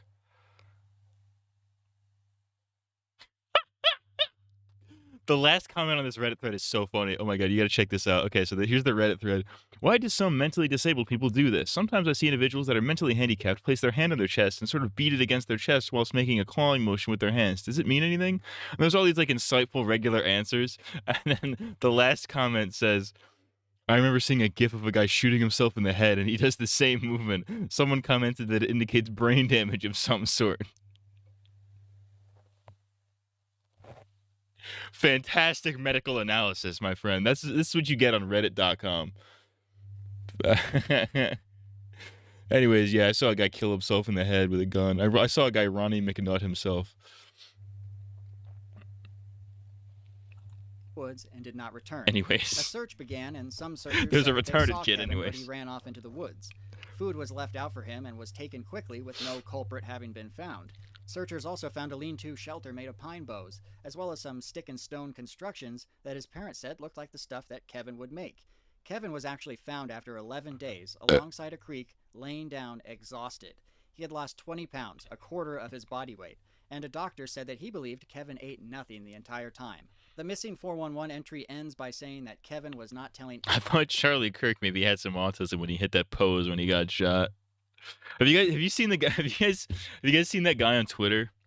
I think he's also on YouTube, but I've been seeing him on Twitter where he's trying to prove that Charlie Kirk faked the shooting and that he's actually still alive. And to do that, he made like a little mechanism that like puffs his shirt up, so he can be like, "I'm Charlie Kirk." What do you guys? Do you guys remember where you were when you found out Charlie Kirk got shot?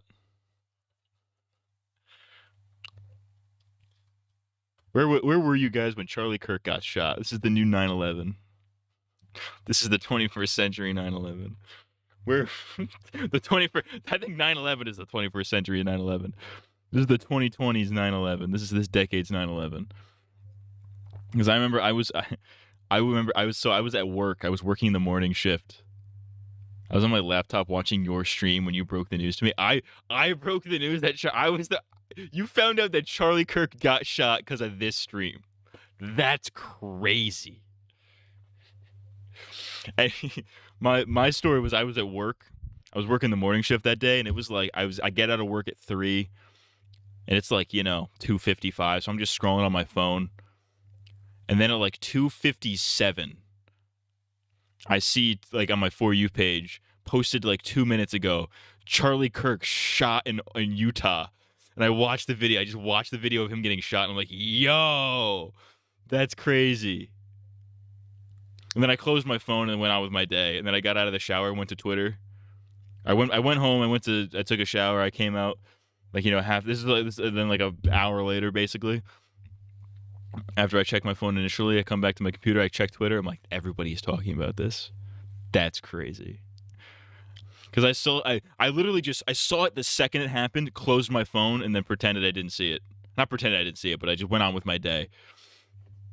And I did not think it would blow. I did not think it would blow up to the level that it did. I found out he got shot when I pulled the trigger. That's crazy. Tyler Robinson is in the chat right now, guys. Everybody post your best furry porn in the chat.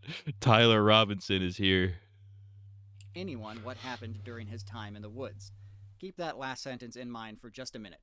Now, to me, this case isn't very strange to begin with, but it gets even less strange when you learn that Kevin was so disabled that he couldn't really speak at all. He was barely communicative, but he had more energy than any kid we can probably imagine. One newspaper said that he had the physical condition of a top athlete, but who can become a screaming, flailing animal when he fails to make himself understood. In fact, so he's like super autistic. Isn't there conflicting evidence saying Tyler Robinson isn't the shooter? I don't know if that's true or not, but I heard something about it. I remember I read a headline that said like the bullets that killed Charlie Kirk would not have matched the gun that Tyler Robinson supposedly used. I don't know if that's true or not. I just read the headline. Could just be fucking fake news because nobody actually reads the news anymore. But I think it would be interesting. The newspapers report that Kevin was so hyperactive that his parents had to give him 9 tranquilizers a day, and it still wasn't enough. That kid was zooted. Was so unbelievably energetic that they had to give him enough meds to kill a horse, and it still didn't work. Is it any wonder that he just ran? They had this kid on fucking ketamine, dude. This kid was so fucking psycho. They had him on fucking ketamine, and he was still kicking. His parents said that their yelling and screaming for him probably drove him into the forest even more. All of the constructs that were found in the forest were probably Kevin, as confirmed by the parents, and the missing food was probably Kevin as well. You see, the doctor assumed Kevin didn't eat because he lost so much weight. But consider that we have an ultra-hyperactive kid who is now off his 9 tranquilizers a day. This kid was probably burning many thousands of calories per day while lost. Even with some food, he still would have lost that weight. There was also some local people who reported that they had... Yeah, because you can't... You're not surviving 11 days without food. You would die after, like, fucking 4. What's the rule? It's like the rule of 3s. It's like you can't go 3 minutes without air, 3 days without water, 3 weeks without food. There's no way 3 weeks without food is real. It's real. Da, da, da, da, da, da, da, da, da, da, da, da, da, da, da, da, da. Let's go. At their cabins where someone stole their jars of peanut butter. As it turns out, peanut butter was Kevin's favorite food. Shouts out. That's an autistic staple. Autistic guys love peanut butter. I would know because I'm one of them. That this hyperactive child spent 10 to 11 days running around building things and stealing peanut butter until he eventually lost a quarter of his body weight, at which point he finally collapsed and was found by searchers. I'm not sure why this is a missing 411 case. It should have been excluded based on mental illness. Sir, Matt CMG is connecting the dots. Jesus Christ, that's Matt CMG. Has often made mention of the children who disappear and show up many miles away, or are found at incredible elevations. Okay, if true, it also sounds amazing to me. So let's take a look at some of those cases. I got this list from Missing 411, Devils in the Details, page 362. This is a list of missing people by distance traveled. So let's look at the number one on that list, Jack Hodges, who apparently traveled 50 miles at only 7 years old. Here's the story. Jack Hodges. 7-year-old Jack Hodges was with his family visiting a ranch 30 miles to the north of the city of Seligman in northern Arizona. At some point, and for some reason, Jack disappeared along with his dog. The dog returned a few hours later, but there was no Jack. A search was immediately initiated to try and find the boy, as temperatures in the area were getting down to 14 degrees at night. That's 2 fucking days nasty. Into the search, Jack was found by 2 cowboys on the slopes of Mount Floyd, which lies about 10 miles to the northeast of Seligman. A newspaper article referenced in Missing 411 states... Dude, I saw the crazy... I need to show you guys this image. This is the fucking craziest shit I've ever seen in my life. This is one of the craziest fucking images I've ever seen. What do you want? I don't want Twitter fucking premium. Suck 17 dicks.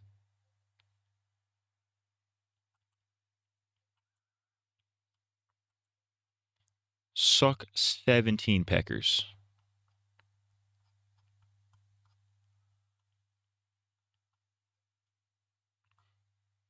Chat, we found it.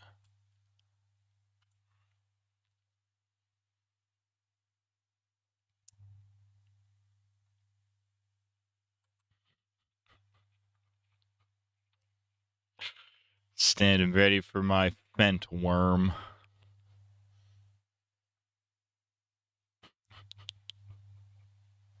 What do we think? What do we think of George Quest or Con Floyd? Floyd Quest, maybe.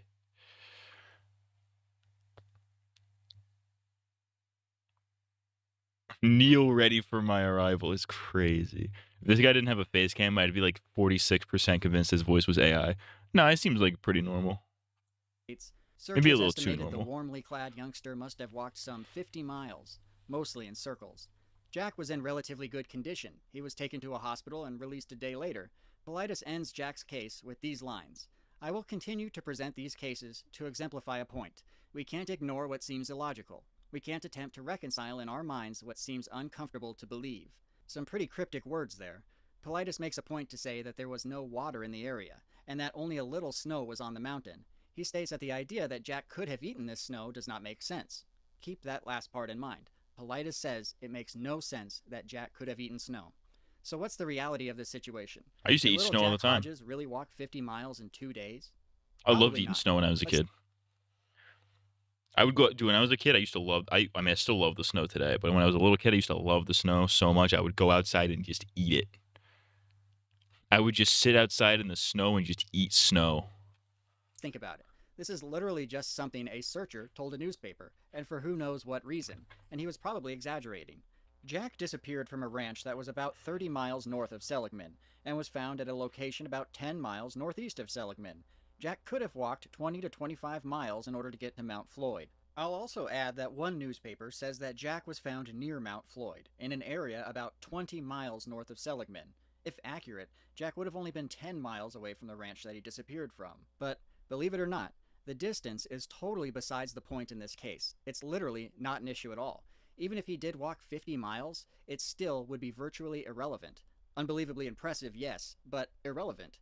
You might notice that in the Missing 411 book, there's no quotes sharing what Jack had to say regarding his disappearance. This gives the story its air of mystery. What could have happened to him while he was lost that he traveled an impossible 50 miles? There's being cherry-picking evidence, it seems. This also might lead you to think that he said nothing at all about the incident. But Jack Hodges told his story to reporters, and it sheds a lot of light on things. When asked how he survived the freezing temperatures of the waste, Jack responded, I curled up under a tree and slept all night. Remember, Jack was warmly clad. He goes on to say that he was taking his dog on a long walk and just kept walking after leaving the ranch. Jack continued, I saw a deer and antelope, but I didn't have a gun. I ate dirty snow that was on the north side of the mountain. Whoops. You see, Jack is clearly not like your modern Gen Alpha child. This is a rough, gruff 1950s country boy who wanted to turn his disappearance into a little hunting trip. I'm starting to think he just breezed through the 50 miles after all. He slept under a tree, he wished he had a gun to hunt some game, and he ate mountain snow for water. The point here is, do you think this should be a missing 411 case? The child told his story, and it didn't involve aliens or Bigfoot or any mystery at all, really. Jack himself never asserted he walked 50 miles. This is merely the story of a tough kid who got lost for 2 days. While we're on the subject, let's talk about another even more incredible distance story that for some reason didn't They got make the snow list in of Arizona? devils in the details. It even took me though that long to realize, like, wait, this is in Arizona. This kid, they got snow down there? I think they had snow over there. That's the crazy. distance traveled was stated to be 75 miles. Let's talk about the daughters of John Hammond. In May of 1891, the 4 and 8-year-old daughters of John Hammond left their home 6 miles north of the town of Thedford to go visit their sister who lived a mile away. They visited their sister and then began walking home. They Yo. never made it. Other Matt just sent a video with a fucking awesome title. We're gonna do this in between the alien video. Back. A large search was initiated to find the 2 girls. On the 4th day of searching, they found the youngest girl unconscious but still alive. She was found 15 miles from the point she disappeared. This was good, but they still had to find the other sister. She was found on the 10th day of the search, but unfortunately she was already deceased. The Missing 411 book quotes an article that says the girl was found 10 miles north of Running, Blaine County, fully 75 miles from the place where the children lost their way. That is quite incredible if true, so let's have a look at the newspaper in question. Now, incidentally, that quote I just shared from Missing 411 actually has a typo, as the newspaper does not state the girl was found north of Running, but actually a town called Dunning. So we know where the girl left from and where she ended up. She started 6 miles north of Thedford and ended up 10 miles north of Dunning. Now, as the crow flies, that distance is about 25 miles. Obviously, she likely didn't walk a straight line, so the distance is more, but the idea that this girl walked 75 miles is completely unconfirmed and highly unlikely. Why couldn't she have walked 30 miles across the 10 days she was missing? My main point here is that this 75 miles number is entirely fabricated and totally unreliable. It comes from one newspaper article that just got reprinted by all the other newspapers. This case could very well qualify as a Missing 411 case. It has that element of mystery where we don't know why they disappeared, but the supposed eye-catching fact, this 75 miles, is more than likely a typo or something. Reliability in newspapers from the 1800s has always been an issue. How would anyone know she walked 75 miles instead of 25? There was simply no way to confirm that unless they followed tracks for 75 miles, which I can guarantee did not happen. So those are 2 of the largest distances traveled by children in Missing 411 cases, and it is apparent to me after researching them that those distances were not verifiably traveled, and also highly unlikely in each situation. I don't want to beat a dead horse with this, but I feel like I have to throw an elevation one in here just to satisfy everyone, so let's do that. Going back to the Devils in the Details book on page 361, we have a list of children who covered great elevation. Obviously, elevate a little higher. Hatch, who traveled up 3,500 feet Throw in a elevation party in at the 7 sky years old. and Already, it sounds like a supernatural levitate feat, until so we let's see what fly, the story yeah. is. Jill Hatch. In 1957, Jill Hatch was 7 years old when she left her home with her parents to go on a camping trip in Camp Scheideck, California. Camp Scheideck is a small town that sits kind of near the base of Reyes Peak, which towers over the area at 7,500 feet in elevation. California Camp Scheideck knows sits at how about to 3,800 feet party. in elevation. Keep those 2 numbers in mind here. Anyway, while on the trip, Jill went out with her father to do some fishing along with her dog. The dad spent some time fishing while Jill and the dog were just sitting nearby. When he was done, he went to grab Jill, only to find that both her and the dog were gone.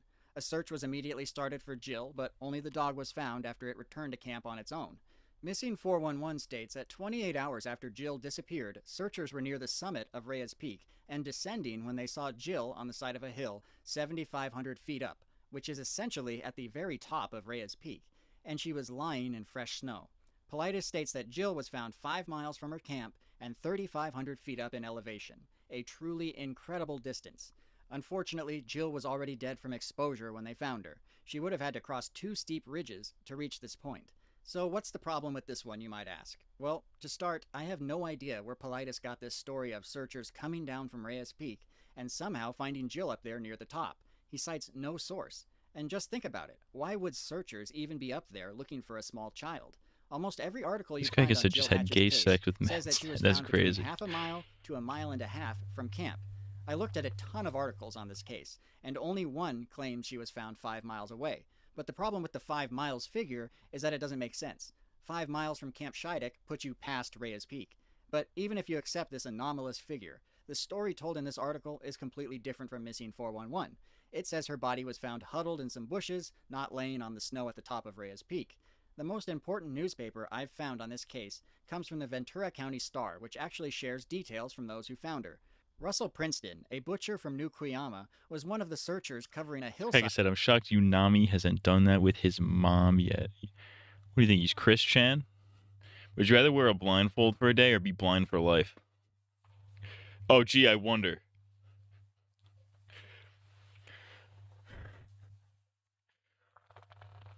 Oh, would you rather get shot in the neck like Charlie Kirk or eat a hot dog? You know what I mean? Like that's the. Let's do some bad. Hit me with some bad would you rather's. Would you rather go missing in the woods for 3 days before slowly succumbing to hypothermia, or eat a bag of chips? Above the creek, making his way over snow-covered rocks and brush when he came upon the little, limp body of the girl. She apparently had begun to make her way up the slope where she could see greater distance when exhaustion overcame her and, sleepy from the bitter cold, slumped down in the snow and collapsed. Would you rather be Renee Good or Alex Pretty? That's crazy. Was in Snail Canyon when he found Jill Hatch. Genuine, unironic answer to that, Alex Pretty was kind of a badass. He was fucking with ice guys before, like the day before they shot him. He was going up to ice guys and telling them, he was like violently protesting against them. He's like, go fuck you guys suck, eat my dick. He was kind of a fucking legend.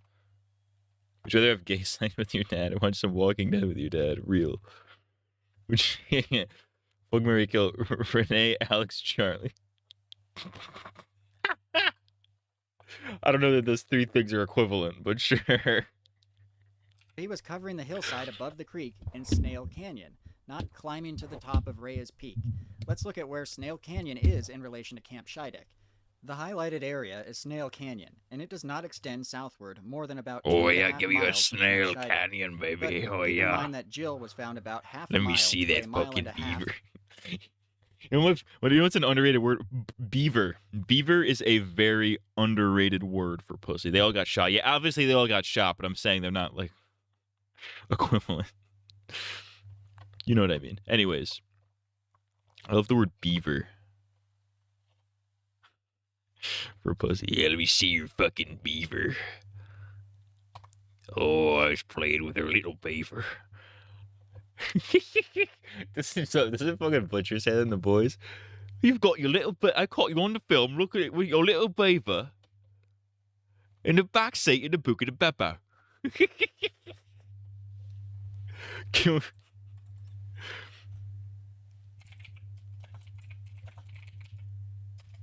Book of the Beppo. You and your little beaver edging in the back of your RAV4 in the car park at Book of the Beppo. You and your little beaver edging in the back of your RAV4 in the car park at Book of the Beppo. The car park in the book of the book of the Beppo.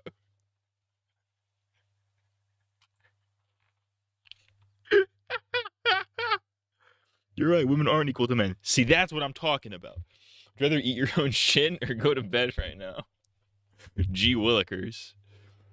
From the camp, so she wasn't very deep into the canyon, which coincidentally agrees with what 99% of newspapers say about where Jill was found. It also means Jill could not have climbed higher than the canyon walls, let's say 1,000 feet.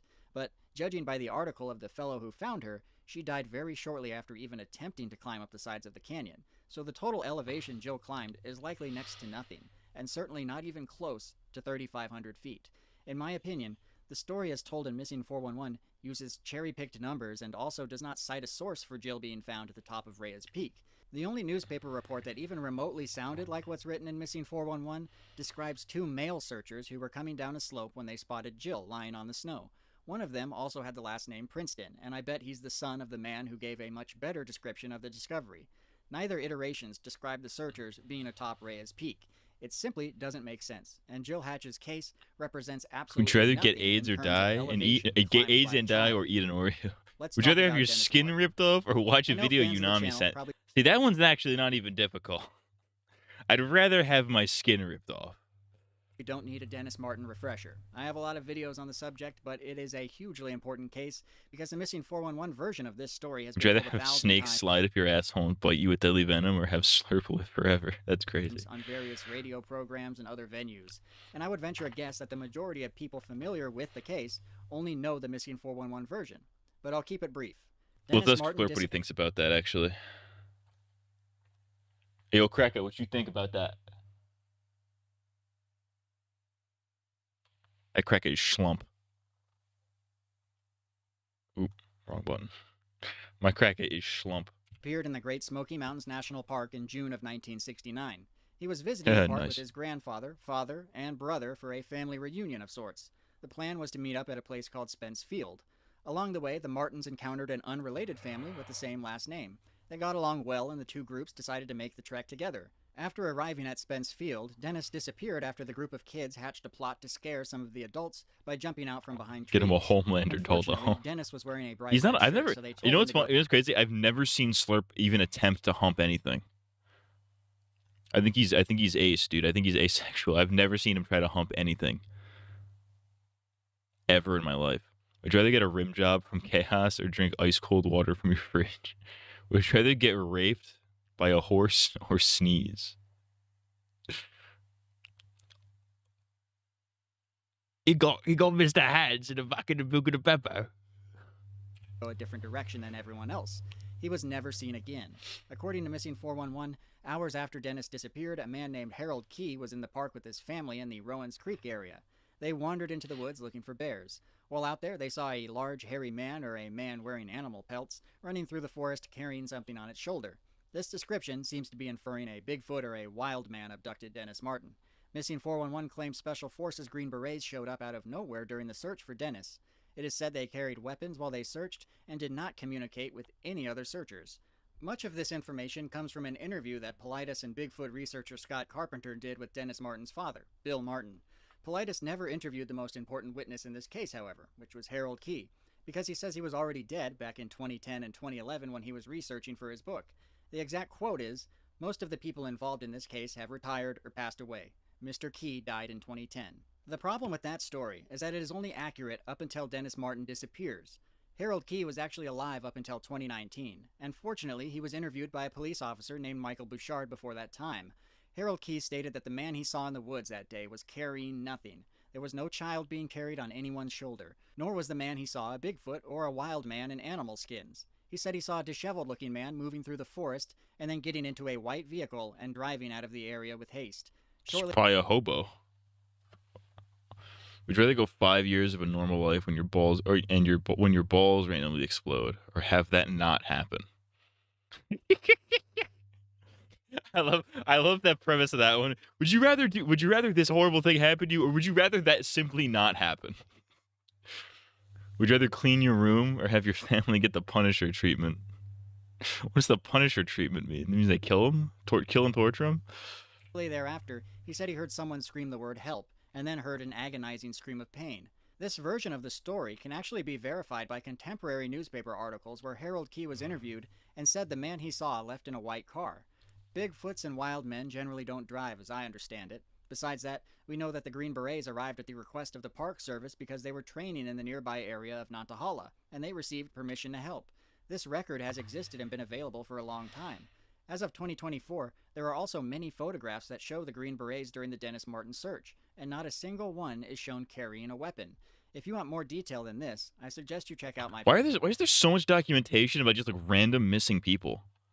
I find that more interesting about it. That's the most interesting thing about Missing 411 to me, is that there's just all this documentation about just random missing children.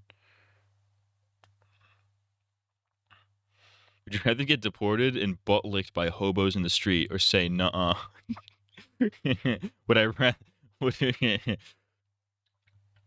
you rather have a soup kitchen with a bunch of homeless guys sticking their fingers in each other's poopers, or not? Past videos on the Dennis Martin case. Essentially, everything about the case that appeared strange and unusual turned out to be incorrect. To sum up, this disappearance was considered a keystone case in the Missing 411 catalog, but in the end, when you look at all of the facts, it appears that Dennis was either kidnapped by the disheveled man, which would mean criminal activity and disqualify this case, or Dennis got lost and died from exposure. None of those options make the case worthy of a moniker such as So they never found this kid's body. Let's move on to something else. I know many people are probably familiar with Missing 411 because they watched the movies. Perhaps you're wondering what, if anything, is wrong with those. I don't want to go over every case in Would you rather give a homeless guy some change or get $1 million? each movie because that would take some time. I like how giving the innocuous act of giving a homeless guy change is seen as like a demonic evil act. In this context, that's really funny. Say that the movies aren't exactly. I wouldn't want to do it anyways, but don't get me wrong. I think do you rather Missing get 411 pegged by Hunted is a tigers or beautifully eaten made by a movie. tiger? I've watched it many times. It's very well made from an Well, artistic that's not a difficult. That's but in a terms of difficult telling one. accurate stories, I think That's it can not be seriously lacking. That's not in a bad hype. That's a genuinely good. Would you rather? some areas. I'll briefly touch on some things from each movie. For the first Missing 411 movie, I remember watching it right when it came out, and even then I felt like it didn't really capture the essence of what Missing 411 was. I think the only truly mysterious case presented in it was that of Jared Atadero. The main focus was on Dior Coons Jr., in a case that I feel has a lot of indications of foul play. It's still being investigated to this day. Angelo said Another that's case not brought a up in the movie was that of Bobby Biza, Calm a down. boy who It's not a disappeared while Freudian attending slip. a Catholic camp and whose I'm not partial trying to get remains were pegged. That's later gay. found. There is strong evidence to indicate that Bobby was the victim of some very evil camp counselors. The case is still being investigated to this day, and media has provided updates in the case as recently as 2022. This case should not have been included due to criminal activity. With regard to Missing 411 The Hunted, there's really two cases that I want to point out to this movie. Stanley Vihill Jr. is the first. If you watch the movie, it tells Stanley's story something like this. In 2017, he was out on a hunting trip with his father and friends when he spotted a deer as they were driving around in the truck. Stanley jumps out of the truck, chasing the deer. Bad weather rolls in, and Stanley never returns. A search is initiated, but it is unsuccessful. Then Stanley is eventually found dead in the Pecos River months later. This is all suggesting that we have no idea what could have possibly happened to Stanley. It makes it sound like Stanley just Would you rather ran out have of the both car your and balls vanished pop into or the woods shave your before showing up mustache? dead. That would be pretty mysterious, but this is only I'll, a fraction. I'll pop my balls 1,000 fucking times before I shave this goddamn mustache. Would you rather do a flip on stream or take off your glasses? Do a flip. If I could do a backflip, I would. Of Stanley's story. Before disappearing, Stanley was in the truck drinking with the other men. Maybe a minor detail, but still potentially important. The day after Stanley went missing, he actually showed up on the doorstep of a woman named Yumelia That is an Gonzalez. incredibly creepy image, by the way. His eyes are drawn really fucked up. Would you rather go see your mom or beat up a homeless guy? Dude, beating up a homeless guy sounds so fun. It's insane. Yumelia found him That's knocking actually on her so door fucked late up, at night, actually. and she had no idea who he was. She said that he was armed with a 9mm pistol on his hip, and he told a story about his truck being stuck in the mountains and that men were chasing after him. Stanley asked to use her phone, but because Yumelia was scared, she told him he could not, and she then told him to leave, which he did. Later on, Yumelia would make contact with authorities where she identified Stanley Vihill as the man who knocked on her door. Canines were brought to her house where they were able to pick up his scent and track it for a while. Stanley was also likely captured by a number of game cameras after this incident, giving us some idea of his path of travel. Stanley's sister, Darcy Vihill, also believed that men were chasing her brother, and stated that police told her that his body had been found with head trauma and broken ribs. Darcy Vihill provided police with other testimony that she had seen surveillance tape of men appearing to chase someone homeless who appears or to be hungry. Stanley, hiding near a gas station. As far as I know, police never confirmed this report, so I don't give it the same weight as other evidence. I corresponded with drink Darcy water back or in drink 2023, bleach? and she still believes foul play was involved in Stanley's death, and she wants further investigation. But here's the point I want to make. If you had to guess what was going on in this case, what would it be? For me, I'd say either foul play or mental illness. Well, let's examine the Missing 411 exclusionary criteria shown in this very movie. Again, the likely explanation falls within two exclusionary categories. It seems like this should not be considered a Missing 411 case, but it's still in the movie. Alright, let's talk about Aaron Hedges briefly. I made a detailed video on the topic already, but if you're unfamiliar with the flaws in this case, I would suggest you go view it on my channel. Here is an abridged version as told in the movie. Aaron Hedges went hunting in the crazy mountains with two of his friends. Shortly into their trek, the group's pack mule bucked a bunch of Aaron's gear, including a sleeping bag, and it was all lost. This Aaron track has had got a hidden pack cache mule. of gear at a That's place called crazy. Sunlight Lake, so he told his friends that he was going to leave and go get it. Aaron left, but stayed in radio contact with his friends for some time. In the last contact they had with him, he told them that he believed he had missed a turn and would not be back soon. Aaron's friends eventually shot an elk and then left the area without him. Joe They told Rogan authorities activated. that when they returned to the trailhead, they received a delayed text from Aaron saying that he would call them that night. A brutal snowstorm hits the area, and the search for Aaron eventually begins. They find a place he appeared to have stayed, with a fire pit, some gear, and his hiking boots. They don't find Aaron. His backpack and bow were later found located on the Rhine Ranch, further down the trail from where his campfire was found. It was resting against a tree, purposefully placed. Aaron's remains would be found a year later by guests from the Sweetgrass Ranch. There was not enough left of him to determine the cause of death. The sad truth of this story is that Aaron was quite an alcoholic. He had a serious problem. He was taking medication to help curb his drinking, but He went fucking sicko mode. Would you rather deep fry your balls for 5 minutes or watch Avatar: The Last Airbender? Would you rather be Jewish and gay or not? Would you rather indirectly admit you lost your virginity to a homeless guy or ignore this message? That one's crazy. Wait. Wait, am I getting got by reading that out loud? it appears it wasn't working very well. Witness testimony indicates that he went out on this hunting trip with a crazy plan to try and detox. I got got. Did I get got? I got Complications got. from alcohol withdrawal and a sudden snowstorm are what likely led to his death. There was also this other element of Aaron's hiking boots being found at the small campsite he made. I talked to this guy, who you might recognize from the movie itself. This is Sweetgrass County Sheriff Ronneberg. He told me that it's common for bow hunters to carry a spare set of hunting moccasins with them for stalking game. Sheriff Ronneberg said that he believed Aaron was wearing these moccasins instead. If you really look at all of the details of this case, nothing seems unexplainable about it. It's really just a tragic story. After my video on the subject was released, I've heard people say that perhaps Politis knew about the alcoholism, but decided not to say anything out of respect for Aaron and his family.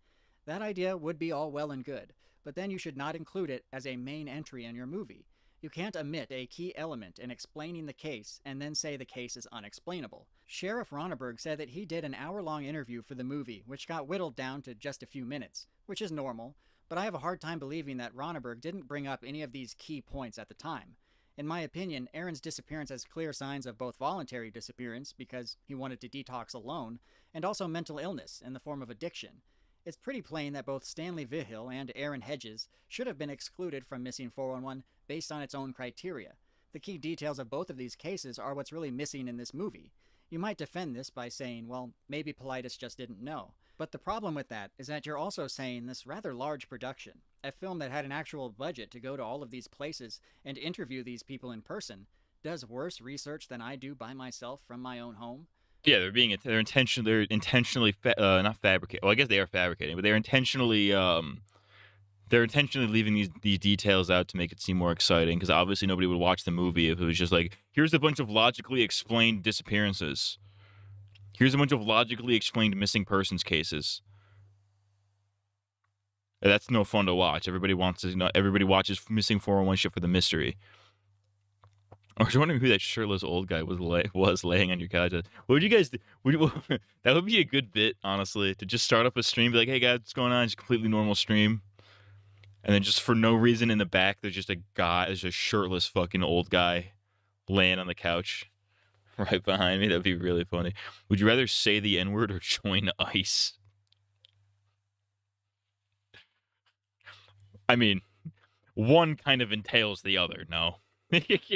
I don't even know what to think about that. I also want to mention that some people out there still say that David Politis has never put forth an explanation for the cause of Missing 411 cases, but I couldn't disagree more. In this movie, they play the Sierra Sounds, which are famous purported Bigfoot vocalizations. Why would you... Dude, those scare the... I've talked about the fucking Sierra Sounds frequently. They scare the shit out of me every fucking time. In the back of the book of the pepper. You and your little Bieber edging in the back of your RAV4 in the car park of Book of the Beppo. You play that in your movie about missing people. I just get a Book of the Beppo button. Unless you are making a connection there. After the Bigfoot sounds, the movie presents a case about UFOs and an invisible predator creature.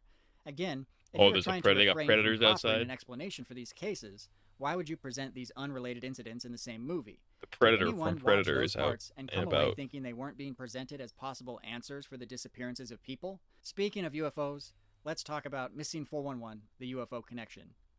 It's kind of right in the title with this one. If you watch this movie and still Rather come away fuck thinking your Politis boss or hasn't leave your offered any job. theories or explanations, Jesus I don't know what to say. Christ. I'm not going to spend much time on this because I found the movie in general to be pretty wacky with the whole aliens are coming here to steal our elk meat theory. But that's neither here nor there. That is the most Joe Rogan sentence I've ever heard in my life. That is the most Joe Rogan sentence I've ever heard, ever. Aliens are abducting our elk for their meat. That's crazy.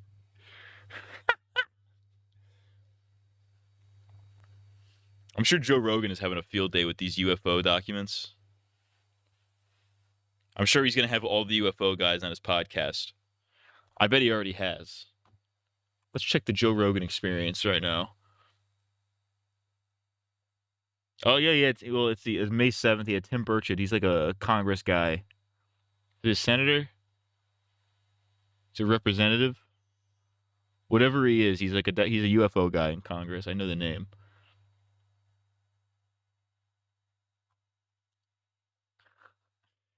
Give him a day or two. We'll have like Jeremy Corbell or some shit on the podcast to talk about the fucking UFO docs. Joe Rogan, fuck yeah. Joe Rogan strikes me as the type of guy to have a mondo chode. Like his dick is probably shaped like a fucking can of Zins. Would you rather be Palestinian or Israeli? It's crazy. I made a video on one of the cases featured in this movie, Mark Stripmotter. I won't criticize that too harshly because I know the police report wasn't available to him when he filmed that segment. Suffice to say that any theory that Mark Stripmotter was abducted by aliens was destroyed right around the time the movie came out because his body was found in the same forest he disappeared in. The release of the police report showed that Mark found himself in a situation not unlike Aaron Hedges, only this time it was a combination of an opiate addiction and some really harsh inclement weather. I know I said I would try to avoid this, but I have to pick out some small inaccuracies that just surprised me, like misspelling the name of an individual who provided an interview on your film. Or, in the case of Raymond Jones featured in the film, which if you follow my channel you know that Raymond wasn't abducted by aliens either, all evidence appears to indicate he was climbing a rock face when a piece of rock broke off and crushed him. But they show us I should laugh at that. I'm sorry. That's an actual guy's death. That's so funny. I'm sorry. People getting crushed to death by a rock is just so cartoonish to me in my head. Got any plans for Mother's Day? No, I'm probably working. I am probably working tomorrow. So not particularly.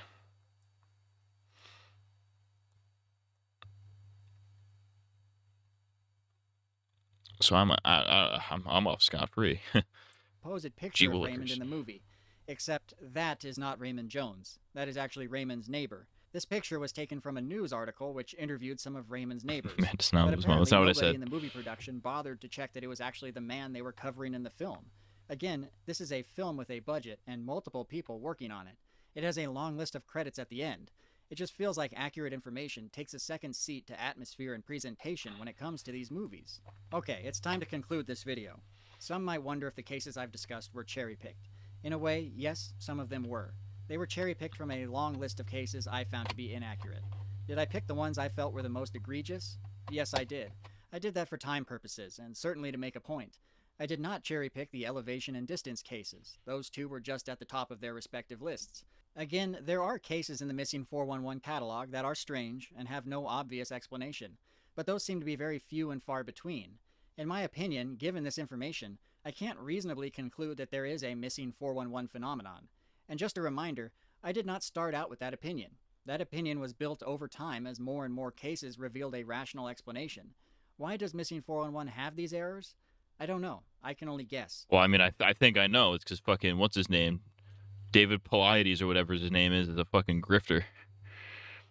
Would you rather have an Oedipus complex or give your mom a hug? We need to back away here. We need to calm down. There has been some sort of intentional deception.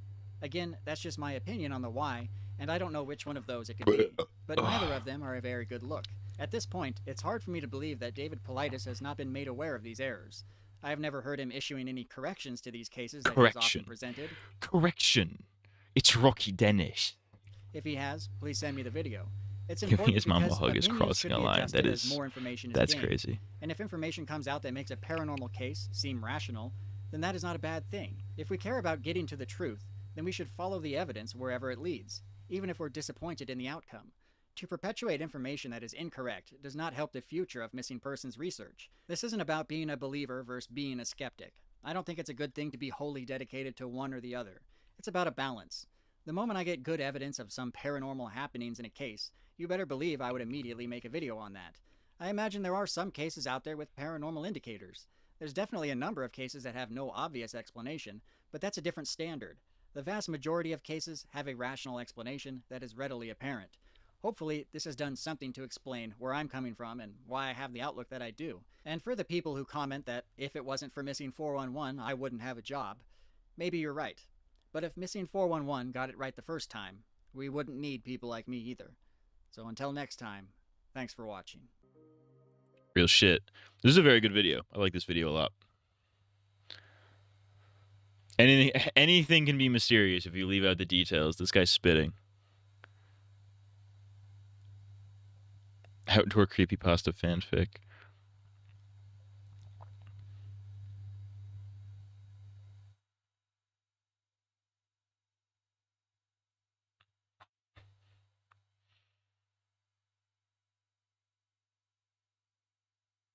I can't believe somebody actually did their own research and it changed their mind. Stop restoring hope in my humanity. That part's gay.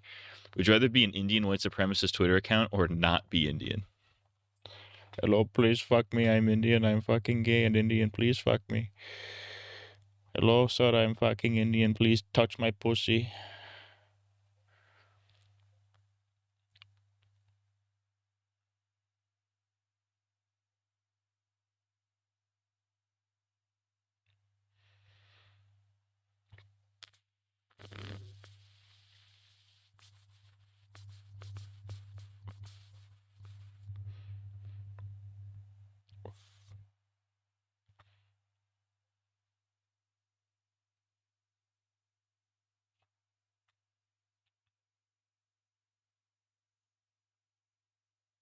This is a solid fucking video.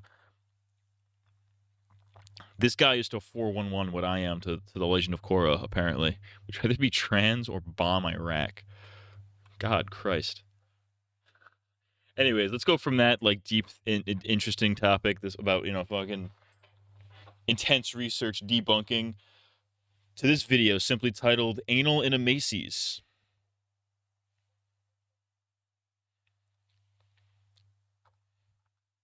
Sex. Let's go. Let's find out how our friend Cold Raven had anal in a Macy's. The moment you have all been waiting for. 5 years in the making. The story of when I had anal sex inside of a Macy's. 'Tis be true, that is the truth. And I said Hitting the Matt CG thumbnail smile. I have never once smiled like that in a thumbnail, ever. I don't think I've ever smiled in a thumbnail, quite frankly. There ain't nothing to smile about in my life. It's called Cold Raven, where I went over football. Now, I never got to making this story because a lot of things ended up happening and transpiring, so it's kind of kept getting put in the back, in the back, in the back. In the back of the book of the Beppo. It kept getting put in the back of the book of the Beppo. Stream thumbnails? Oh, that's true. Well, that's more of like an exaggerated, it's like an exaggerated smile.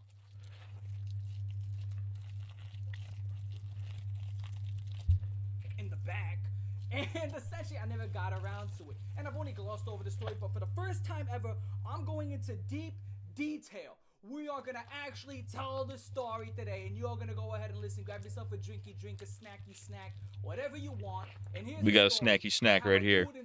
Pause, snack, continue. Shout out Sam Hyde. Now, the way the story has to be told is it was this chick named Lady B. Now, I'm going to call her that for anonymity reasons. I want to keep her anonymous. Lady B for back of the book of the Beppo. For obvious reasons. I used to say her name back in the day, and that was very inappropriate of me. I was younger at the time. And the B-hole. I do not agree with the idea of me making her name public. And even at that, it was kind of like a pseudo name, but it was close to her real name. So I still don't agree with that. Shouldn't have done that in the first place. So from now on, I will be calling her Lady B for this story. So Lady B always had a crush on me. I found out about her in 9th grade because we had science class and she sat in front of me because our last names were very similar, right? Her last name started with an R, so did mine. So she sat in front of me. And here's the thing, she would always look back at me anytime something happened. She would try to conversate, and I would kind of try to ignore her, or sometimes I'd be friendly with her, right? Now, the reason why I kind of ignored it, because she was weird. For example, this is something that happened. See, that's the. That is the. That's your first evidence. That's your first point. That's your first indicator right there. She was already weird. Weird chicks love doing weird shit.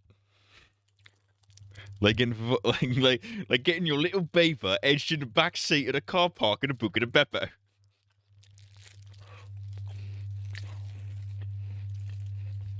She got a question wrong. The teacher was like, does anybody have an answer to this equation or whatever this fucking gay-ass little question was? She raises her hand, gets it wrong, so she grabs books, like books, and then hits herself in the head with it, like, dung. That's funny. And then everybody was just like, what the fuck what was that? I would have also made fun of her, but that is very funny. It's weird. What was that? That happened in 10th grade. Rewinding back to 9th grade, she always got bullied throughout middle school. We went to different middle schools.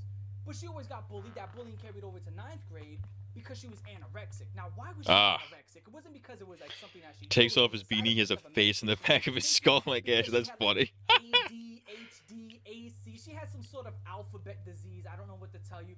Slam a whole bunch of letters together. She had that shit. She had to take medication for some alphabetical venereal disease. And because of that, anorexia was a side effect. So she was very skinny. And because she was skinny and chopped, people picked on her. Getting bullied all the time, and I didn't pick on her. Okay. I like where this is going. Where it's like she was skinny and chopped. Also, I fucked her in the ass. I never did. I was just like, whatever. You know what I'm saying? I just tried to like keep conversation short with her because I didn't want to get caught speaking to her, right? Because that's just what it is. Yeah, that's what you got to do. That's what you got to do in high school for like the social points. You don't want to get caught. Even if you don't hate the weird kids, you got to like be careful how much you talk to the weird kids because then you're gonna get fucking. You're gonna get guilt. You're gonna get guilt by association because nobody's gonna want to talk to you if you talk to the weird kids. You know what I mean? But you gotta understand how it looked like, and I've always told everybody I was Mr. Popular in middle school and high school. It's not like everybody knew me, but not everybody liked me. But that shit would kind of, that would affect my aura in a negative light. I can't be seen talking to her like that. So I'm like, okay, sweetheart, hey, how you doing? Have a good day. And I'd keep it like that. Now, here's another thing I do want to add. She did get bullied sometimes because she was very bitchy. I do want to add that, but we could say that that's bite back from all the fighting she's been getting through. But anyway, moving on from that, she had a crush on me for many, many years. Now, she ended up getting my snappy chatties the following year in 10th grade. I gave it to her right before Snapchat is the worst app of all time. I even did it. Now, moving on from that, like 2 years later, going into 12th grade, it's summer. 12th grade, a lot of time skips, right? It's like some Dragon Ball Z level of time skips. She would start hitting me up, texting me away, and I was like, oh my God, how does she have my Snapchat? Oh yeah, I gave it to her 2 years ago, right? And I was like, oh, I really didn't want to text her, so I started looking at it. Plot twist, she gets really hot after high school. You got any horror stories with Snapchat? No, because I've never used it. I've specifically avoided using Snapchat because I always thought it was gay, which it is. It's very gay. And 2, I didn't have enough friends to be using it. Yeah. Like, I never understood the streaks thing. Like, I say this is a guy who plays, autistically OCD plays, like, a variety of mobile games every day and has to log in every day for my dailies. I never understood the concept of, like, oh, yeah, I gotta keep my streaks going. Like, I'm staying off Snapchat, but I gotta keep I'm taking a picture of the floor for streaks. It's like, just kill yourself. What are you doing? Fuck Snapchat. You know who uses Snapchat? Pedophiles. Because they think the pictures go away forever. That's how Crystalia got caught. Would you rather die alone or have friends? Oh, gee, I wonder. And I was like, oh, she actually put on like 20 pounds, so she wasn't as ugly. So she kind of turned from like hideous to ugly to kind of bad to like, okay, she's not that, she went from a pile of vomit to like a rotten tomato. You know what I'm saying? Like, it's nowhere near as bad. It's still kind of bad, but nowhere near as bad. And then she was actually not that ugly when we started school in 12th grade. So I started talking to her. I started warming up to her. And I was being nice to her because, again, like I said, I just like to be nice sometimes to people. Going on from that, she kept bringing up the fact that I was expelled. If you don't know, I was expelled. As a guy who had like a 1K streak with a chick once, it's just a fun way of keeping in touch with a person and a fun way to show commitment. I stopped using it around 17 though. Past that age, I agree. Using it as weird. See, exactly. The only people who use Snapchat are teenagers and pedophiles who are trying to fuck the teenagers. Never will I ever use Snapchat. Now, granted, did me not having Snapchat throughout high school probably rob me of some otherwise interesting social opportunities? Yeah, probably. But their data and their personal photos are out there in the ether on the Snapchat server somewhere just waiting to get unearthed. Mine aren't. So drink me. I wouldn't mind being groomed by an what? The fuck did you just say? The 9th grade. She was like, what happened to you in 9th grade? And what happened to you in 11th grade? Because I got expelled multiple times. And I was like, well, I was fucking expelled. I got kicked out of summer school and I got expelled from a different high school. And the reason why this happened... He wants to be groomed by his unc, dude. He said unc status, raped. ...was because, guys, if you don't know my track record, arson, possession of drugs with the intent to use, possession of drugs with the intent to sell, vandalism, what else do I have? I had battery, I had assault. Female version of an ankh. Like an aunt unk. I see. I get it. That's crazy, though. What do you call it? Possession of a knife. I love cooking. I was a guy. I was a bad boy growing up. Now I'm a bad guy, but, you know, I'm not as bad as I used to be. And as you guys do know, it's one step at a time. I'm getting better. I'm trying to recover from that. That is no longer who I am. Right? Okay. Kind of still who I am. But, guys, come on. You can't recover from a past like that, just like that. Give me, like, another 38 to 40 more years. Here's my point. She kind of had this thing, I guess, for bad guys, and I was a pretty bad guy. Now, here's the thing. Her father was a dean. If you don't know what a dean is, here's a principal, assistant principal, and then here's a dean. So if this is the president and the vice president, these are like the generals, like senators or something like that, like Congress. And these people... The only dean I respect is the dean from Community. That guy's the GOAT. You can look into your backgrounds like that, right? These are top dogs in the school system. Let's watch the dean rap.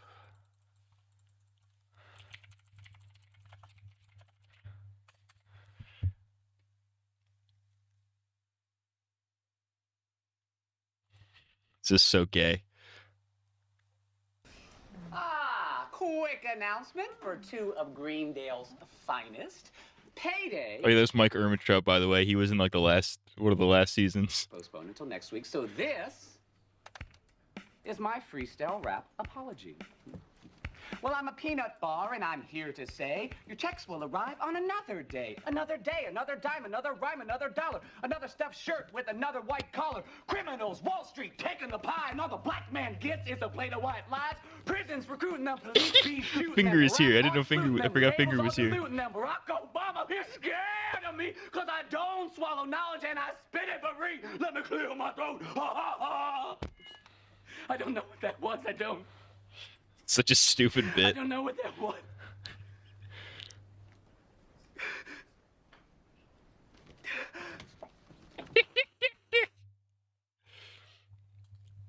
Bars. Anyways, let's get back to anal in a Macy's. Her father was a dean. So he looked at my background. He was like, oh my God, you're talking to that delinquent? He's one of the worst boys in your high school, blah, blah, blah, blah, blah. So he hated me from the jump, which I really didn't give a shit, right? Fucking YouTube blocked my stream for showing that clip. You guys are fucking cucks. Because he already was like hated the fact that my family was on the lower end of the spectrum when it came to poverty. His family, obviously, he's a dean. Her mom worked for like an insurance company, so she grew up rich. I grew up poor. That's just what it was. This is literally the "Don't Stop Believin'" lyrics. Just a small town girl. Living in a lonely world. She took the midnight train going anywhere. Oh no, Peter, I can't just a city boy. Born and raised in South Detroit. Shout out to Cleveland. Would you rather let an Indian man rape your daughter or rape your daughter? That's crazy. He never liked me from the get-go. She was a rich Puerto Rican. I was a poor Puerto Rican. She was whitewashed. She's like, who's that? She's Puerto Rican. There's no way she's chopped if she's Puerto Rican. Puerto Ricans are the hottest people on the planet. Daddy yank me? Yank me where? Not a Yankee. Like, shut up. You know what I'm saying? Like, she didn't get it. She didn't get it. No lick of Spanish, no lick of nothing. What's a tostone? Eating fucking green beans. A white Puerto Rican. As whitewashed as it could get. You know what I'm saying? Whiter than a white boy. Whiter than my tank top. And that was a huge thing about her, where it was kind of hard to get along with her. And I think that's why she kind of had an attraction to me, because I was so different than what she was used to, right? Like, for example, she started picking up on my behavior, which I thought that was pretty cool at the time. But looking back, that wasn't... looking back, I mean, like, oh... I wasn't good, guys. I have this effect where women start picking up on my behavior and they be doing like the worst shit. I'm like, oh my God, why'd you do that? Well, you did that last week. I did do that. Yeah, don't do that again. Right? That's my big problem. I just be doing things and then women do just be doing shit, man. I become aware of my own actions. It's kind of like, you ever seen that meme with the big Michael Myers and a little Michael Myers? That's kind of what it is. Very concerning stuff. But here's the point. She liked me. So I said, you know what? She's liked me for many, many years. I'm going to go ahead and give her a chance. That's crazy. On some J. Cole shit. I decided after all these years, I gave her a chance. Now, the way I went about this, because we were in gym class, she kept failing the mile. You guys know I was on wrestling. I was on the football team. I was on all the sports teams. So I did a mile in like a 7-minute and 1 second mile. I was just like dishing it out effortlessly without a sweat. So with this chick, I helped her out. She failed the mile like 4 or 5 times because she was still coming out of anorexia. They actually grade you on the mile? They never graded us on the mile. They only graded us on the mile if you, like, participated. Like, if you didn't participate, you would fail. But if you at least tried, you would get an A for the day or whatever. Gym class was not that fucking serious. Granted, I did, not to brag, but I did, my best mile was like 10 minutes. Just so we're clear, at my physical peak, which was when I was like fucking probably 15, which was not very physically imposing. The bar is very low, but at my physical peak, 10-minute mile. And after that day, I did the mile with her. I was able to push her and get her to pass the mile. Then I was gonna drop her off at math class because she had like math tutor stuff for extra credit. And I thought before I would drop her off, I would just kiss her. Right, just to kind of like, just to seal the deal on it. And you know what? That's crazy. I pulled her aside, and I did that right in her fucking face. No, I didn't do that, guys. Excuse me. Take that shit with you, selling me for $3.99. So I stuck my tongue in her mouth, right? And then she was like, she started getting all giddy or whatever. I dropped off at math class. I started walking home, had lipstick all over my face, blah, blah, blah. It was hers. Clarification, it was hers. Clarification, she didn't put it on me. I kissed it off of her. Multiple clarifications, pause. But anyway, here's the point. We started dating at that time. And in order to get it in with her... You gotta respect it low-key. He was like the cool guy, started going out with the weird girl. You gotta respect it. Not a lot of fellas be doing that. Unami only goes after kids that have high times in the mile run. Yeah, because they can't outrun them. They run out of steam. To skip class. You guys know I'm a delinquent. Right? I hate that word. I get that from Dragon Ball Z. Chi-Chi always called Goten and Gohan delinquents. That's where I get that word from. But here's my point. I would skip class just to mess with her. So I would always, skip English class. Just to take her to an auditorium. And, you kind of do some things, right? And trust me, she was doing a lot of things. I taught that bitch some tricks, dog. I taught her something, right? Taught her a lot of things. Woo! He's doing a service. You got to admit, he is doing a service for weird girls across the nation. You know what I mean? He's out here finger popping the weird girl just so she feels included. That's respectable a little bit. You know what I mean? I turned into a porn star. And here's the thing, when you're in an auditorium and the period's only, 30 to 45 minutes, you can only do so much, especially since you don't want to get caught too compromised. So I started thinking, like, what if I took her to the mall after school? And that's when I started bashing her guts out. It was like 5-6 months after dating. I started clobbering her cheeks. I would take her to the mall, go into a dressing room, and I just start crashing that. Like, I was just in there. I was churning her butter, stirring the pot, making it pop. Had that chick's eyes rolling back. I was crashing it in. Now, here's some of the things we used to do. We would go to this lingerie place, and I would have her try on lingerie. And she would look really good in it. I mean, there's like these short little things, her ass is poking out from the bottom. You can see everything getting me sweating. I'm like, hold on, I need to. She's got a half tub right now describing this. He's like, Look, let me in that dressing room. He's half torqued right now. There was this one time where her mom called up. I'm dead serious. I'm not making this up. Her mom called up. She's in this little white gown type of thing. And yo, she's laying on her side like a seahorse with her knees tucked. I got both my arms, like this, like I'm performing CPR, but I have her on her hips. And I'm just like crashing, right? And when I'm hitting that, she's on the phone with her mom, and she's like, and the mom's like, hey, hopefully everything's going all right over there. It sounds like you guys are stressing out. And I'm like, no, we're doing great. Yeah, I'm just crashing it. Her mom absolutely knew what was going on there, by the way. She absolutely... There's no way you in that situation and don't know what's going on. You know what I mean? She absolutely knew. She's like, oh, my daughter's getting her fucking ass clapped by some fucking guy. That's crazy.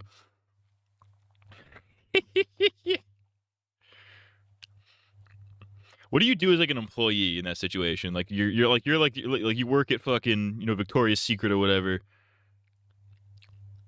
Yeah, you walk into the dress. You gotta clean out the dressing rooms. You walk in the dressing rooms. You just see two teenage kids fucking in there. What do we even do in that situation?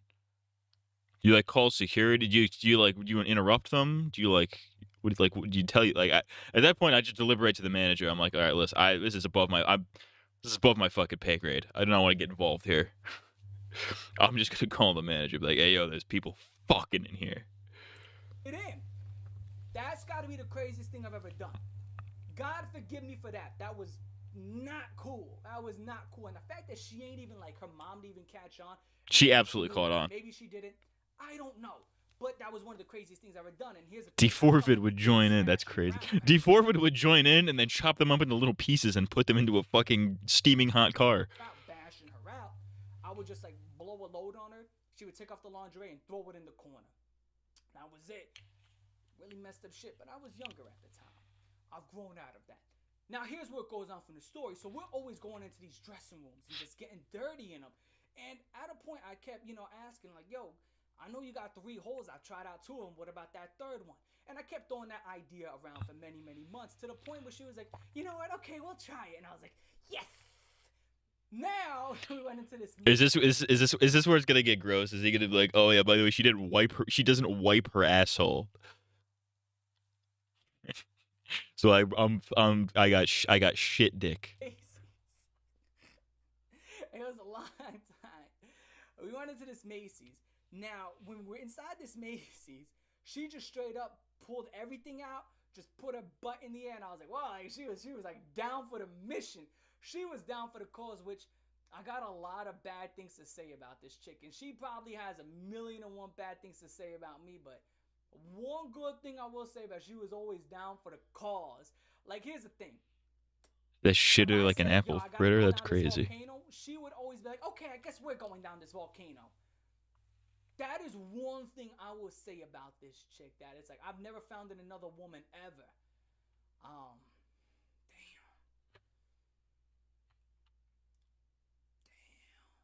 I've never found another chick like that. I never have. That's because the weird girls are usually sexually oppressed, or sexually repressed. So when they actually start having sex, they get fucking freaky with it. They're always down. That's why you gotta find an autistic girl. You gotta find a slightly autistic girl who was probably bullied a little bit in high school. You know what I mean? Because usually into adulthood they have a bit of a glow up. It's freak mode instantly. Chicks don't even quite. I'm just Says like, me, no. guy who has never been in a relationship she ever. Just do it, you know what I'm saying? Because she trusted in me to get the job done or whatever. That's not my point, people. Anyway, she put the cookies in the air. I was like, whoa. Dog, when I tell you this much, I slid right in like it was nothing, and I had no rubber on.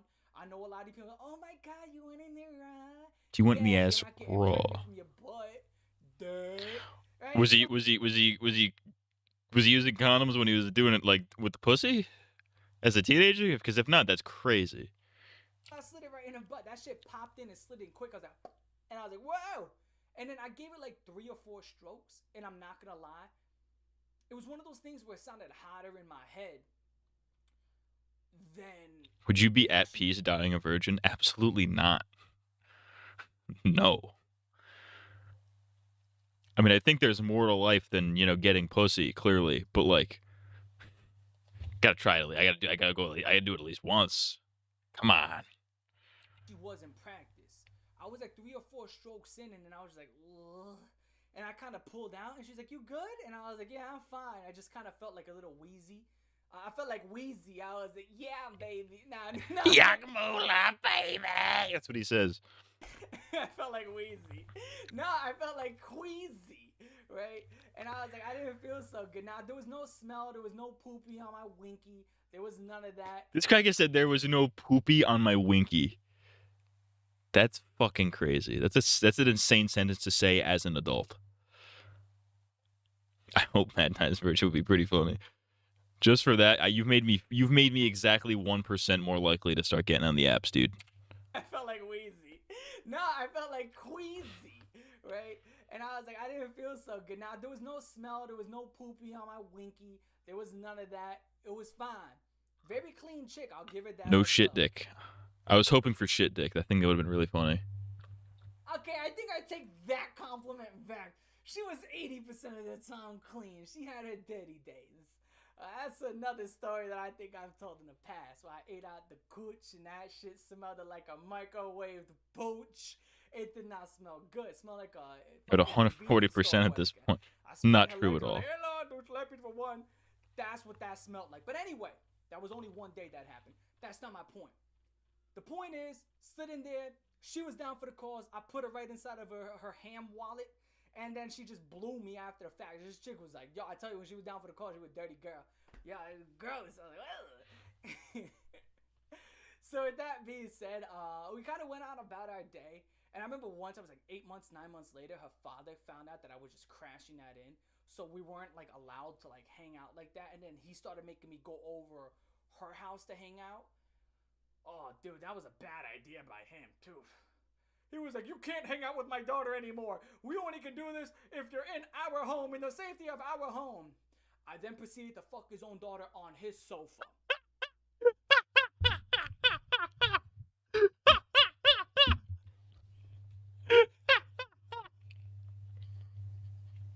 That's fucking beast mode, dude. That is beast mode. That's alpha male shit. Oh, you cannot do that. You cannot hang out with my daughter unless it's in the safety of my home. And I proceeded to fuck his daughter on the sofa. How'd that work out? I remember one time, dog, it was like his personal little like leather sofa. Dude, I was crashing that, and it was one of those things where sometimes it was like a really good angle. You know what I'm talking about? Like you would just have it at like a good angle, and I was like, and I pulled out, and I shot a big ass load all over this dude's sofa, and I was like, whoa! And I was like, oh shit, yo, that sofa was done. I was like, yo. That's funny. Yeah, that sofa was done. You know what? That's the end of the story, guys. I'm your boy Kobe. I'm gonna catch y'all later. Y'all let me know in the comment section. That's fucking awesome. Sanest piece of Cold Raven lore.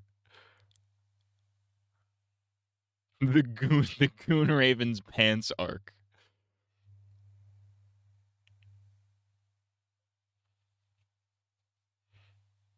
Freaky Raven.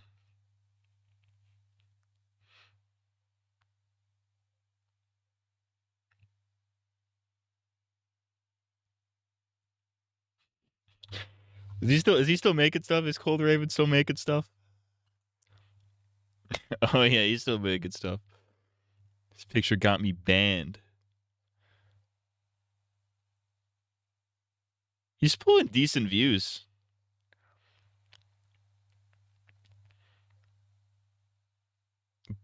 This is what a real YouTuber looks like, I think. Just classic rant videos.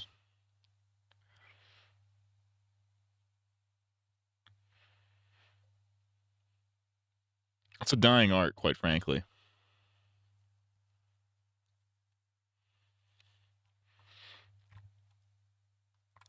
Anyways. That's a fucking solid ass video. That's funny as hell. All right, ladies and gentlemen, let's get to some aliens. Let's see them aliens. There's aliens in my butt. I said there's aliens in my butt. Yeah, I said there's aliens in my butt. I said there's aliens in my butt. Bruh. Thank you, bro. Sound effect. Baba Booey. Bruh. What did he say? All right. Most convincing alien abduction. The Travis Walton story. I know the name of this. I don't know if I remember the story. Let's learn. Let's find out. Many people have claimed over the years to have been abducted by aliens.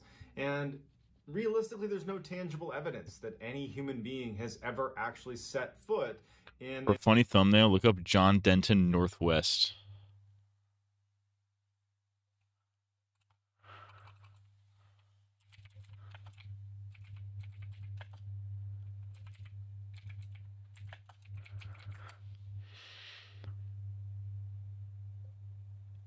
This is Zam? She's 12.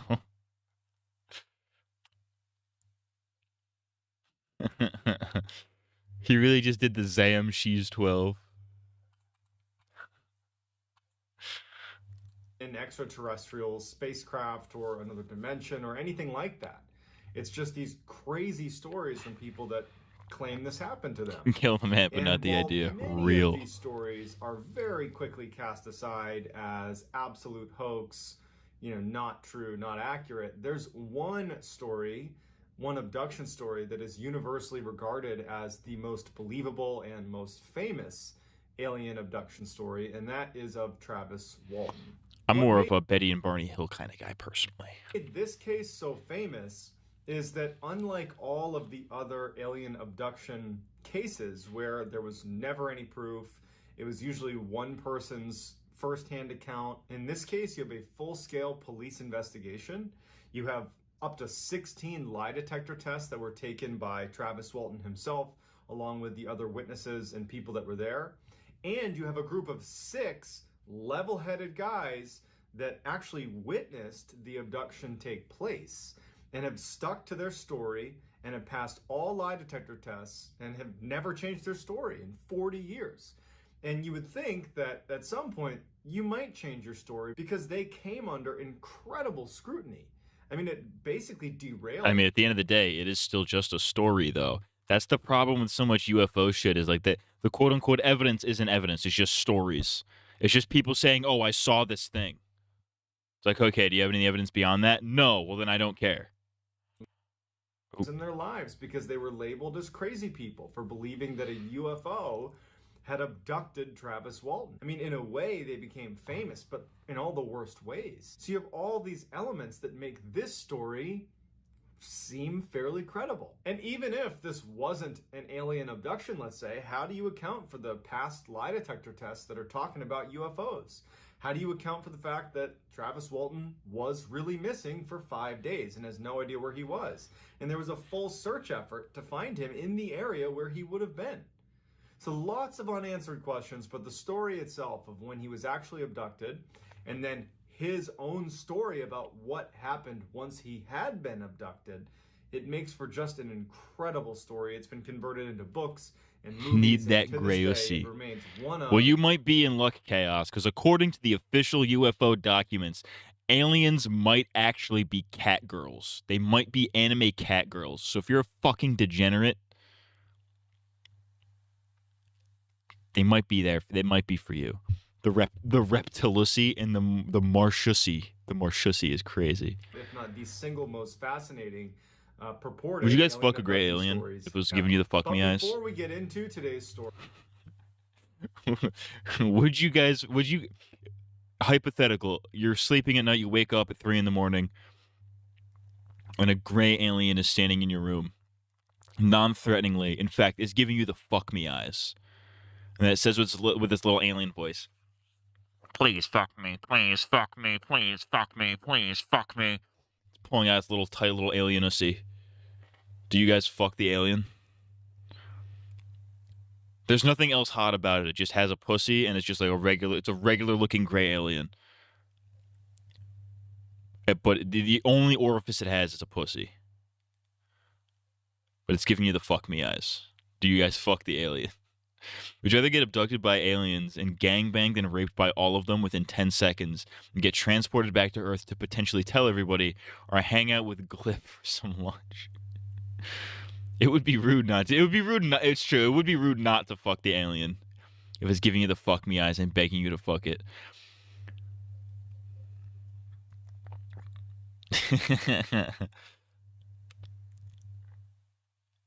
Personally, I don't think that I would fuck the alien.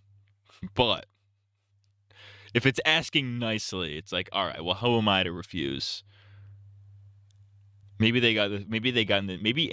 gray aliens have the insanest grip of all time. if you are a fan of the strange, dark, and mysterious delivered in story format, well then you've come to the right channel, because that's all I do, and I upload 3 to 4 of these stories every week. So if that's something that interests you, I would encourage you to gently extirpate the like button and then subscribe to my channel and turn on all post notifications. Gently extirpate the like button. All right, let's dive into the story. By 1975, Travis Walton, who was 22 years old at the time, had developed a bad boy reputation in his hometown of Snowflake, Arizona. You know, he rode a noisy Harley-Davidson motorcycle through town. He was a wild bull rider, and he was a boxer. This guy sounds cool as hell. There was a story about Travis when he was with his friends in a car, and they were driving down this road. This guy definitely crushes puss. Out of the woods and landed in the middle of the road and was just standing there. And Travis, without any hesitation, leaps out of his car and chases after this huge bear and scares it into the woods, and in fact chased it up into the woods.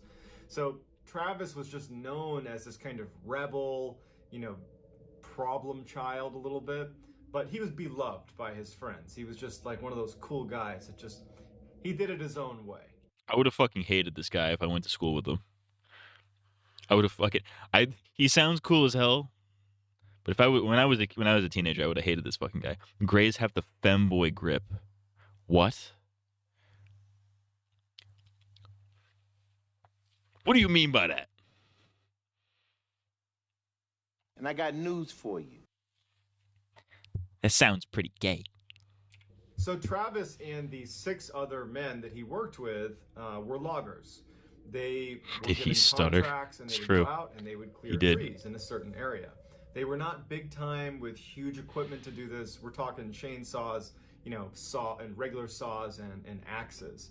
And they would just go out, you know, these blue collar, like hard working type guys, and they would clear areas of trees. That's what they did. Now these 7 men, they did a dangerous job. I mean, you're cutting down these huge trees and you're usually working pretty quickly. You know, you're operating, you know, chainsaws that are pretty dangerous. And Mike Rogers, who was the crew boss, who was there the day of this event, he described in a number of his interviews that, you know, the men that he hired to do these jobs, they needed to be incredibly level-headed. They did not strike you as people that would have this fantastical, you know. Did the color of his shirt just change? Did you guys see that? He was wearing a reddish shirt, now it's blue. The color's been kind of fucked up throughout this video, if I'm being honest with you. But he definitely changed shirts, right? Maybe it's the lighting. Yeah, because it was like purple. It was like reddish purple, and now it's like bluish. It goes back to being reddish. That's weird. Story. On November 5th, 1975, Mike Rogers was given a contract to these guys always wear flannels. What's up with that? 1,200-acre plot of land. If I had $1 for every, or if I had a nickel for every video we watched today where it was a guy in a flannel talking about paranormal shit, I'd have 2 nickels, which isn't a lot, but it's weird that it happened twice. Sitgreaves National Forest.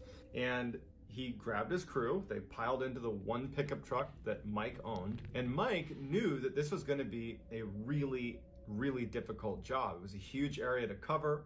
And he told his men up front, we're going to be working really, really hard, so expect long, full days. And so over the first 3 days of the job, even though they were working, long, long hours and barely taking any breaks, they were behind schedule. At the end of this third day, it's late at night, they've worked all day, and everybody is just totally exhausted. And so finally they wrap up. It's named and Fingers they all going pile beast back mode. into Fuck yeah, dude. Mike's truck, all 7 of them, and they start driving the access road back down to the main road to get back to the town. And as they're driving, they're not really talking about work at all. They're kind of joking about what they're going to do that night. And as they're driving down the road, and again, it's heavily forested, they look off to the right, and there is some lights in the forest. They would say in interviews that they all noticed it, but it did not stand out as anything particularly bad. It just could be anything. They weren't thinking about it.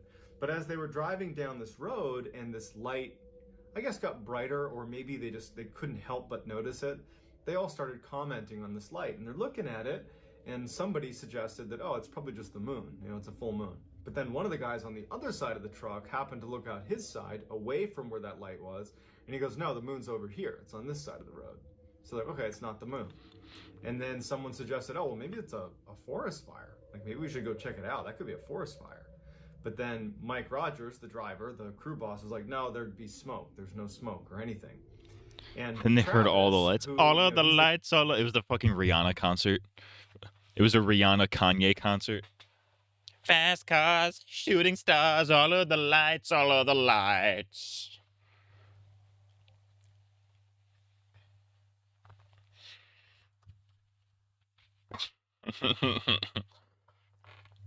Turn up the lights in here, baby. Extra bright, I want y'all to see this. Turn up the lights in here, baby. You know what I mean? Want you to see everything. Want you to see all of the lights. The guy that's jumping out of cars to go chase down bears, and he's like a total kind of adrenaline junkie type. He's like, hey, let's just drive over there and see what it is. Like, I don't know, it could be anything. Let's go check it out.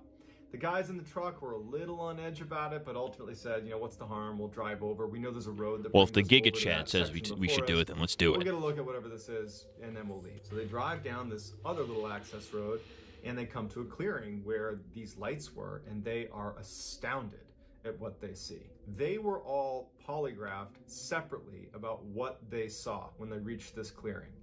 Each of them described the same thing with slightly different details because it's from their own perspective. And the polygraph tests all showed that they were telling the truth. They saw this. I mean, the fact that they all took it is impressive, and like they all had like the exact same details is pretty impressive. But it's also like a polygraph, and it's not particularly like those have never been particularly accurate, especially back in whenever this took place when technology was not as wide as advanced. Disc-shaped craft with what looked like panels of lights on the underside, hovering in a clearing, maybe 50 or 100 feet off the ground, not spinning or anything, just floating in midair, as if it was suspended. And the men, in their interviews later on TV shows and books, they would say what struck them was not just the fact that there's this craft here, but how bizarre it was to see this thing defying gravity. It's not moving, but it's hovering over the air, and it's right in front of us. And one of the men even commented at length, because he would build houses, and he was a handy guy. And he started talking about the structural framework of this craft. He could see that there was really impressive engineering on the underside of this craft. It was just this beautiful, beautiful machine. And they're looking at it, and Travis is so excited when they get to this clearing. He doesn't even know what he's looking at, but much like the bear, where he jumps out and chases the bear, as soon as they were almost at a stop in this clearing right next to the ship, he's jumping out of the car. Nobody else is, just Travis. And he starts walking just a little ways away from the car towards this craft. The craft doesn't move. The craft is maybe from where they parked, maybe 50 or 100 feet away from them, and then 50 or 100 feet in the air. And the crew doesn't say anything. They're just dumbfounded by what they're looking at. Travis is also dumbfounded, but he's walking towards the ship. Oh, you don't want to do that. You don't want to walk towards the fucking strange thing, dude. That's how you get fucking got. Things that are strange, stranger things. If you might even say, what if a retarded alien came to Earth and crashed his UFO into the Twin Towers completely by accident? Like, fuck. Like, fuck. Retard Steve got into a fucking UFO. We gotta cover this one up. We gotta make it look like a terrorist attack. Fuck. God damn it. Damn it, Steve, you fucking retard. He's like, oh, don't fly a plane.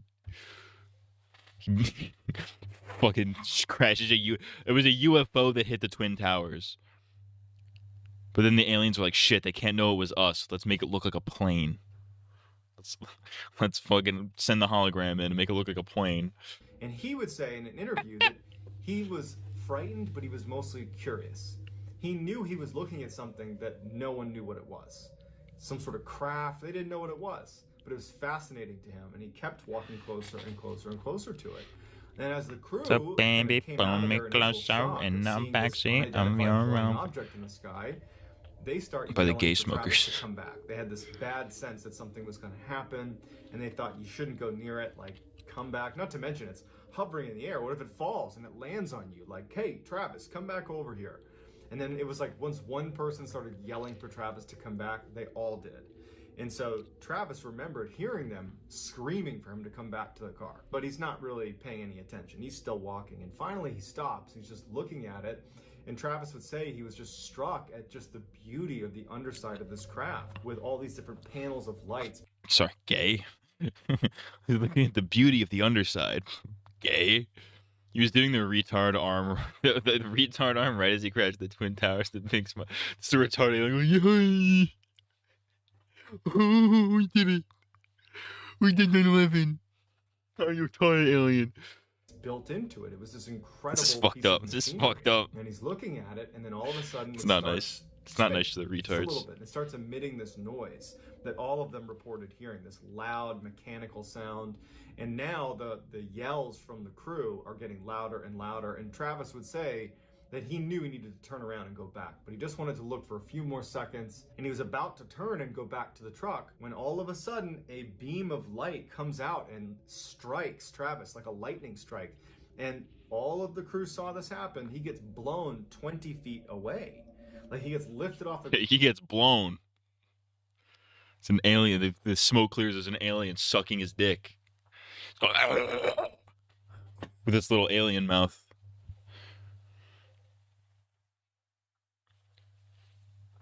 Yo, what would you guys do if an alien, if you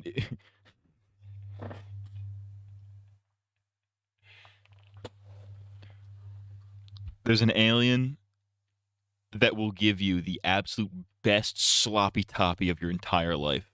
It's the best head you will ever receive. But in order to get it, you need to like kill a baby or something. You gotta do something fucked up in order to get alien head. Do you do it? Ground and thrown 20 feet. And they watched it happen. And again, in all of their polygraph tests, they all said the same thing. All passed. He was hit by a ray of light from this UFO, knocked him 20 feet back. Mike Rogers, in a panic, along with everybody else in the crew, they just decided... Now we know why D4vid killed Solid. He wanted alien head. I'm doing it 1,000,000 times. This cracker said, I'll murder 1,000 babies before I let this alien not give me head. And they're convincing themselves That's as crazy. Mike is driving away like a maniac, leaving Travis behind. They're convincing themselves that he's dead already. We just watched him get shot by something. We don't know what that is. And they're freaked out. They don't even know what they saw. They're crying. They're hysterical. These are grown men, just absolutely terrified. And they're driving a little ways until finally Mike just hits the brakes and he stops. And Mike is like, we have to go back for him. He was like, if you guys want to stay here and wait for me, that's fine. But this truck is going back to get Travis. And so the idea of... That's fucked up that they just left him. That's fucked up, dude. What kind of... Well, these guys are some fucking friends these guys are. Fucking... Oh, my friend just got shot by an alien laser. Let's leave him. What a bunch of cunts. Being out in the open after seeing what they just saw was even worse. then going back. They wanted to stay together, so a little bit begrudgingly, although they knew they needed to, they all got back in the truck. Travis Manoa lore kind of goes hard. Weird how the show never addressed this happening. The UFO site. As they make it back up, they notice that there is no lights up there. That's And funny. The craft is gone, and there's no Travis. And they get out, and now Mike is uncontrollably crying because he feels like they just abandoned him, and where did he go? Everybody else is in shock. They can't believe it. They start screaming for Travis. They're running around the woods, yelling for Travis, looking for signs of Travis. They really don't know what happened, but they know Travis is not here. And after a little bit of time of looking, they're like, we have to tell the police. And they knew that it was gonna be bad for them when they told police. The story is a UFO came and zapped Travis and now he's gone. That doesn't really sit well with police. But they knew, because they wanted to find Travis and they were very concerned about their friend, they knew they had to tell police. Mike and a few of the other crew were just unable to even think. They were crying, they were upset. And so finally they get to a payphone, the first payphone they saw, because it's 1975. Okay, so this is the 70s. So yeah, the polygraph, I assume, probably not too accurate in the 70s. Payphone, let's be real. I'm at a payphone trying to call home all of my change I spent on you. It's a banger. It's crazy how that song came out well after payphones were a thing. Like, I feel like if payphone came out 10 years earlier, it would make a lot more sense. But when that song came out in like 2014 or whatever, nobody's using payphones. That's crazy. And Ken Peterson, who was this very kind of simple, matter-of-fact guy, recently married, just very simple guy, very level-headed guy. He decides to call the police because he's the only one who was, I guess, composed enough to do it. And so he calls the sheriff's department and he says, you got to come out here. We can't find our friend Travis Walton. We'll have to describe it to you when you get here, because trying to do it over the phone is not going to do it justice. But he's gone and we don't know where he went. So shortly thereafter, Sheriff Marlon Gillespie and Ken Coplin, they're partners, they show up at this restaurant. A cop named Coplin? Really, Cracker? What's the number? Can we be dead ass? The cop's name was Copland.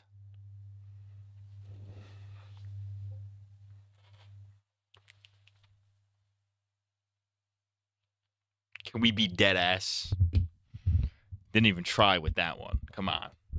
Stop where this payphone was, and they get to the scene. They see Ken Peterson, who made the call to them, and they're like, all right, tell us what's going on. The crew has now gotten out of the truck. They look distraught, for sure. And Ken begins to try to describe what happened, but he hasn't said UFO, he hasn't said aliens, he's just said, we were up at the logging site, we had a contract up there, and then, just, it's hard to describe, and Mike Rogers jumps in, he's like, we saw a UFO, and a ray of light hit Travis, and then he disappeared. And the sheriffs are looking at them like, really? And so they stopped them and were like, all right, I need to search your truck to make sure you guys aren't under the influence of something. And they're like, we haven't done anything. We've been working all day. They search the truck, nothing. They check each of them to see if they're sober, and their field test showed they were all sober. And the Sheriff Gillespie, who was the overall in charge sheriff, even though he was a total skeptic, and so was Sheriff Coplin as well, he would say about that first engagement with the I like how their first inclination in any kind of story like this is always, oh, were they on drugs? As if hallucinogenics are like extremely common. They're like not. And even if they were on drugs, even if more than one of them were on drugs, there's no way they would have this. Even if more than one of them were on hallucinogenics at the same time, there's no way they were both going to have the exact same hallucination. There's no fucking way. You know what I mean? It doesn't make any, like, oh, were you on drugs? Yeah, dude, because weed is going to make me see a fucking alien show up. Yeah, dude. I'm at a goy hole trying to crawl home all of the change I stole from you. That's crazy. I'm like, a goy hole. Crew members, that they were obviously shaken up by something. Something had happened. They don't know what it was, but they were shaken up. And what Sheriff Gillespie believed was that they were creating a hoax to cover up a real crime. He believed that they had harmed Travis Walton and they were using a UFO to cover it up. But he also was thinking to himself, like, this is a bad hoax. It's not very well planned. They don't really have their stories really lined up particularly well. They're not doing a good job explaining it. The only thing they're doing well is acting scared. A couple hours later, the sun's starting to come up because it was super late when all this happened. And Sheriff Gillespie and Sheriff Copeland have organized this huge search effort up in the forest where Travis had gone missing. And the crew members, they're all there as well. A bunch of volunteers showed up and they are scouring the area. I mean, they got dogs out, they got these huge teams looking everywhere, and they can't come up with... Matt thinks at the height of the hippie movement that drugs were hard to come by. I never said they were rare. I said it's unlikely that there would be a hallucinogenic that would give everybody the same hallucination. Anything. I mean, they're looking everywhere. There's no sign. There's nothing. There's nothing from Travis. And so while this is all going on, Sheriff Copeland and Sheriff Gillespie have started coming over to Mike Rogers and the rest of the crew and being like, hey, if you just tell us where Travis Walton's body is, like, we'll go easy on you guys. Like, we know you did it. And they can feel that the pressure is really mounting, that if they don't find Travis, even though they didn't do anything, according to their story, they're going to face serious repercussions because that's the way the world works. You don't get to say aliens did this and not have so that shadow I saw behind you wasn't a hallucination? No, of course it was. Testimony. Of course it wasn't. The shadow's normal. He's normal. That's my fucking... It's probably my Illuminati agent. Right, Slurp? You know all about the Illuminati agent. Right? Yeah, he does. He knows. Slurp cam has been activated.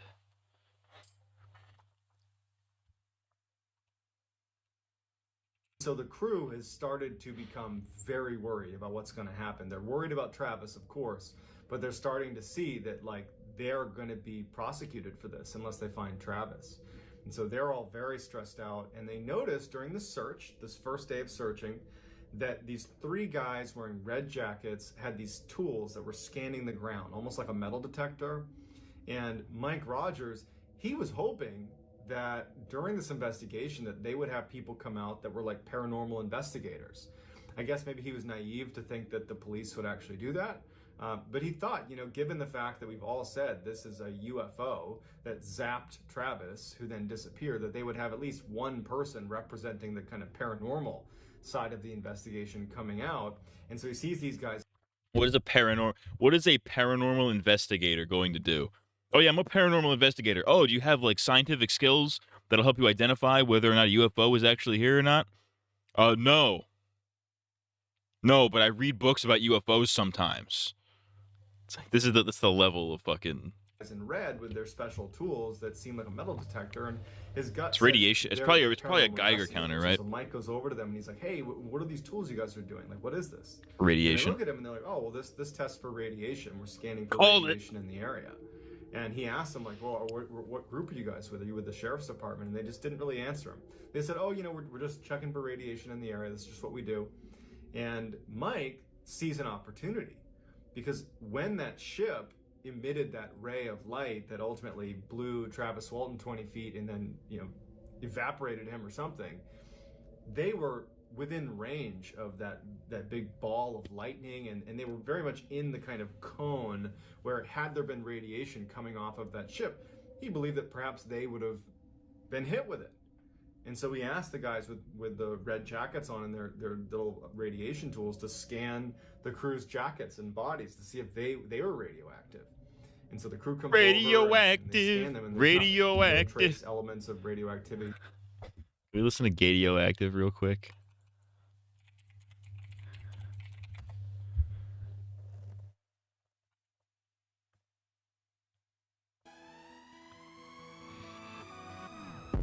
I'm waking up to cock and butts. I wipe my mouth and I tug my nuts. I'm breathing in his testicles. I'm gaping in with aching nuts and passing out on this prison bed. This is it. The apocalypse. Oh, homo. I'm fucking butt. I feel it in my slong. You make my pee-pee long. Welcome to the new gay. To the new gay. Welcome to the new gay. I'm the new gay. Homo. Oh, homo. I'm radioactive. Radioactive. Homo. Oh, homo. I'm radioactive. Radioactive. Bars. That's cool motherfucking bars, nigga. You know nothing about that.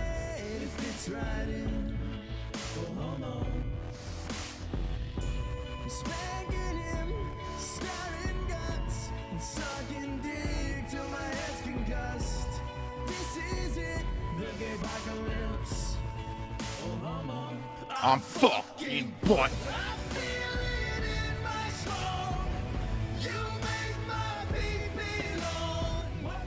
Joining midstream, does this have to do with the new aliens that were recently released? A little bit, yes. We're gonna get into that, Chris. What if every single alien looked exactly like that? That would be crazy. It's like that episode of Fairly. It's like that season 9 or 10 episode of Fairly Odd Parents where there's just a planet of Timmy's dad.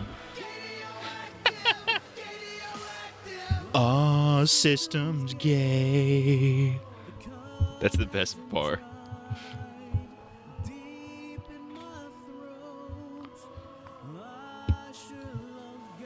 I'm fucking butt. I feel it in my slong.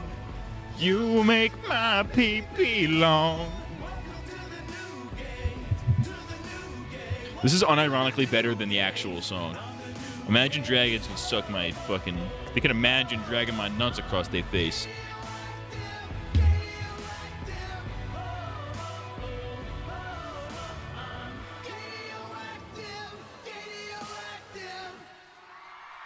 Bars. Anyways, Travis Walton. We're like... Travis. They're like, no, there's nothing. And then Mike realizes that from the time they called the sheriff until this search, they had all the crew gone home and changed, then come out to do this search. And so he thought, well, then, you know, any of the radioactive materials would have been on our clothes, which aren't here, but we have our hard hats in the back of the truck that were out here the whole time. They were potentially exposed to whatever was out there from the ship. Can you test those? There's radiation in the One of atmosphere. their helmets, and the guy in red scans his helmet, and the ticker goes all the way over, fully radioactive. And the guy in red like looked up at Mike and looked down at the helmet, and he's scanning it, and he's looking at him like kind of trying to size him up. And then he turns and he kind of gestures at the other two in red and tells them to stop doing what they're doing. And they come over and they're scanning the helmets as well.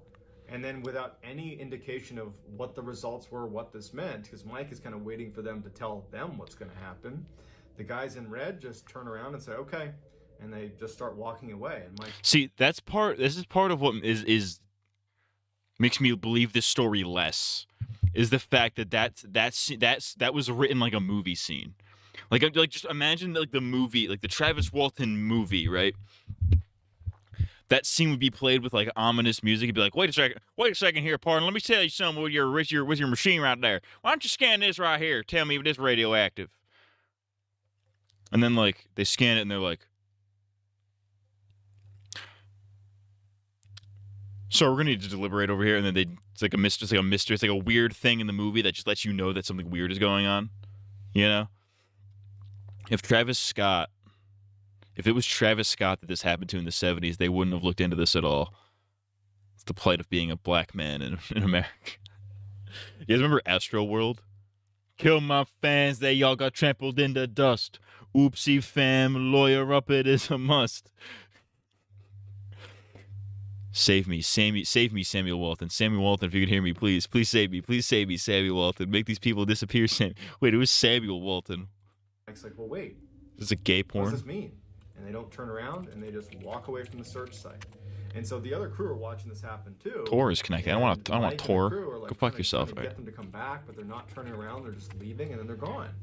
And so Mike... But the thing is, he released a song called Escape Plan around the time of the concert. That's so funny.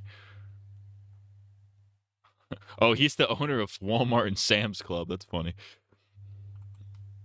over to the sheriffs. Corporate America right there. They know the sheriffs think they did something to Travis. These are not their friends. But they figured we need to ask them who those guys in red were.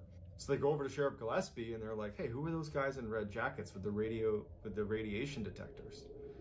And Sheriff Gillespie's like, who? There's no one here looking for radiation. Everyone here is here because I ordered them to be here. Who are they? Where are they? And he's like, well, they just walked the over government there. guys. They See, went around exactly. the This is like a corner there. movie scene. And That's Sheriff why I don't Gillespie's believe like, this. It well, plays like a I didn't movie order scene. them there. And it would turn out that they couldn't locate these three people.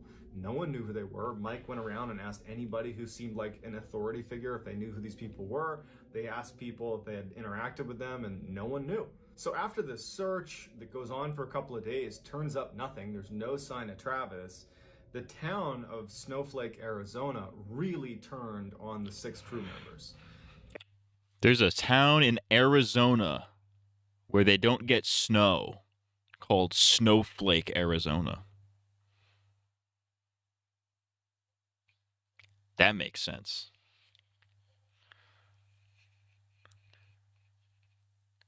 That's like going to like Siberia and being going to Siberia and being like, oh, here's desert Siberia. Here's grain of sand Siberia.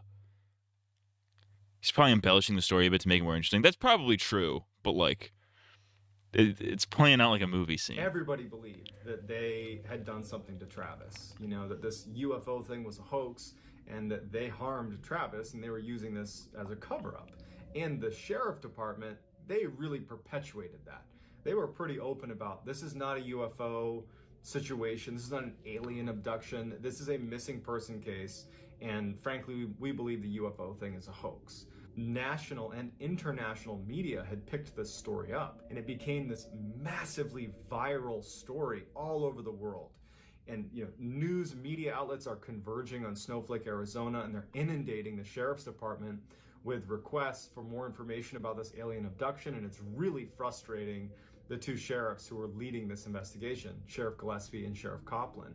And they were already skeptical and really upset about feeling like they were being taken advantage of by these crew members, this hoax, right? That's what they believed it was.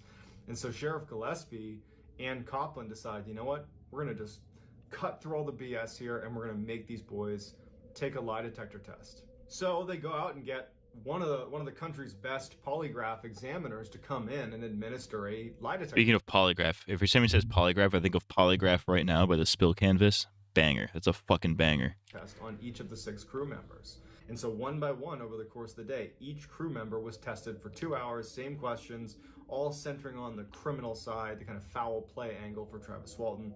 They all go through it. And it turned out that 5 of the 6 had all shown that they were telling the truth. And the 6th person, it was just inconclusive. It didn't mean that he was lying. It just meant that the test wasn't done very well. And this polygraph examiner had anywhere from a 92 to 98% accuracy rate. He was one of the best in the country. Again, it's the 70s. I don't trust technology from the 70s. I mean, yeah, we sent a man to the fucking moon in the 60s, but like, come on. Our technology that we have today barely fucking works. Do you really think it worked back in fucking the 70s? Hello, this is crewmate. You're referencing something, and I can't put my finger on it. And he even would say, like, Among Us in real life. It's so difficult to fake that. To have 5 people, let's say this Among is all Us. hoax and they harmed Travis Walton. In it would real be life. Almost impossible to have 5 people be able to pass my I don't trust polygraphs at all, honestly. and Yeah. have nobody slip up. Supposedly. They were telling the truth. And so the examiner tells the sheriff, and the Sheriff Gillespie is dumbfounded. Because the thing about polygraphs is like if you can lie convincingly, you can beat them. So like if it's not out of the realm of possibility for a group of like 5 or 6 guys to be like, all right, here's our story. We're gonna stick to this story. Don't freak out when you get to the polygraph, and then they do the polygraph completely calmly, and then they all pass, even if they're lying. You know what I mean? He only doesn't trust them after it showed Chaos lied during one and got convicted for raping an old woman. That's crazy. All right, let's listen to Polygraph right now by the Spill Canvas.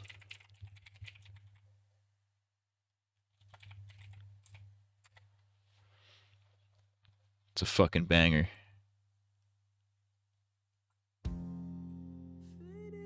elegant, cold-hearted whore. She loves salting my wounds. Yes, she enjoys nothing more. Why would I lie about that? He would admit to it. That's crazy. My guts now. I'm the king of I never lie about rape. with my jewel-encrusted crew. I wanna tear apart your room to see if what you say is This song fucks. darling, don't you lie to me. I wanna break into your heart to see You know where I first heard this song? You guys remember Stamper from the Newgrounds guy, the Newgrounds animator?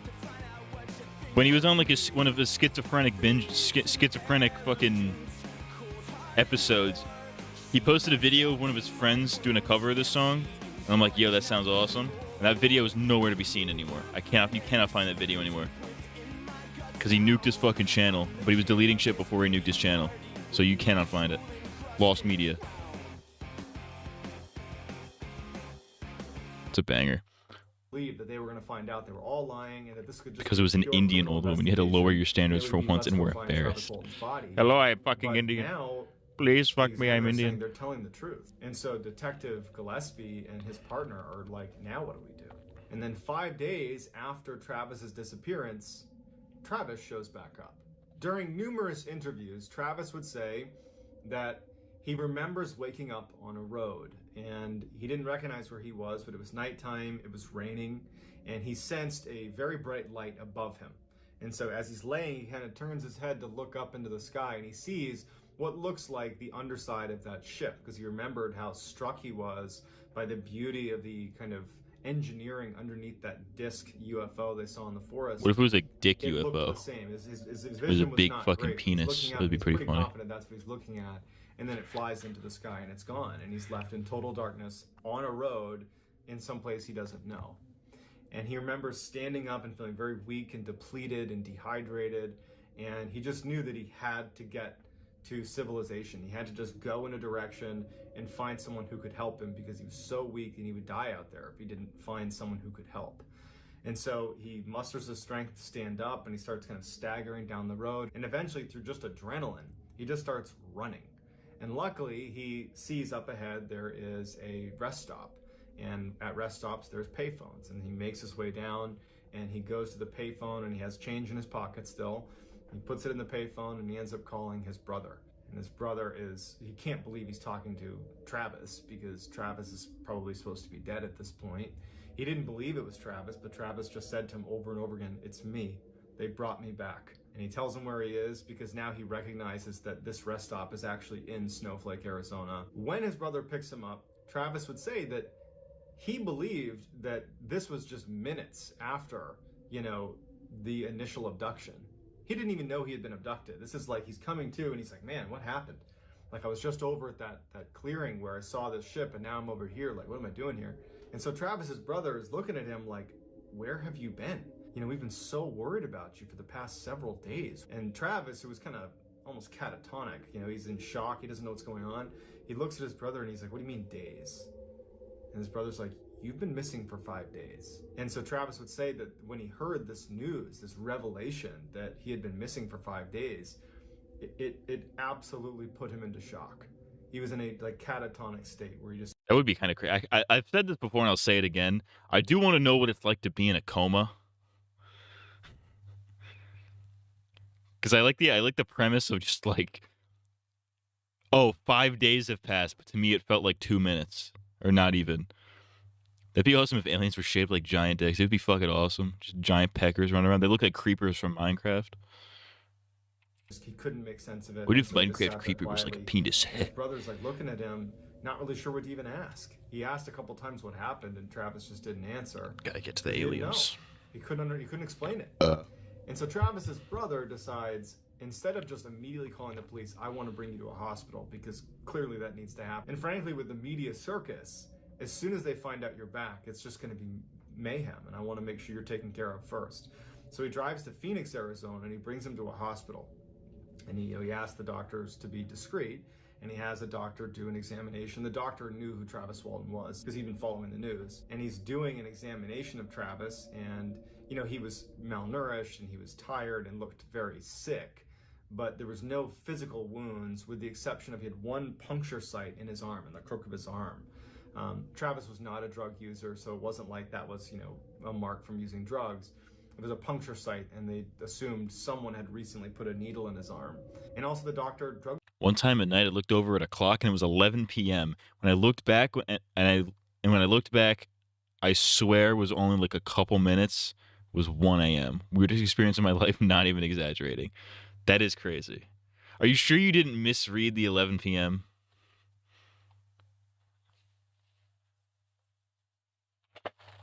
I've never had that happen to me. I'm actually mad. I'm a perpetually angry person because weird things don't happen to me. Which sucks. I want weird things to happen to me. I want paranormal shit to start happening to me. Why doesn't it happen to me? I want weird, paranormal, unexplained, glitching the Matrix type shit to start happening to me. Tested him and tested his blood, and there was no drugs in his system. It wasn't like he. It was like 11:20. I remember the exact time because I thought about it so hard on why it was 1 a.m. Clear bill of health. Your eyes blurred and made 1 a.m. look like 11 p.m. That's what I'm thinking. And so after the examination, Travis's brother brings Travis How lucid back were to his you? home in Phoenix, Arizona. As soon as they get back, his home phone is getting constant phone calls.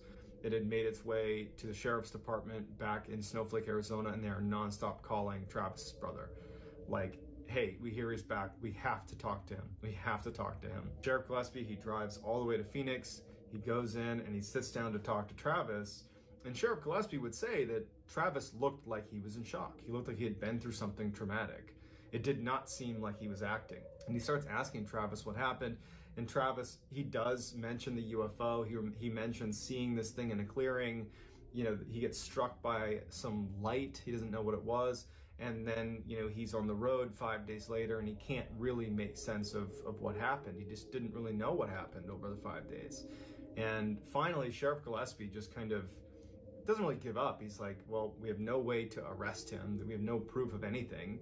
And so we decided we're going to be in touch, and he drives back. And then Again, this is an extremely easy thing to fake if you're smart about it, especially in the 70s where you don't have like a fucking phone tracking you at all times. For context, this was after I raped zombies and made him temporarily blind one eye. Very lucid. I was on a walk just listening to a podcast outside, and it was on my phone, so I was pretty aware of everything. Fair enough. I think you're bugging, but fair enough.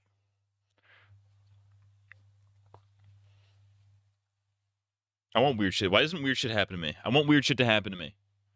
I need it to happen. The curse of being a guy who's really interested in like paranormal shit and mysteries and all that, conspiracies, is that none of it ever happens to you. media starts showing up. Huge news trucks start showing up outside. Everybody found out, because this was a huge story, where he was, and everybody wanted answers. Finally, the National Enquirer, they reached out. By a Ouija board? You give us an exclusive I might story. If do it on Travis stream. speaks to us about what happened to him, we will get you out of here. We'll bring you to a private location, and we'll even pay to have Travis undergo a whole other battery of tests that are not typically done to see if they could figure out what had happened to him. And so they agree to go with the National Enquirer. So by the time he's actually sitting there looking at the National Enquirer, he's had a little bit of time to maybe let his memory kind of kick back in about what had happened. And he's taunt and be as disrespectful as possible while doing it too. See, that's the thing. If I do a Ouija board, I cannot do it in my own home. Because if I accidentally summon like a fucking poltergeist to my house, I don't want to have to deal with that. I don't have to move out to get rid of it. You know what I mean? It's like if I'm doing a fucking Ouija board, I'm doing it somewhere else and not at my home. Because fuck that. having these flashes of memory of what happened over those 5 days, because initially all he could remember was seeing the craft and then being on the road 5 days later. And so when he's sitting down with the National Enquirer people, he begins to recall what actually happened. It's not real, you bitch. Well, clearly it's not real. I'm not saying I believe in it. I'm just saying if I were to summon a poltergeist, in the off chance that it is, and the 0.2% chance that it is real, I'm not taking that chance. I'm not taking the chance for my house to be fucking haunted for the rest of my time, for the rest of my life. Fuck that. And so this is what he said happened. He said that he remembers getting out of the truck and walking up to this craft. And he remembers his crew members yelling at him to come back. He knew they were yelling at him to come back. It's not. He I know just it's not. wanted to look at the craft I'm for a agreeing little with bit you. Longer. And then right as he was about to turn around and head back, the craft started moving. This loud kind of mechanical, eerie sound is being made. And before he had a chance to run back, he gets hit with this lightning bolt of some kind. Then he remembers being in the presence of some doctors. He saw white lab coats, masks, and facial coverings, and he's kind of in and out of consciousness, and he's, you know, this orange light around him, but he definitely sees what looks like medical professionals, and he's thinking to himself, whatever happened with that ship, it must have hurt me, and my crew must have scooped me up and brought me to the hospital. And so in his kind of in and out state, he's aware that he's around medical professionals, at least what he believes are medical professionals. And at some point, his vision clears. It goes from foggy and he's in and out to being pretty much lucid. And Personal experience tells me it's real. I'd never fuck with a Ouija board woke-herculanely. Woke-herculanely. he looks down at his chest and there's a rectangular box. I do want to sitting try on it his just for chest shits and that he giggles, but I don't think it's didn't real. recognize. It didn't really look like modern medical equipment. It just looked like this almost like rock sitting on his chest. And he looks at that, and then he looks up at one of the people who's wearing a mask, who's working on him, one of the medical professionals. And this person is working on this box, and then the person looks at Travis Walton and then leans in to look even closer at Travis Walton, and Travis is horrified. It was this grayish, thin, narrow-headed figure. It was very short. It's like from the memes, dude. Look at this guy. It was looking in at him, and its eyes were like slits, and it's looking at Travis. That's a funny looking fella. Travis, who's unbelievably scared at this point, pushes everything off of him and rips out all the cords that are attached to him, kind of topples off of this table that he was on, and he realizes he's in a fairly small room, and there's 3 of these humanoid creatures in the room with him. And he picks up the biggest instrument he can see next to the table that he was just laying on. He didn't know what it was, and he starts kind of wildly waving it at them and screaming to leave him alone, like, get away from me. And he's trying to make sense of what he's looking at, and the 3 figures... What if aliens had Cholo accents? Dude, that's fire. Hey, fool, we gonna, like, abduct you and shit, Holmes. Like, shit, man. I'm gonna, like, fucking abduct you and probe you and shit, fool. Oh, dude, a Chris video has hit the towers. How long is this? Oh, 17 minutes? Perfect. Closer to him, and they're just kind of looking up at him, trying to study him a little bit. They get all the way That's a funny looking alien. And he's waving, and he's almost about to hit one of them when they just kind of abruptly turn around and leave the room, leaving him alone in this kind of examination room. And as soon as they leave, he watches them go down the little, outside the door, down the little hallway, and they turn left. And so he's practically paralyzed. Can I send a better one? He knows that he can't sure. get out of this room. Up to you. He's done for. And so finally, he kind of gets himself together and he walks past the examination table. He goes down the hallway outside of the door, and instead of going left where they went, he kind of sneaks off to the right and starts walking. And he comes to another room, and it's a room that has a single chair in it. It's this tiny little room with a chair, and the chair is turned away from him. He begins to peer around the chair, and he sees that no one is sitting there. So he goes in front of the chair, and he's like touching the wall, looking for a doorknob or any sort of mechanism that can get him out of this room. And he said, like, the room, it was like this perfectly flat. Everything was flat and smooth. There was no door handles. He couldn't find a way out. And he ultimately sees on the chair that it looks like there's some buttons on the chair itself. And he pushes all these buttons on the chair and nothing happens. And then in the doorway where he came in, suddenly a person, a man, appears in the doorway, who's wearing what looks like a spacesuit, like an astronaut suit. And Travis is so immediately relieved, even though the weirdness of him being in an astronaut suit is pretty high. But he's like, it's a human, and he doesn't know what to think about. This is the part that I also now... don't believe, because it's like, what evidence is there other than this guy said a thing happened to him? You've probably... Hello, I'm Imminent. Excited to see a human, right? We, like, we might honestly watch both, Chris, low-key. Non-humans, but he's like in panic mode now. He sees another human being and he runs over to him and he says, please, you gotta help me. I don't know where I am. You know, where are we? What is this? What's going on? And he notices that the eyes of this person inside of the spacesuit, it's a man who at least looks like a man, but his eyes are distant. He's not making eye contact with Travis. It's like he's in a trance. And he said his eyes just seemed off, like they weren't focused on him. It would be like if you're talking to someone, but they were like permanently looking away from you. That's There was just me. something off That's what about talking to me is like. I cannot make eye contact. Eye contact scares me. I don't like making eye contact. How can you not believe this when there's an alien right behind him? It's fair. It's a fair point. There is an alien right on the screen right there. You raise a good point. And he never spoke. And so he's trying to ask this guy, like, where are we? And the guy takes him by the arm, and he just starts leading him back into the hall where he came from, and continued down the hall, not back towards the room where he was originally, but down the hall in the other direction. And they get to another door, and he opens it up, and Travis the whole time is like pleading with this guy to help him. And he thinks that this guy is helping him. He thinks that this is his savior. And he feels relieved that a human being, albeit a strange human being, is helping him. And eventually he stops asking him any questions because the guy in the spacesuit's just not reacting to him. They open this door and they go down into this huge hangar where there's all these spacecraft that look just like the one that he saw in the clearing, that Travis saw in the clearing. And they start walking down between all these spacecraft that are just hovering, much like they were hovering in the forest, seemingly able to just defy gravity. And the whole time, this guy in the spacesuit's saying nothing, and Travis is like, what is this? What are these craft? Is this military? Saying nothing. They walk to the far side of the hangar, and they open up another door, and they go into another this bright white room.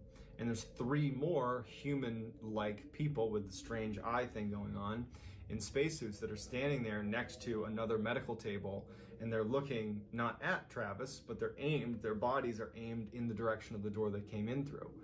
Travis goes in and he sees these 3 and he thinks, these people are here to save me. Like, again, I feel Why would you think that? Humans, albeit That's why. Why would you think that? Oh, I see a bunch of people dressed in sanitized fucking equipment right over a medical table. Oh yeah, these guys are gonna help me. No, I think these guys are gonna fucking cut my organs out and sell them on the black market. strange humans, but nonetheless humans. And the guy who had brought him in there continues to lead him over to the 3 other people, and they pick him up and they put him on the table, and he starts kind of resisting because he doesn't know what they're doing. They're not speaking. He's like, what are you doing? And they force him onto this table, and he's feeling pretty weak at this point, and they take a gas mask and they put it over his face, and then he blacks out. And his next memory after that is when he woke up on the road and had the light above him that flew away, and he had to run down to the payphone to call his brother. Travis. See, I don't believe this. Cause how? Okay, so the situation is like, okay, so to me, I get shot with a beam of light and I black out. I don't know what happens. Then I wake up immediately thinking that just happened to me. Nothing in between, and then suddenly he regains memory of what happened during. I don't think that fucking happened. Either you lost your memory or you didn't. Figure it out. Did not immediately go and speak to the crew members that were there that night. It took quite a bit of time. You know, he was talking to press, he was, doing interviews, the police wanted to talk to him. There's a lot going on, but he eventually got together with the other 6 crew members, and they all met up at Mike Rogers, the crew boss's house, and they just said, you got to tell us what happened. And so he sits down and he tells the story. All of them believed him. They didn't want to believe him, but they believed him because they saw the first half of this story. They saw it for themselves. And once he was done telling it, they didn't really have that many questions. They just felt bad. They felt like if they had just stayed there and taken Travis, he wouldn't have been taken, but they didn't know that. And so all of them would leave Mike's house that day, and they would all go their separate ways. They did not stay in touch. They went their separate ways. It was like this hugely traumatic event that even to this day, 40 plus years later, when they talk about it, they're often brought to tears. Ken Peterson, his interviews are particularly striking because when he talks about it, he's an older man now. He's got my hairline, bro. That's crazy. I'm scared to look out my window because I'm afraid I'm going to see a spaceship. And he starts crying when he talks about it. I mean, this had a profound impact on these 7 men. And some of them didn't do so well. This whole story, it ruined their credibility. Even though this is the most believable alien abduction story, the truth is. Yeah, I also don't believe that they would go their separate ways after learning about like the truth here. Like, I don't know about you, but if I found out that my friend got abducted by aliens and I somehow believed it for whatever reason, I wouldn't be like, okay, see you, I'll never see you ever again in my life. I'm just going to avoid you for the rest of my life. No, I'd be like, all right, man, we can get through this. Well, I can help you get through this. Calm down. All right, we can figure this out, right? So I don't believe. I find it very not believable that would happen, especially in like the 70s when people had much better social skills. You know what I mean?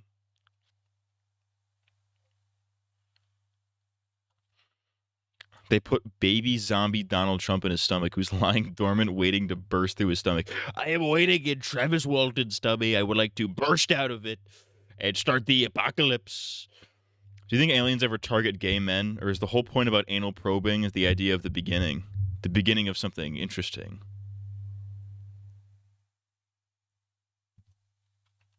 Bruh. If I got brutally anally probed with my bros, I feel like that'll make us closer. Exactly. Trauma makes, especially a shared traumatic event, that brings people closer together. That's like trauma bonding. There's literally a term for it called trauma bonding. That brings people closer together. So I don't know. I don't know if that's particularly convincing. If this is the most convincing alien abduction, then I'm sorry that you guys have no leg to stand on. There's so many holes in this story. There's no evidence of it. It's just a story, literally. Alex Jones. The aliens are turning the humans gay. We got chemicals in the water that are turning the fucking aliens gay. Crap. Do you think gay petard gay because they were molested by aliens? What? Is most people think it's a hoax. You know, one of them, like his own family, basically disowned him because they felt so embarrassed about this whole story. They don't believe him. So if this was a hoax, like to what end? What did they get out of it? Nothing. It damaged their lives. Following this case over the span of 40 years, there would be 16 lie detector tests taken, 5 by Travis Walton and 11 by the remaining crew, and they would all pass. The one member of that initial polygraph set, when 5 had passed and 1 was inconclusive, he was retested, the same exact test, and he did pass. It's just one of those things where we're left with this incredible story where modern technology says they're telling the truth, but we can't fit that truth into what we think of as normal life. And so we've just decided that there's going to be a group of people that believe and there's going to be a group of people that don't. And you're left to pick which side you're on. So I'd love to hear what side I don't know. you say. I don't buy it personally. Not enough there for me to believe it. Travis Walton walks down your stairs right now and kisses you and gives you visions of what he experienced. How do you react? At that point, I have bigger questions. At that point, I have bigger questions aside from whether or not that actually happened. Do you think gay people are gay because they were molested by aliens? It's autocorrect people because I hate Apple. I guess Apple thinks gay people aren't real people. It's true. They do think that. Gay people are gay because they were molested by aliens. Could be. I don't know. It's very possible. Is there like a disproportionate amount of gay people who report UFO experiences? If you could show aliens one thing, what would it be? Like they have abducted you and you have your phone with internet access. I would show them this video.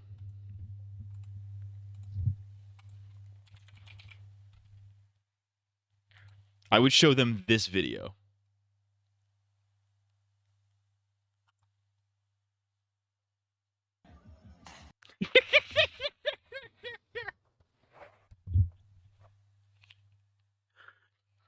I would show them this video on loop.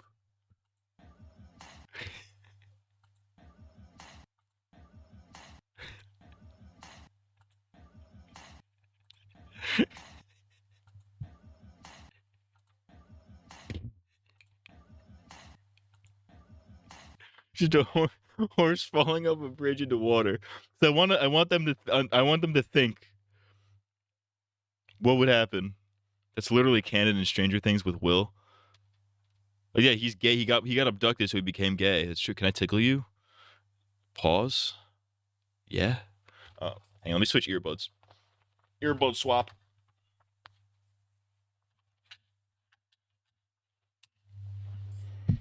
In the meantime, here's Slurp Cam. Slurp Cam. Slurp Cam has been activated.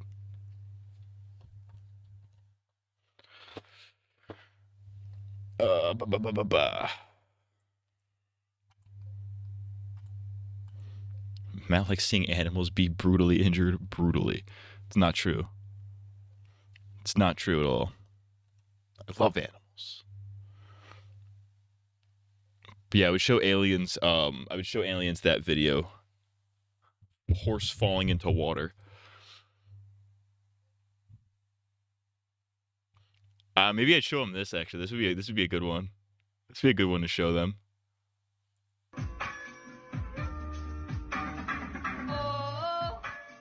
I won't let you go.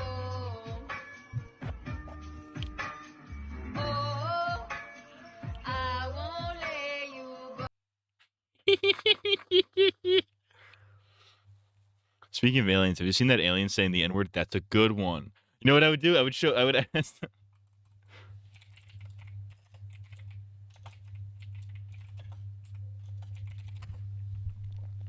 I would show them this video and be like, care to explain yourselves?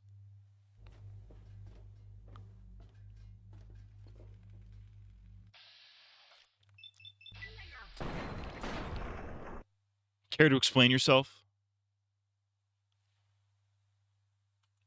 Alright. Alright, Chris sent a couple videos. I might start with the shorter one. Let's start with the short one. And we'll end with the longer one. Actually, maybe we end with the start. Maybe we go with the short one. I don't know. Let's go with let's start with the short one. Hello, I am vaguely Indian. Alright. Exploring the conservative coffee fantasy. I sent a very... Oh, yeah, so I saw this. I didn't pull this up.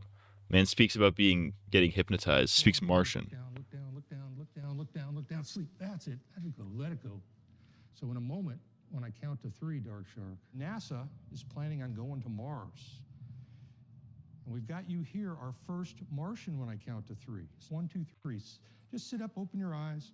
Hey there, our first Martian. What's your first impression of the planet Earth here? What'd you have for breakfast this morning? Doesn't sound good. Did you like it? What's the typical Martian meal going to be? Okay, what did he just say? Errol? Oh, man. I don't know. He has to say it again. I didn't hear it. Say it one more time. There you go. And what do you think of the women on the planet here? Oh, yeah. Errol, can you say that?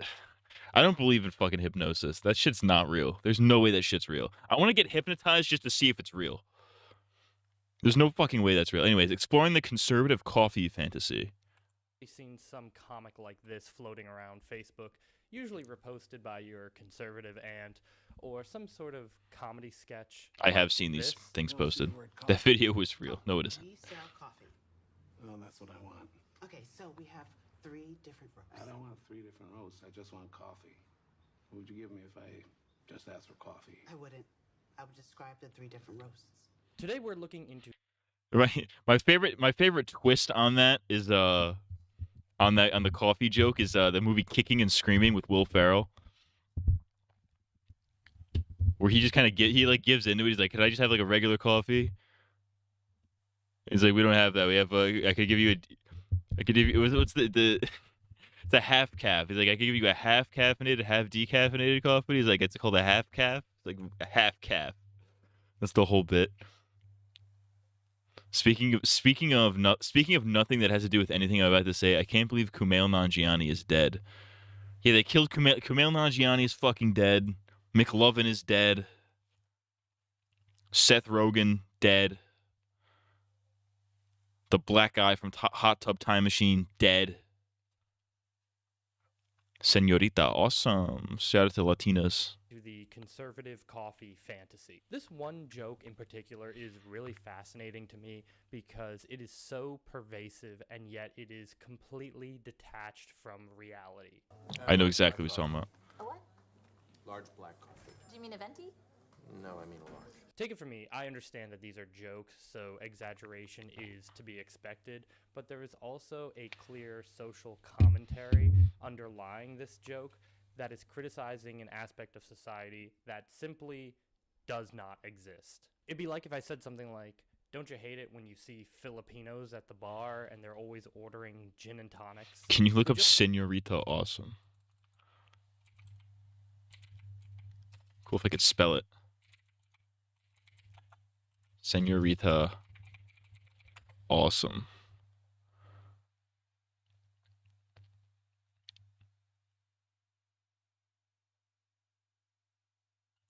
Those white girl pumpkin spice lattes annoy me. I'm in love.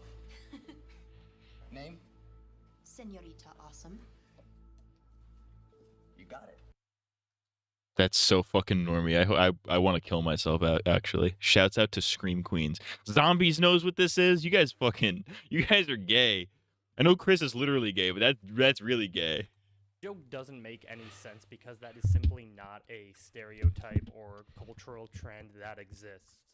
To be fair, I didn't invest a lot of time trying to make that joke funny in the first place, but even if it was hilarious, the criticism I am putting on the Filipino community isn't actually based on Sex with your dad, and you're now really saying I'm gay? I That's just fair. don't know enough about Filipino culture, and that is actually a really nasty stereotype about them. Watch This the comment entire in scene. The particular context has is better. Oh, is the full scene better? Welcome to the grind. How may I help you? Pumpkin spice latte, please. I want it freezing, though. Actually, I just want a regular coffee. Those white girl pumpkin spice lattes annoy me. I'm in love. She kind of bad though. Senorita Awesome. You got it. Senorita Awesome. Okay. Sorry about that girl who went latte psycho on me. Her name's Chanel. She's president of the Cabin House, and she thinks that means her poop smells like ginger beer. I know her. I mean, I just met her. I'm pledging Kappa. You don't seem the type. Well, clearly you haven't discovered the many layers of Senorita Awesome. I don't think this is making it better. Senorita Awesome? Wait up. It's Grace, actually. Grace, Pete. Look, you can't join Cabin House. I don't just work as a barista. High school character, by the way. Cops are on the way. Fuck! No, there's no fucking way. They're talking about like fraternities and shit, like sororities. They got like Delta numbers and shit. I just say Delta numbers. That's funny.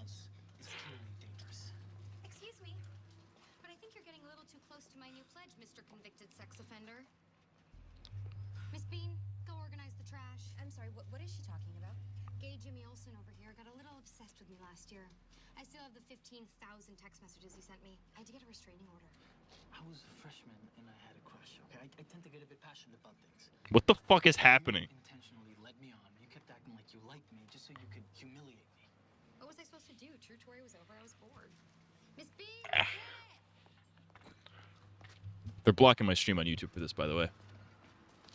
They're raping me over the coals with this. Grace, please don't do this. I'll be fine. It was nice to meet you, Pete.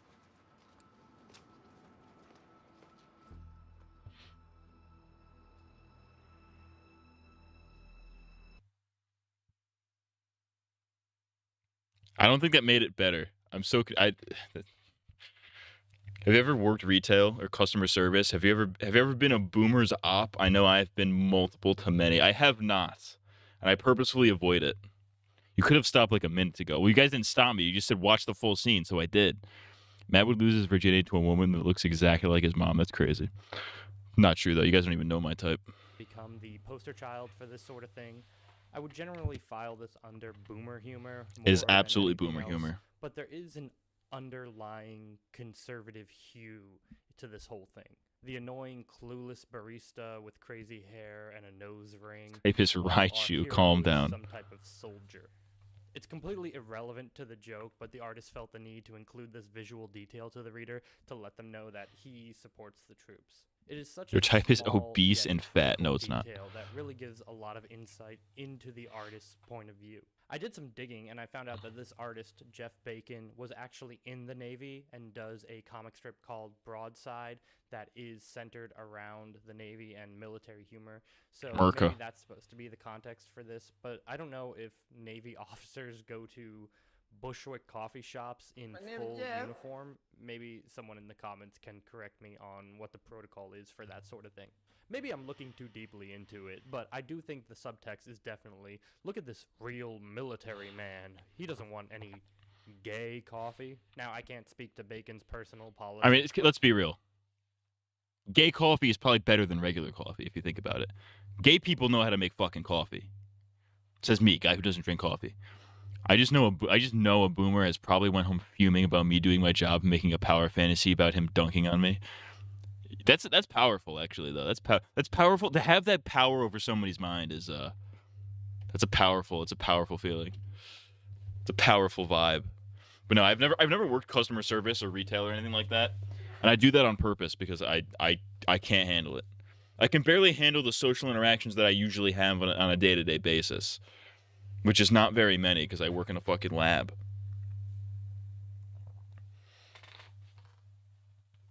But, you know, I doubt a military man would even go to a cafe for a coffee. No, they wouldn't. They'd go to fucking Dunkin' or something. But or they'd make it at has home. Been shared enough by that type of person that I think we know what I mean. This is the same sort of thing that leads to things in real life like Black Rifle Coffee, where people buy it to fight back against woke coffee. The woke coffee. I can't speak personally to the quality or what the founders stand for because there's only one coffee that I drink, and that's by Rudy Giuliani. Deep grain, very good quality. You should know all Arabica beans. No robusto. Rudy Giuliani was mayor during 9/11, is dying soon. Matt does a Naruto sprint every time he sees his mom before she starts a conversation with. It's not true. In fact, my mom is probably one of the only people that I talk to casually on a regular basis. Black Rifle Coffee isn't that good. I don't drink coffee, so I'm not very educated on coffee. I don't drink it at all. Even when I was like getting up at 3 a.m. for work, sometimes, and would work 12-hour shifts, no coffee. I don't drink coffee. I like the smell of it. I just don't drink it. I don't like the taste, really. You can find countless other examples of this exact comedic trope happening. The most recent that I'm aware of is Tom Segura's sketch comedy show, Bad Thoughts. I won't play the whole thing, but the entire sketch is a coffee shop being complete assholes to Tom Segura, messing up his coffee while he... Tom Segura fell off when he stopped being fat. Tom Segura was so much funnier when he was fat. There's something about fat comedians getting less funny when they get less fat. The fatness is like proportional to the comedy. You know what I mean? Like if John Candy wasn't fucking what's his name? Not John Candy. I guess John Candy. He was fat. Oh my god. Am I thinking of John Candy? I am thinking of John Candy. Yeah, John Candy. If John Candy wasn't fat, he wouldn't be as funny. Can you look up Lesbian Peters? Is this like a Family Guy? I think I've seen this. Excuse me, can I please have another no-foam latte? Yeah, sure, but you know I don't work here. Oh, I'm sorry. You look just like one of the baristas. He doesn't look that much like me. I think she meant me. Oh yeah, I could see that. Hey, we should make out. You got it, mister.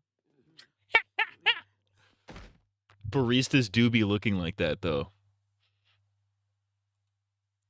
Remains polite the entire time. Chris Pratt losing weight was my 9/11.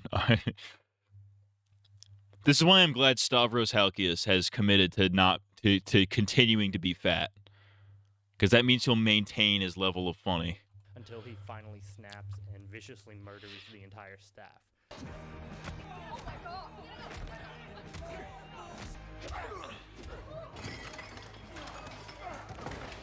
The sketch itself is less comedy and more middle-aged man power fantasy, That's my fucking pants. As cool and powerful, not necessarily funny. Get rid of this. He doesn't even flinch from a knife wound as he dispatches several grown men with ease. This explains why Matt isn't funny yet. Yeah, I gotta get As fat. you can see, the entire sketch is on YouTube, and it isn't like a meta fantasy of a passive person. The sketch is portraying this as having actually happened, and Tom Segura being in the right the whole time. I believe the entire show's premise is based around enacting out these dark fantasies, you know, the bad thoughts, and given Segura's infamous airport meltdown, I don't think he's joking. I don't know if this is a generational thing, but this whole sketch really isn't comedy to me. You know, there's one joke at the end about police brutality that is legitimately funny, but it is completely detached from the premise of the show. You killed 3 people. I know. I've never done that. I don't know. You guys do it. Take it easy. It sort of reminds me of when Michael Scott goes to the improv class and just keeps shooting everybody, but like they actually gave him a sketch show unironically. This plays out more like a self-serious Steven Seagal movie, which is fitting because that's one of Segura's most famous bits. Be careful when roasting Seagals, lest you become a Seagal yourself. You seen that one Tom Hanks boomer movie where it's just this entire video? I have not. I don't know what you're talking about. Of boomer humor. Having worked in a service job in the past, and I've lived on the planet Earth, I've never once seen an employee just straight up ignore a customer asking for the most basic option. Obviously, we've seen upsells and pushy salespeople, but this pervasive, annoying barista character is completely rooted in non-truth. Of course, I would be remiss to ignore the obvious undertone of insecure masculinity around not wanting to buy one of these frou-frou girl drinks that have whipped cream in them and sprinkles or whatever. That's kind of facts though. I don't want to, if I'm ordering a drink, I don't want to order the gayest sounding thing. You know what I mean? That's honestly, I'm not even kidding. I'm not even kidding you. I shit you not. One of the reasons I do not drink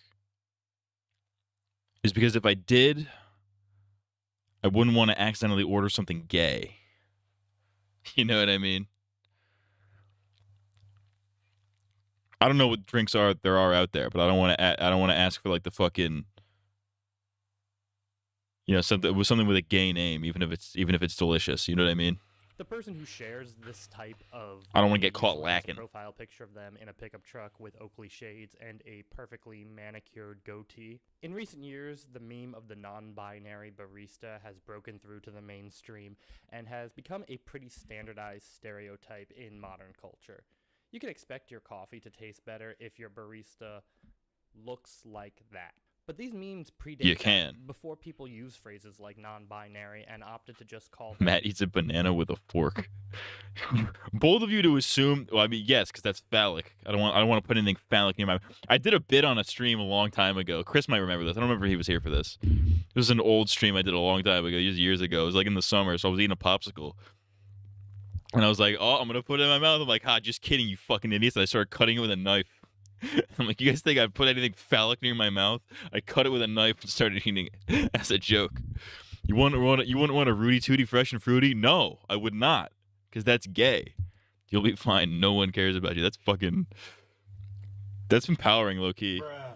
You kind of got it. It's like what's his name, Gambino? Nobody gives a fuck. Gay. These memes is gay. Stem it's from pretty dangerous. You started eating the knife.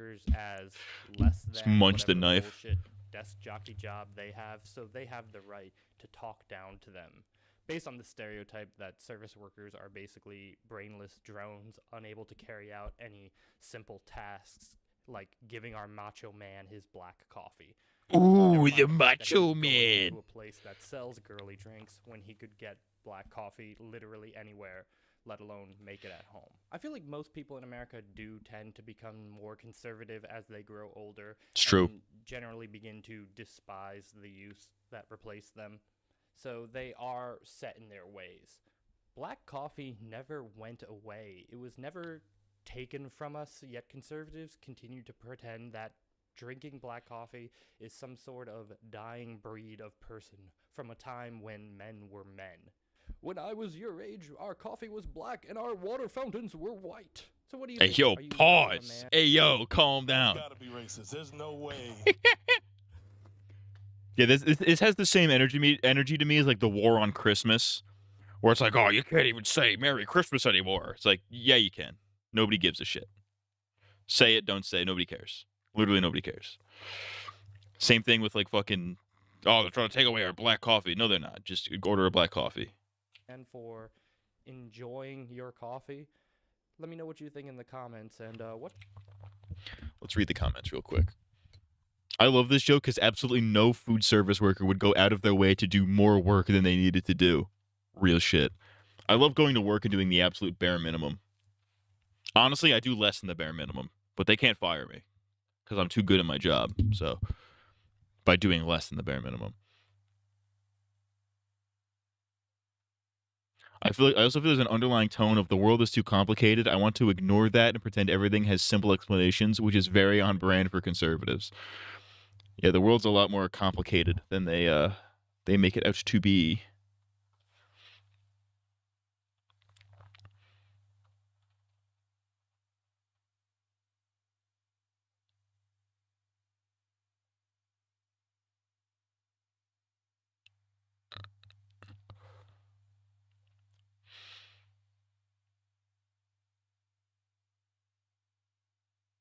All right, let's get this other one, and then let's fucking.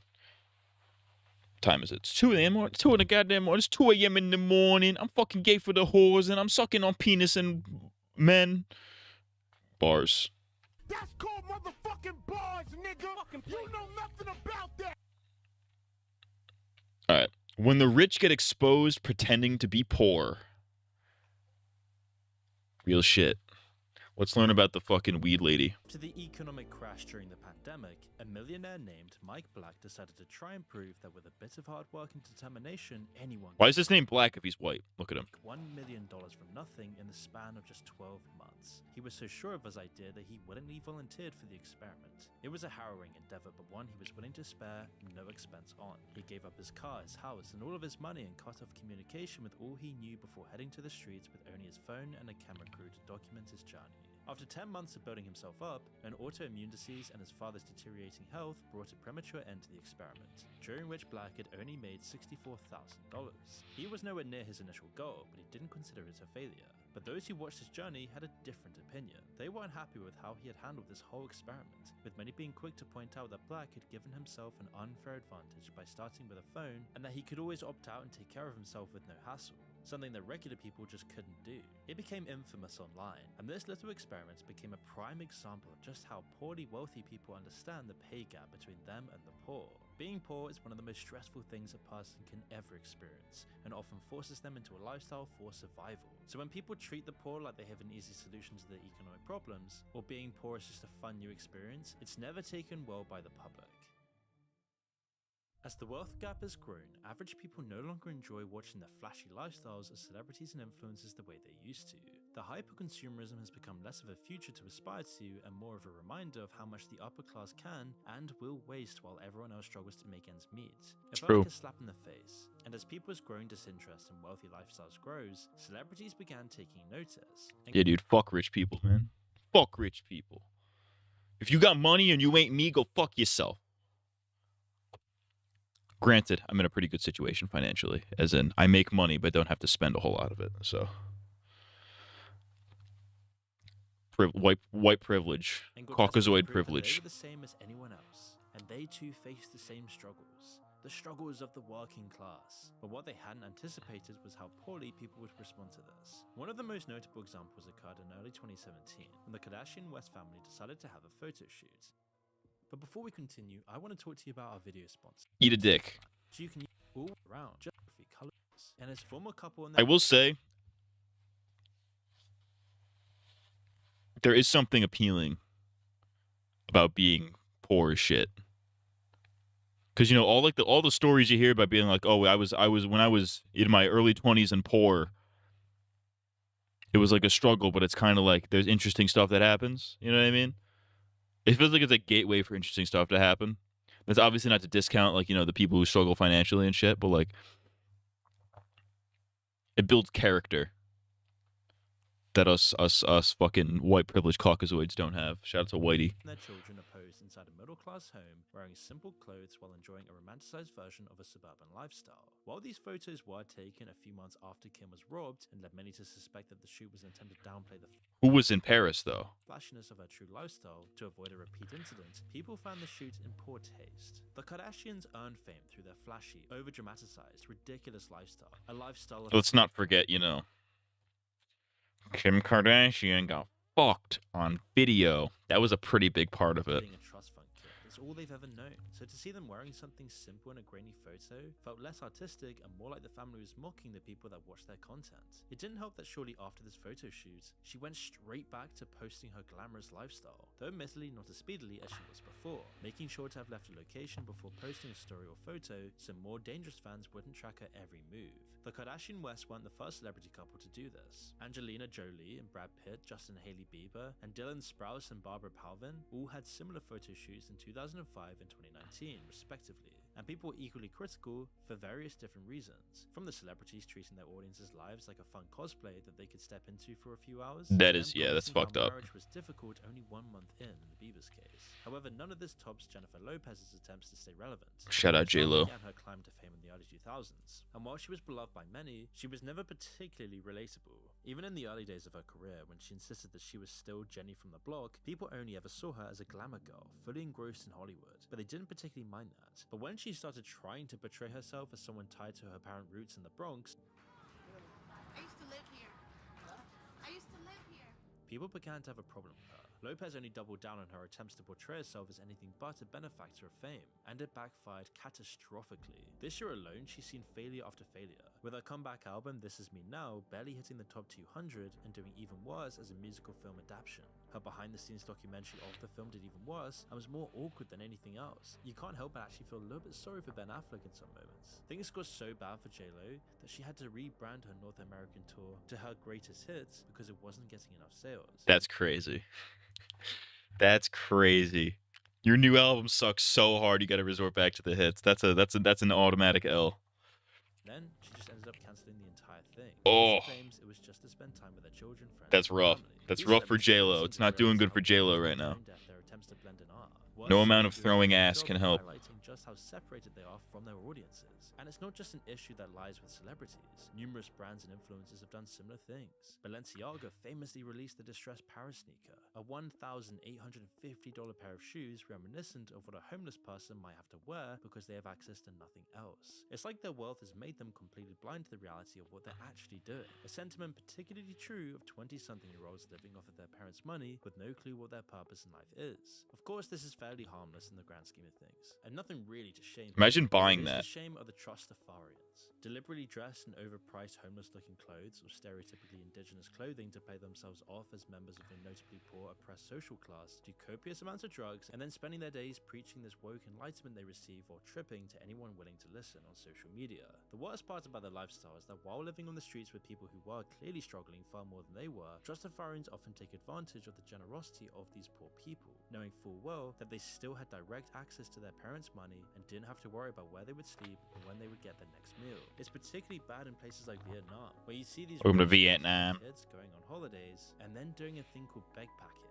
where they go around these poor and impoverished countries begging so that they continue their traveling, acting like they're fighting for a cause while taking away from people actually in need in these countries. And they become so convinced of their own moral superiority that they will try to get others to live as they do, even if they don't have the means to do so or the trust fund at hand. And most of the time, they don't even recognize their own hypocrisy. Some preach about living an anti-consumerist lifestyle entirely focused on spirituality and creating art, which again isn't necessarily a problem, but they're achieving this simply because of their parents' money, only to turn around and drop thousands of dollars on massive events and clothing, and then complain about the government and the system and how hard they have it. Sadly, much like celebrities, all this virtue signaling is a desperate attempt to fit in and seem relatable without changing anything substantial about themselves or those around them. But many wealthy people think that by I mean, that's all fair. I 100% agree with most, like 99% of that. I do think there is a difference between. I think you can. I think you can live a lavish lifestyle while also preaching like, hey, maybe this shit's fucked up. You know what I mean? I think those things can coexist.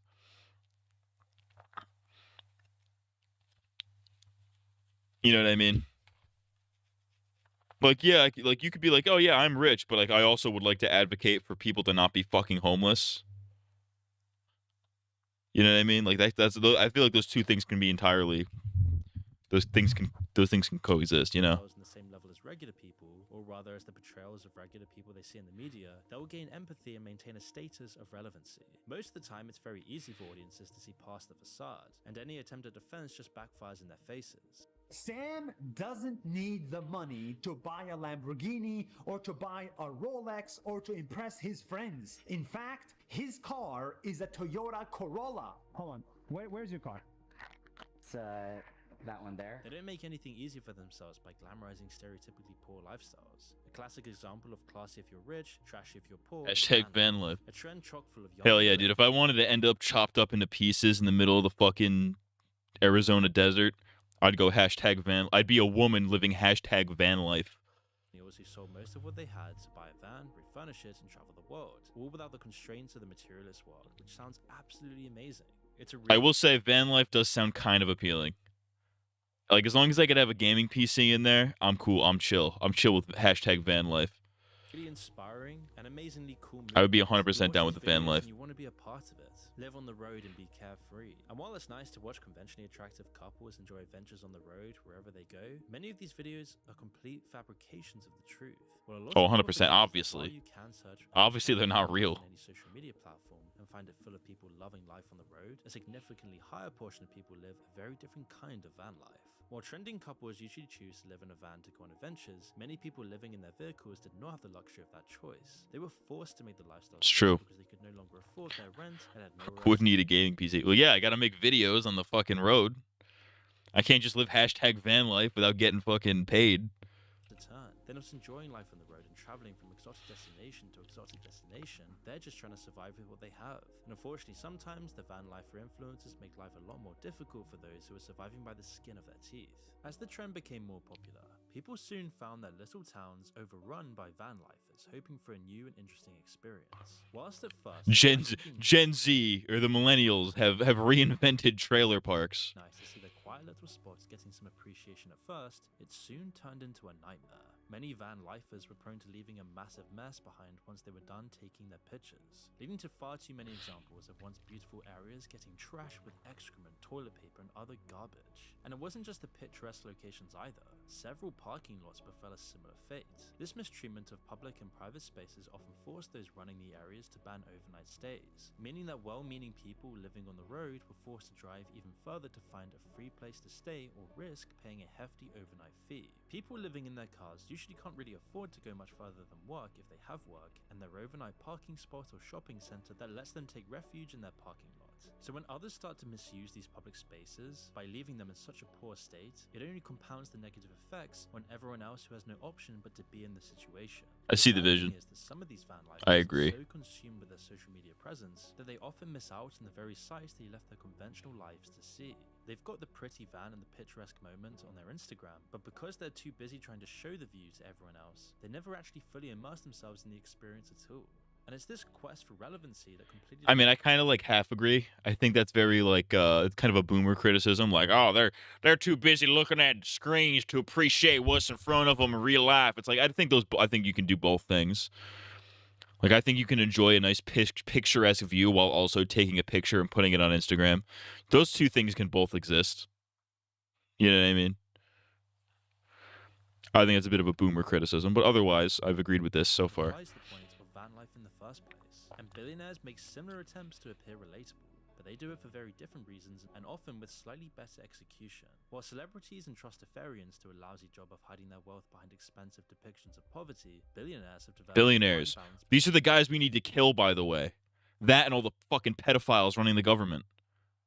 I'm sure there's some overlap, too, by the way. Between enjoying their wealth and showing off that they still do things average people do. Given how much influence you need to become a billionaire, one might assume that we have a record of every billionaire that exists, but that's not the case. In fact, when Forbes attempted to... It's crazy that we have the names of all the first and last legal names of all these fucking billionaires, and a lot of them are just still alive. What are we doing? Come on, dude. We got who have we gotten so far? The United Healthcare guy. The Luigi got. That's it. Where are the other dead billionaires? Where are the rest of them?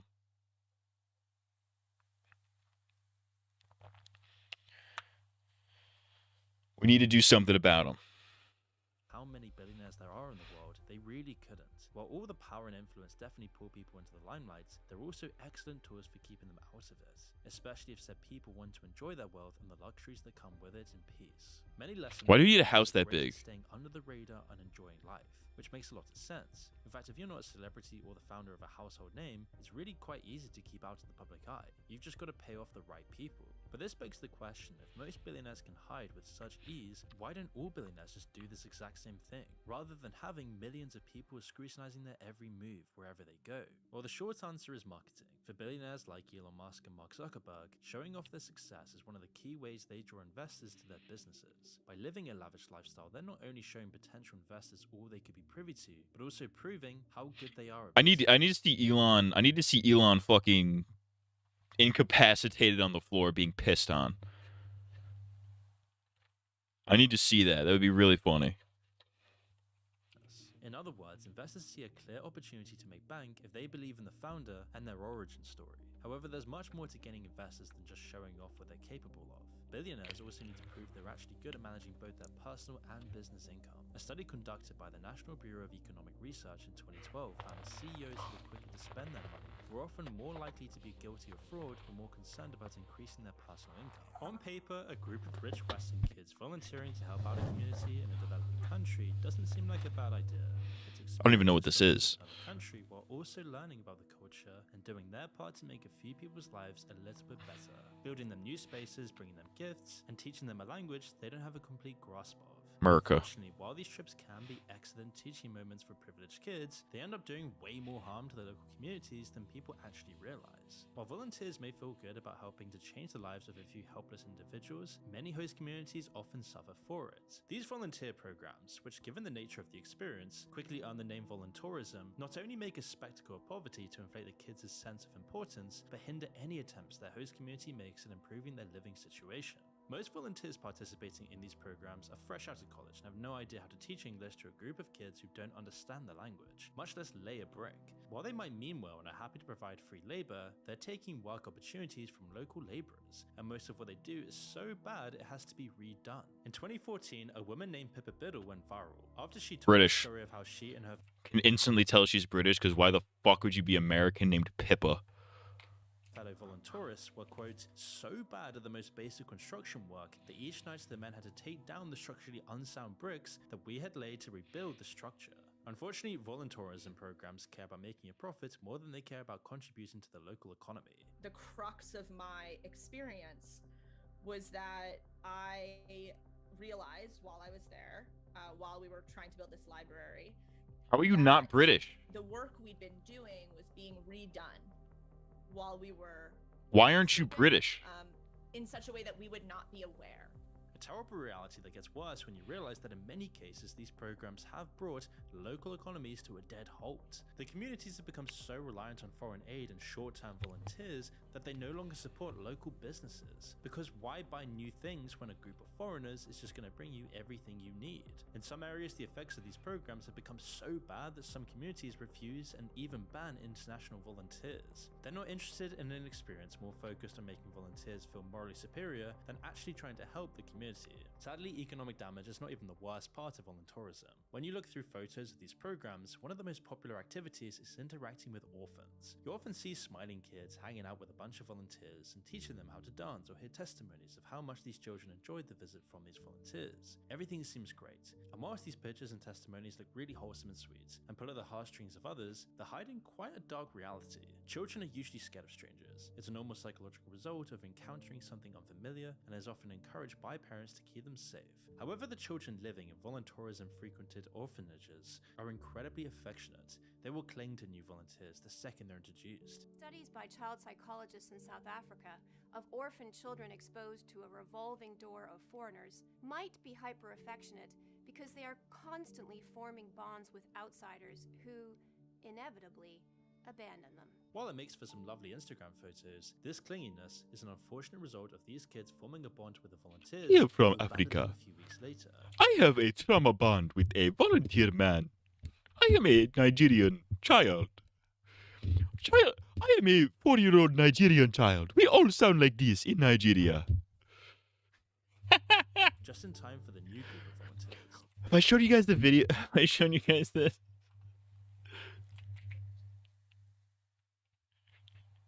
Have I showed you guys this? I am, is it Nagar? Nager? We'll leave it at that.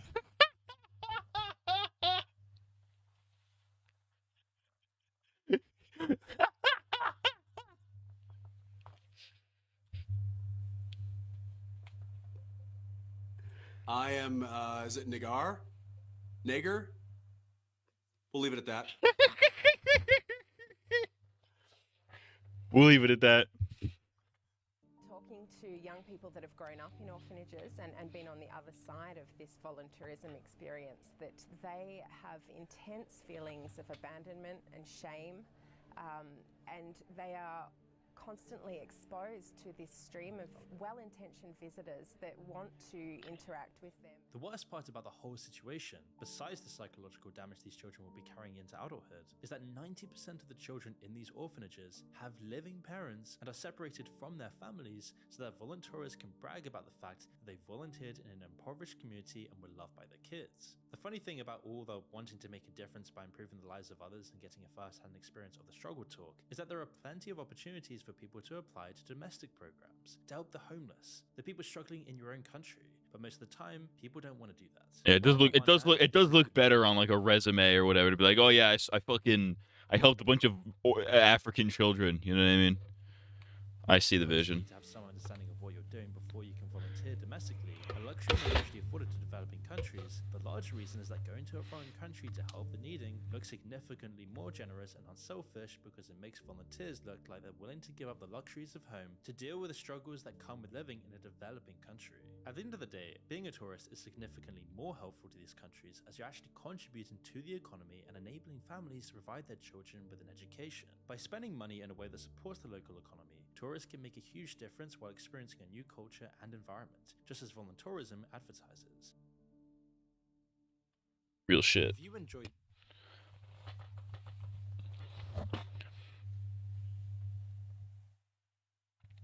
Real motherfucking shit. Yeah, I like agreed with like most of this video. I didn't really have much to say because it's like, you know, like yeah, maybe rich people should stop trying to present themselves as normal because they're not. They're fucking, you know, demons in human skin, quite frankly. Yeah, the affluenza. Maybe that lady. Remember that lady who. Remember that guy, that kid who like. I guess I think he killed somebody. Or maybe he raped somebody.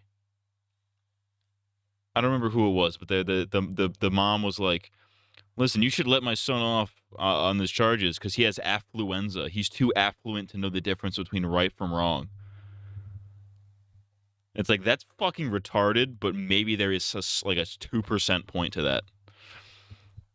Because I think once you gain like a certain amount of money, you start losing touch with fucking reality. You know what I mean? So I see the vision. You know what I mean? Do you remember that one YouTube blog family that made their 5 kids do van life and they all looked miserable? I do not, but that sounds like that. I see. I get it. You reminded me. What did I remind you of? Gay sex. Who? Sex.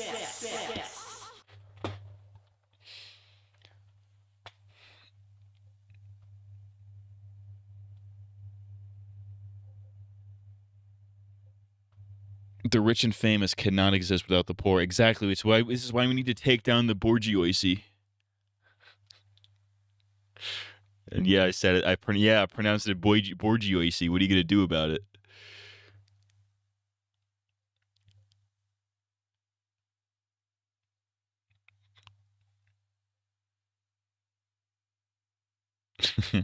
How's it actually pronounced? Bourgeoisie. I call it the bourgeoisie. It's the bourgeoisie.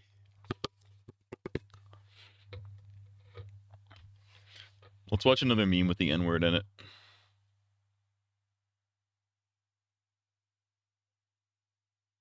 Oh, here we go. Here's an Alex Jones clip where he says the N-word. It's awesome. We got Rodeo RW says, Alex, you are a wangaf. I love you. You are the GOAT. Thank you for always giving Nick a platform when no one else would. What's a wangaf? What is that? Thank you, Brett. Oh, white ass nigga going hard as fuck. Right. Let's do this. I'm a human nigger going hard as fuck. There you go. Are all these news He said the N-word. That's funny. The guy that got Dateline to Catch a Predator canceled had his family sue and begged people for support to get the Catch a Predator off the air. I'm Chris Hansen from Dateline NBC. Why don't you have gay sex with my penis right now? Why don't you suck my gay penis? The early 2000s were a fever dream because they had an entire community behind this diddler. So hold on. So hold on. So there was a guy who got caught on To Catch a Predator. So there was a predator that got caught on To Catch a Predator, who sued Dateline to get the show taken off the air for like defamation or whatever, because they exposed him as a predator. Is that what you're saying? Have you guys? There's a clip that resurfaced recently of Joe Rogan talking about diddling kids or something.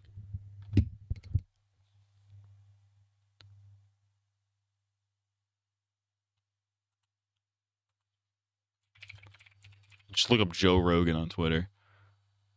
Oh yeah, here we go. Here's the clip. I found it. Joe Rogan admits. Joe Rogan. I have not seen this clip, by the way, so I don't know if this is like. Joe Rogan admits to being attracted to children, advocates for child pornography, and admits to watching child pornography on Comedy Central. I'm sure this is like it's on some level a bit. Who makes these random age limits? 21 to drink, 18 to vote, and how come if a kid graduates college at 16, he's a genius? But Tracy Lords does some fantastic films at 16, and suddenly it's wrong, and it's against the law. Who's this queer? Well, listen to me. I've seen those videos, and that was no innocent little girl. Who makes these? I was expecting a comedic angle. I was expecting a twist, but no, he's just straight up like, hey, we should jack off to this. We should jack off. He said straight up, let's jack off to 16-year-olds. That's what he just said. That's crazy. I'm Joseph Rogan, and I jacked off to this. The famous guy that killed himself on the show had his family sue Dateline, and everyone was behind it, and genuinely makes me livid how it actually happened. Let's watch that video. Let's watch Guy kills himself. Guy killed himself on To Catch a Predator.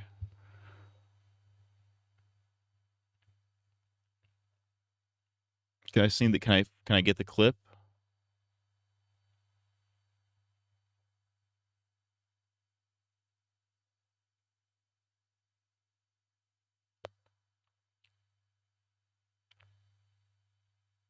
I don't fucking care anymore. Alright. Alrighty, boyos. I think we gotta call this one. It's later than a motherfucker out here. It's later than a motherfucker. And Baba Booey has work tomorrow. I has work tomorrow. I don't know when I has work tomorrow. Anyways. Yeah, the 2000s were crazy. They were just like, hey, you're a pedophile. It's chill. He was a mayor, by the way. What? The guy who killed himself was the mayor? The mayor of what? Fucking Pedophileville, USA? North Pedosville? No, you got me confused. I'm the guy from North Pedosville. You're thinking of those South Pedosville guys? Those guys are fucking freaky. So it's here in North Pedosville. We do tasteful pedophilia. That's a good bit. That is a good bit right there. I tell you what. My ear is fucking driving me nuts. My hairline's also driving me nuts, but that's different. I'm gonna fucking shoot myself with a gun. Welcome to Catch a Predator. I had gaysex.org.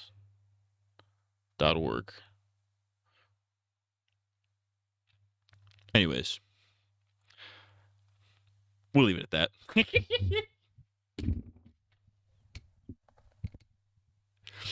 All right, that's good.